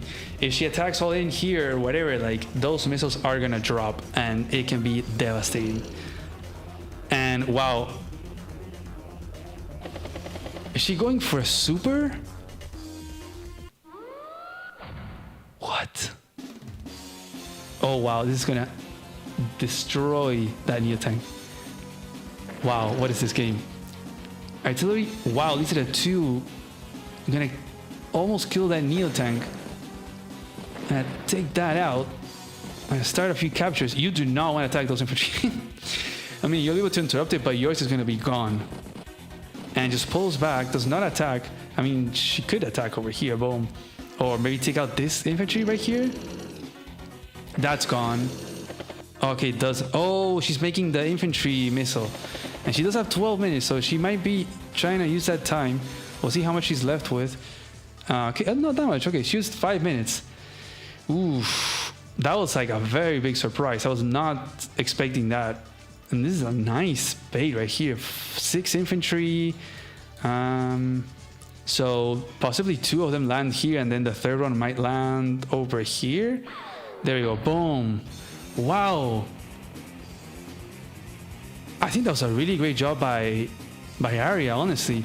It did mean a few sacrifices, like the anti-air and the copter sacrifice, but she was able to neutralize the Neo-Tank, this artillery, so hers is still alive. She was able to get a few kills and then bait the missiles to somewhere where it didn't do as much damage, right? Now she... Look at that high society, my god. She's gonna still interrupt these and gonna have this artillery pointing at the city, also the comm tower. This capture is not gonna go through. If only Arya had a few more infantry, if only she had the big army over here, no? With the support of the copters, I think it would have been huge. Let's see. Now Tao's gonna get that attack. Gonna clear that.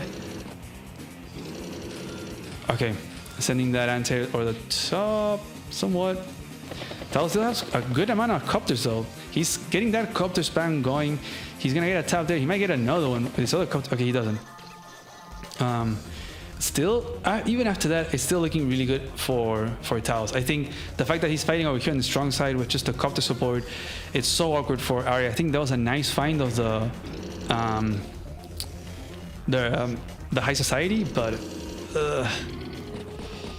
I don't know. I think as Rachel here can be really strong, and Taos coming in here to show that, showing all the Kindle, all the Kindle pickers, that Rachel is definitely a pick here. Gonna take that out. Copter just gonna block something, not sure what it is doing. But yeah, not much that Arya can do. And it looks like Talos is way ahead on unit value as well. Like, and starting the turn ahead on unit value is huge. So anti-air, okay, gonna take that out. This capture's not gonna go through just yet. So I'm gonna clear a few of these tanks.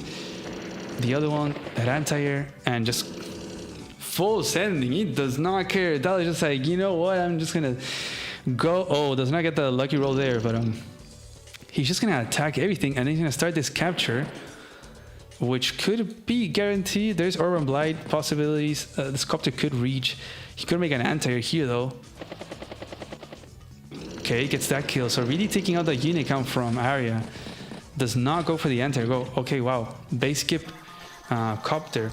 But this area is looking doomed for Arya. There's no tank, so this anti-air is gonna wreak havoc. There's no infantry to pose any threats.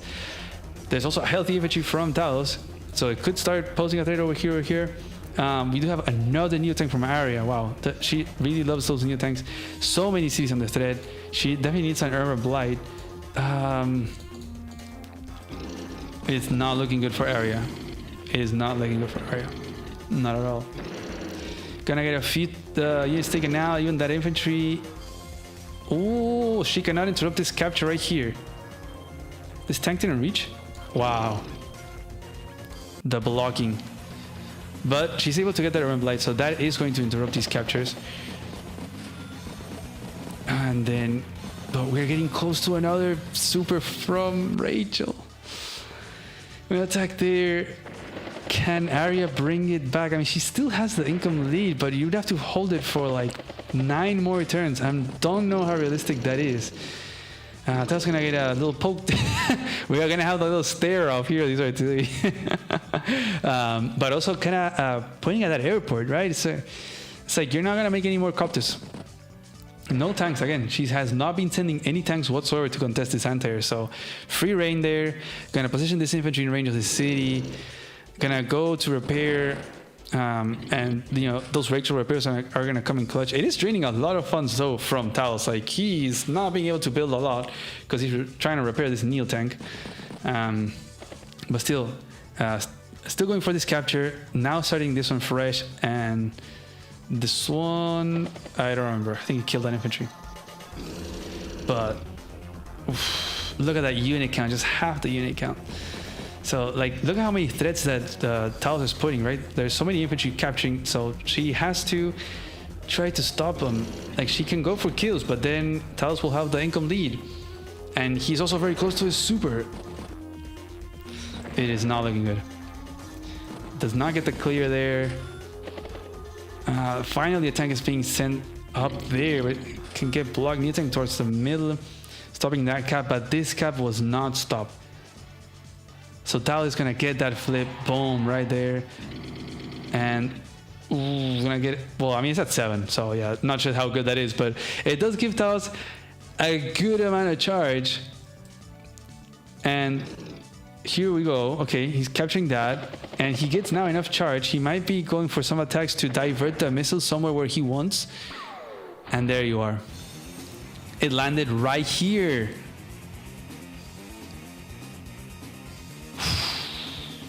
It was one right here, so it hit these 2 infantry, and then 2 landed right here. It hit these 2 tanks that were at full HP, and this one was at 7.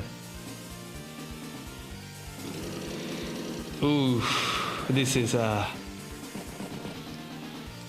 not the board that Kindle wants to be playing. Let me just tell you that. This is looking absolutely done. I think Arya had a good run. Talos is gonna make a T-copter double infantry. Does not even make a single vehicle. He's like, I am overwhelmingly winning by so much. I don't even need it. And Arya realizes it and decides to tap out. GG.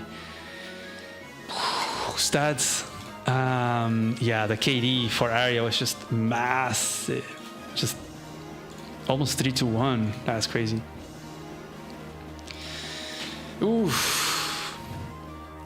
I really feel like Arya should have switched that Neo tank army over to the top and start the copter spam over here. That swinging to the bottom, I think it was more like a panic moment of like, oh no, I need to hold all my properties, but you're falling onto the trap of fighting into the strong side. And then that was so beneficial for Talos, right? He was copter spamming. He was just straight up copter spamming with the support of the army. There was just no way that Arya could hold this fight, and fighting in such a tight quarters, and then got the missiles dropped, just devastating. If she maybe would have gone here, maybe she could have gone for like a damage race and try to all-in push over here, and perhaps hold to the properties down here with Urban Blight, you know? Wow. GG. And yeah, definitely congrats to Talos. Yes, for sure. Congrats to Talos and to DJs for making it into the main event, really. Thank you Arya for playing all the games. She's been the only one in the group that played all her games. But she did lose, in fact, both sets, so she is not in the main event, sadly. Okay, let's update the points.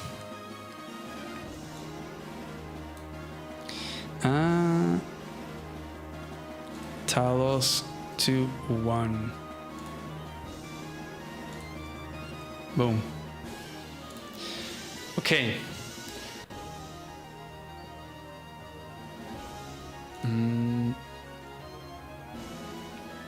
So I think so far we have Advanced Noob lost both, right? Yeah. So we already have 2 confirmed players for Group B, Starflash and Target. Then Group C we have Arya lost, so DJs and Talos are confirmed for Group C. So now we're missing the players of Group A and Group D. Oof. And there's only like, if Darth Noob beats Chloebox in their second match, then that immediately puts Darth Noob in the main event, and then it's up to Chloebox and Poland to try, like whoever wins their own set makes it. Pretty much Poland is in the back foot right now in the group, so yeah. And then Group A we have well, Raider already won 1 set. It was against DFS, so DFS is on the back foot, as he also lost the first game against Plague. So DFS really on the back foot, on a very similar situation as Poland is in Group D. Man, spicy. But yeah, we have half of the groups already confirmed. They can still play their matches, and I will happily cover them, but it won't affect the results. Wow, crazy. Damn. Let's see if there's any other matches to cover, but I think... Let me see.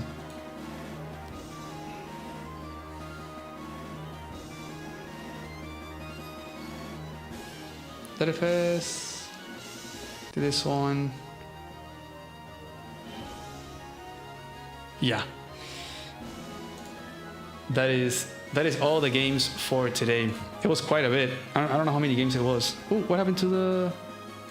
There you go. Oof, that was a good amount of games, and those were some good games too. We saw how a few players were able to make it to the main event. Some set wins. That was crazy. DFS beat Plague. Oh.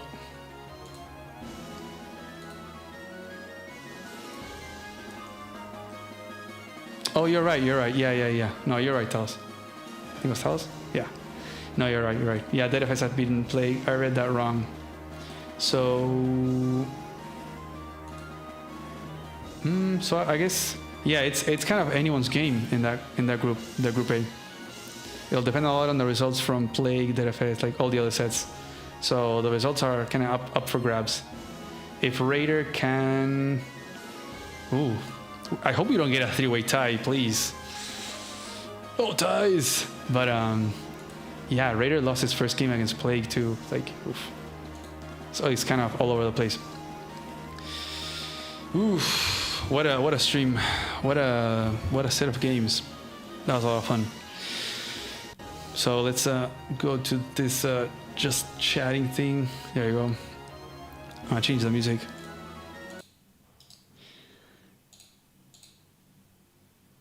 Doesn't play.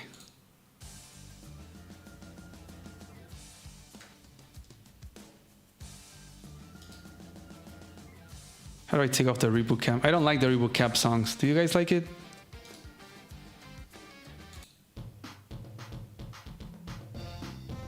There, let's leave Sensei, whatever. Wow, I hope you guys had a great time. That was a lot of fun. We had some, that was some good games, man. Lots of content to post on YouTube.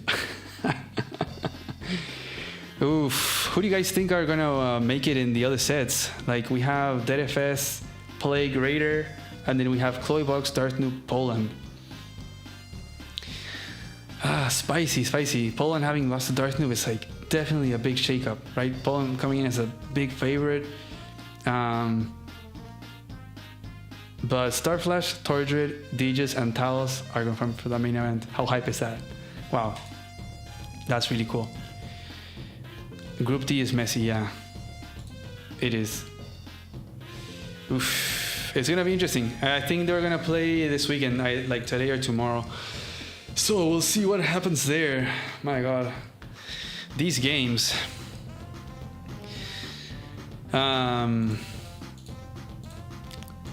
What do you guys think about a possible like tier changes on the maps for the top 8? Or like very slight changes, you know? Maybe not even a tier change, maybe like a one single CO ban or something. Just to prevent so many mirrors, right? Like the obvious mirrors. I think it could be interesting without changing too much, without changing the maps, you know? Because players prep and stuff, and we can also see what they've done and then try to guess who they are in how they're playing the maps. So I feel like map changes should not be a thing, but perhaps like a very tiny tier CO change could be. I think it could be pretty spicy.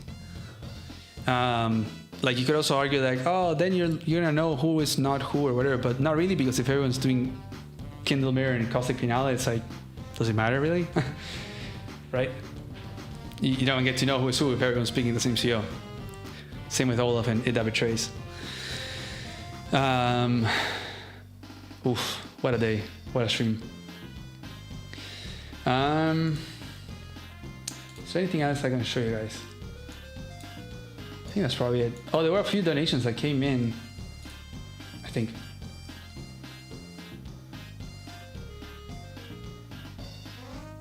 What the?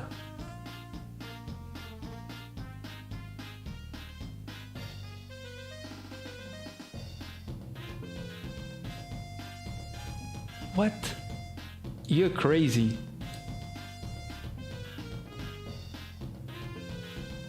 Wow.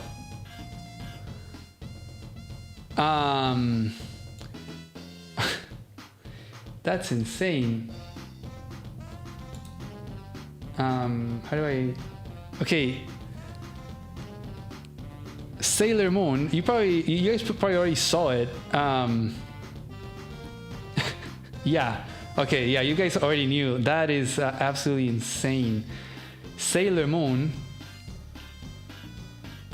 Is it you, Sergu? But, oh my God. Sailor Moon did a $500 donation to the prize pool. That is absolutely insane. Wow.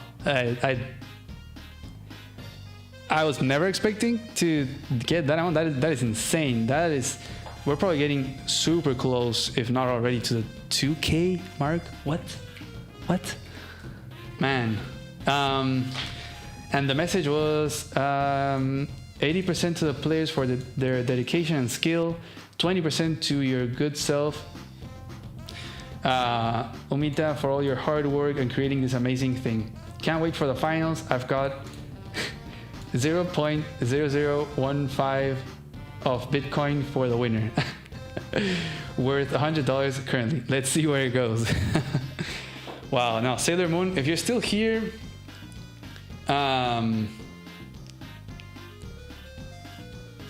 No, amazing. Thank you so much.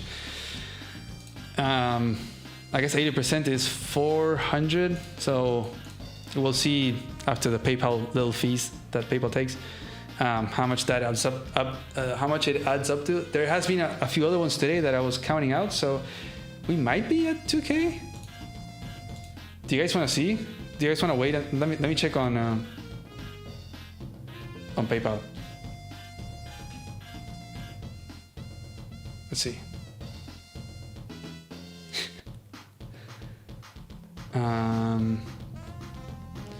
I mean, I would gladly put the other 20% to a pool, but I will also gladly respect your decision, as I've done with a chest that also did something like that, since it helps me pay for the $500 part that I'm trying to do, which I'm nowhere close to cover with the ad revenue. Hopefully, I don't know, in like half a year from now I would, but it definitely helps a lot. So let's see. I don't think PayPal updated. No. Has it? Oh wait, it has. So that'd be like, let's see how much it is.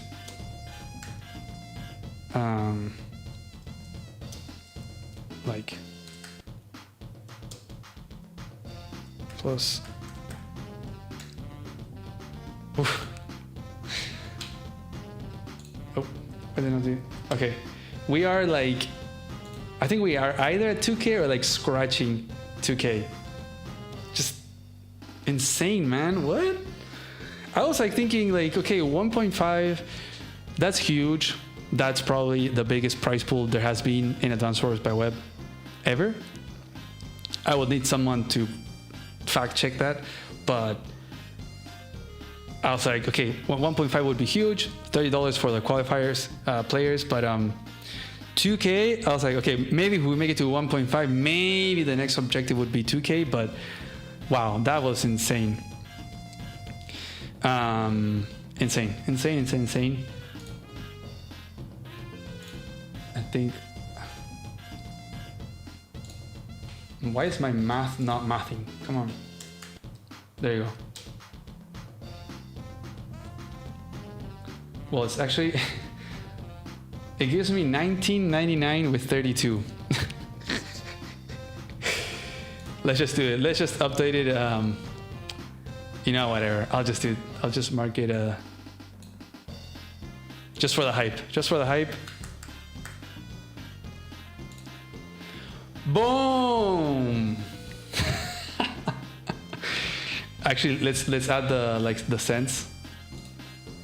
So it's there's 32. Is it a comma or a dot? Comma or a dot? Oh, a dot. Okay.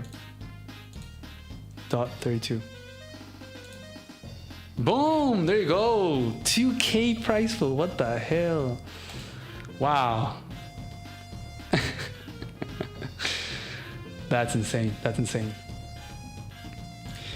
Yeah, there's also something weird with the conversions by PayPal. It's like, it gives you an estimate. I'm like, sure, whatever. I'm just gonna put whatever it says there. Insane. 2K price pool, that's gonna be insane. That's gonna mean that even those that lost, like for example, Aria, she'll still get $40. She'll get $40 so far. Like, we'll see how it goes. We'll see where we can go from here. But now Sailor Moon donation, absolutely insane. Thank you 1 million times. That wasn't just absolutely insane. Crazy. Yeah, $40 for an appearance is really cool. I think the players are gonna be very, very happy. I think it's a great thing, honestly, to reward the players for being there. You know, maybe some other tournaments have them play and they only like the first place, second place get rewarded and the other ones don't get anything. I mean, that's fine too. You know, you can organize the tournament however you want. And sometimes prize pools is, honestly, with the small prize pools that we manage as a community currently, we'll see though. It's kind of tough because you want to create hype, right? But damn, the fact that we're able to compensate all the players is huge. That's honestly amazing. And $40 is not bad for playing Add-Ons Wars. Like, I've never been paid to play Add-Ons Wars. So, I think that's gonna be very cool. Definitely something very positive for the future of the community, right? I'm glad. Thanks, Sergey. Yeah. Imagine if the prize pool is like, you know, those other games where they have bigger prize pools, and say you have another digit, right? You have like $20,000 prize pool, which is not uncommon on other games, right? I follow the Age of Empires community a lot, and like their prize pools tend to be like that, like 20 up, 30, 40, and it's like 2% of that is, I don't know, you still get $400 or something. Like that's crazy. $40 for the Classy Boy chain. Yeah, Arya definitely deserves it. She put up a show, some banger matches for sure. The quadruple medium tank, was it, chain? That was insane. So yeah, very hype. If you guys have any questions you want to throw at me, it can be whatever, the game, tournament, life, whatever you want. And then in a few minutes I'll probably call it a day. It's like really hot here. I have to turn on the AC because I'm like dying. My god, it's getting so hot here. Stream tomorrow or next week? Tomorrow I'm gonna be busy. I have a family birthday get together and stuff, so I'm gonna be busy. And I've covered all the games that there are. I can show you.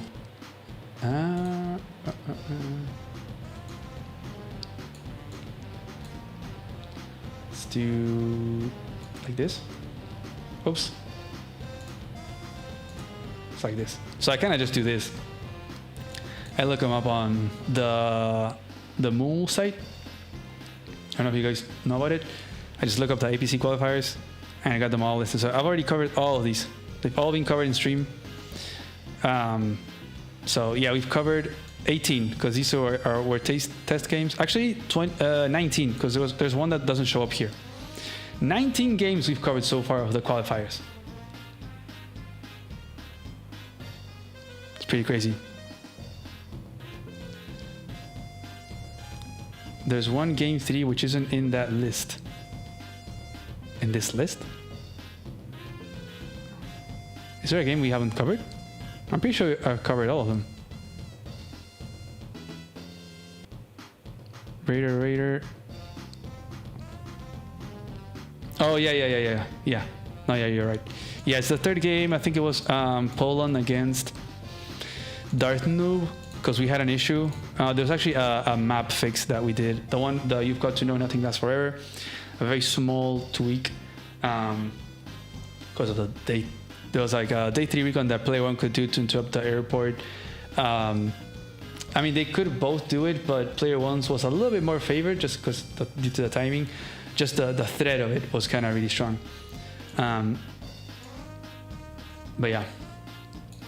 Yeah, 19 games, and I think the total games it's like average like 30. Depends on how many game 3s there are. Let me change back to here. Depends how many game 3s there are, but yeah, we've covered a lot. There's honestly not a lot of games left to cover. That's pretty crazy. Well, the fact that due to the results of certain sets, that there's certain sets that don't have to be played, right? Like this. The fact that Starflash and Torchred, the result doesn't matter. Same for Deidres and Talos, doesn't matter. I'll still cover them. Like if they play, I will cover them because they are going to be bangers for sure. And then we only have a few left here and then a few more left here. Wow, we're almost done with the qualifier, guys. That's insane. I think that's something I was realizing this week. Like it's very easy to just go through the stuff and just get to, I mean, I get super stressed out. I don't know if like it translates, but like if you guys can notice that I get stressed out, but I do. I've been so freaking stressed out this past few weeks. Like too much, too stressed out. And I'm trying to enjoy it more, trying not to stress out that much, and try to like soak it in, just like watch the games, have fun. And because we're almost over we're past the first half of the qualifiers, and we're gonna have like one more stream to cover the last games, and then we're gonna move on to the main event, which is gonna be 2 weekends. So I'm trying to, gotta try to enjoy it, because I don't know, I have a tendency of just stressing out too much. It's been a lot of fun. One thing that definitely stresses me out is the possibility of three-way ties. That is kind of stressful. There is some tiebreakers, but yeah, hopefully we don't get to that, because that's gonna be kind of annoying. I would just much rather get things decided, just by a win or a loss. Tiebreaks kind of suck, honestly. There should be like a better way of deciding a tiebreak. Anyways, I hope you guys had fun. Is there anything left to say? Well, one more stream next weekend.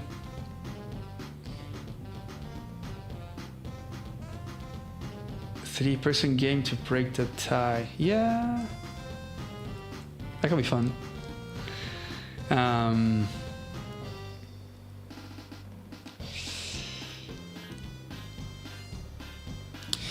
Yeah, I think that's probably it. We're gonna have one more stream to cover the last games of Group A, Group D, possibly whatever other games Group B and C do. But it's been a lot of fun, and insane that the nations that come forward. I also want to thank just the staff in general. Like, they've been amazing. Steeler has been doing such a great job with the UI and it creating the games automatically, and makes them to start paused as well. Like, he's put in so much work that is just insane. But yeah, also you guys showing up is huge. Gotta build the hype, and then the main event is gonna be massive. I can't wait for the main event. That's gonna be so much fun. It might be very, very complicated scheduling wise. I've been thinking about that quite a lot because I am not gonna know who is who, right? Me and the casters, whoever the co-casters are gonna be, they're not gonna know who's who. You're not gonna know who's who. The players are not gonna know. So we're gonna have one or two people in the staff know exactly which player is who, so they can give them their users and stuff, and also schedule them, like tell them, okay, you are gonna play on this time, or perhaps the players can tell them like, oh, I don't know. I can't on Saturday, but I can on Sunday, or like not this time slot, the other one, because the quarterfinals are gonna be like 2 on Saturday and 2 on Sunday. So maybe a few can be adjusted, or I don't know. We'll see. But yeah, the staff, thank you so much. Some crazy games. Great job with this. Thanks, Fallen Cool. It's been a lot of fun. Honestly, the expectations have just been broken in everything. It's just been insane. It's been so much fun. Prize pool has gone over the roof. What the hell? 2K? What's going on? I like in my wildest predictions. Like, I was like, the craziest thing would be 2K. I was like, okay, I think we can maybe get it to 1K. That was like my initial objective, get it to 1K. Then I was like, okay, 1K is there, maybe 1.5. But I don't know, Sailor Moon also coming in and being like, boom, you said 1.5, I say 2K. Just insane. No, like, I was like, okay, and maybe like the crazy would be 2K, and it's already there. So I don't even know where this is going to be at towards the end of the main event. So yeah, I don't know. It's gonna be crazy.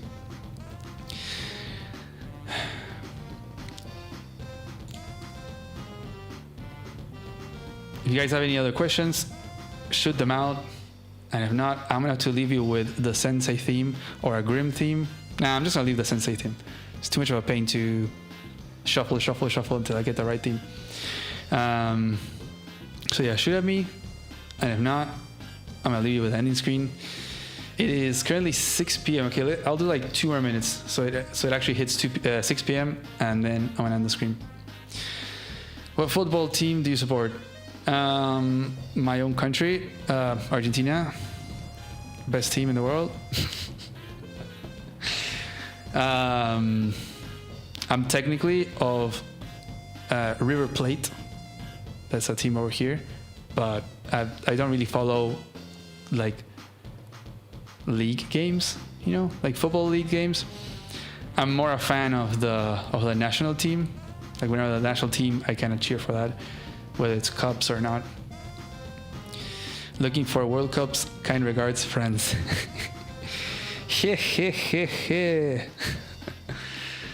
Yeah, I mean that. Honestly, that final, the Argentina-France on the last World Cup was like probably one of the best matches in history. That was just insane. I'm obviously biased, extremely biased, but what a game. That was insane.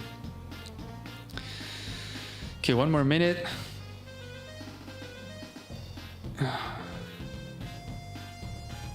Damn, I still can't believe that freaking $500 donation. That is just insane, man. What? Wow.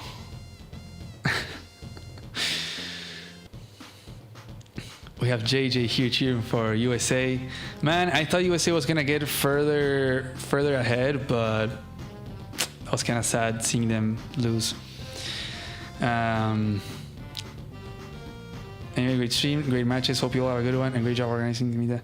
Thanks, Sergio. Thank you for always being here. Love the support. And it is already 6 p.m., so I think I'm gonna call it. Thanks everyone for being here. I hope you had a great time. We covered a good amount of matches. Must have been like, I don't know, 8 matches or something, but yeah, wow. Great stream, everything amazing. Literally every expectation broken over and over again. So thank you so much. I'm gonna pump the music up and leave you with Sensei. So have a great rest of your day, night, morning, whatever it is. Yeah, see you next time, guys. Bye-bye.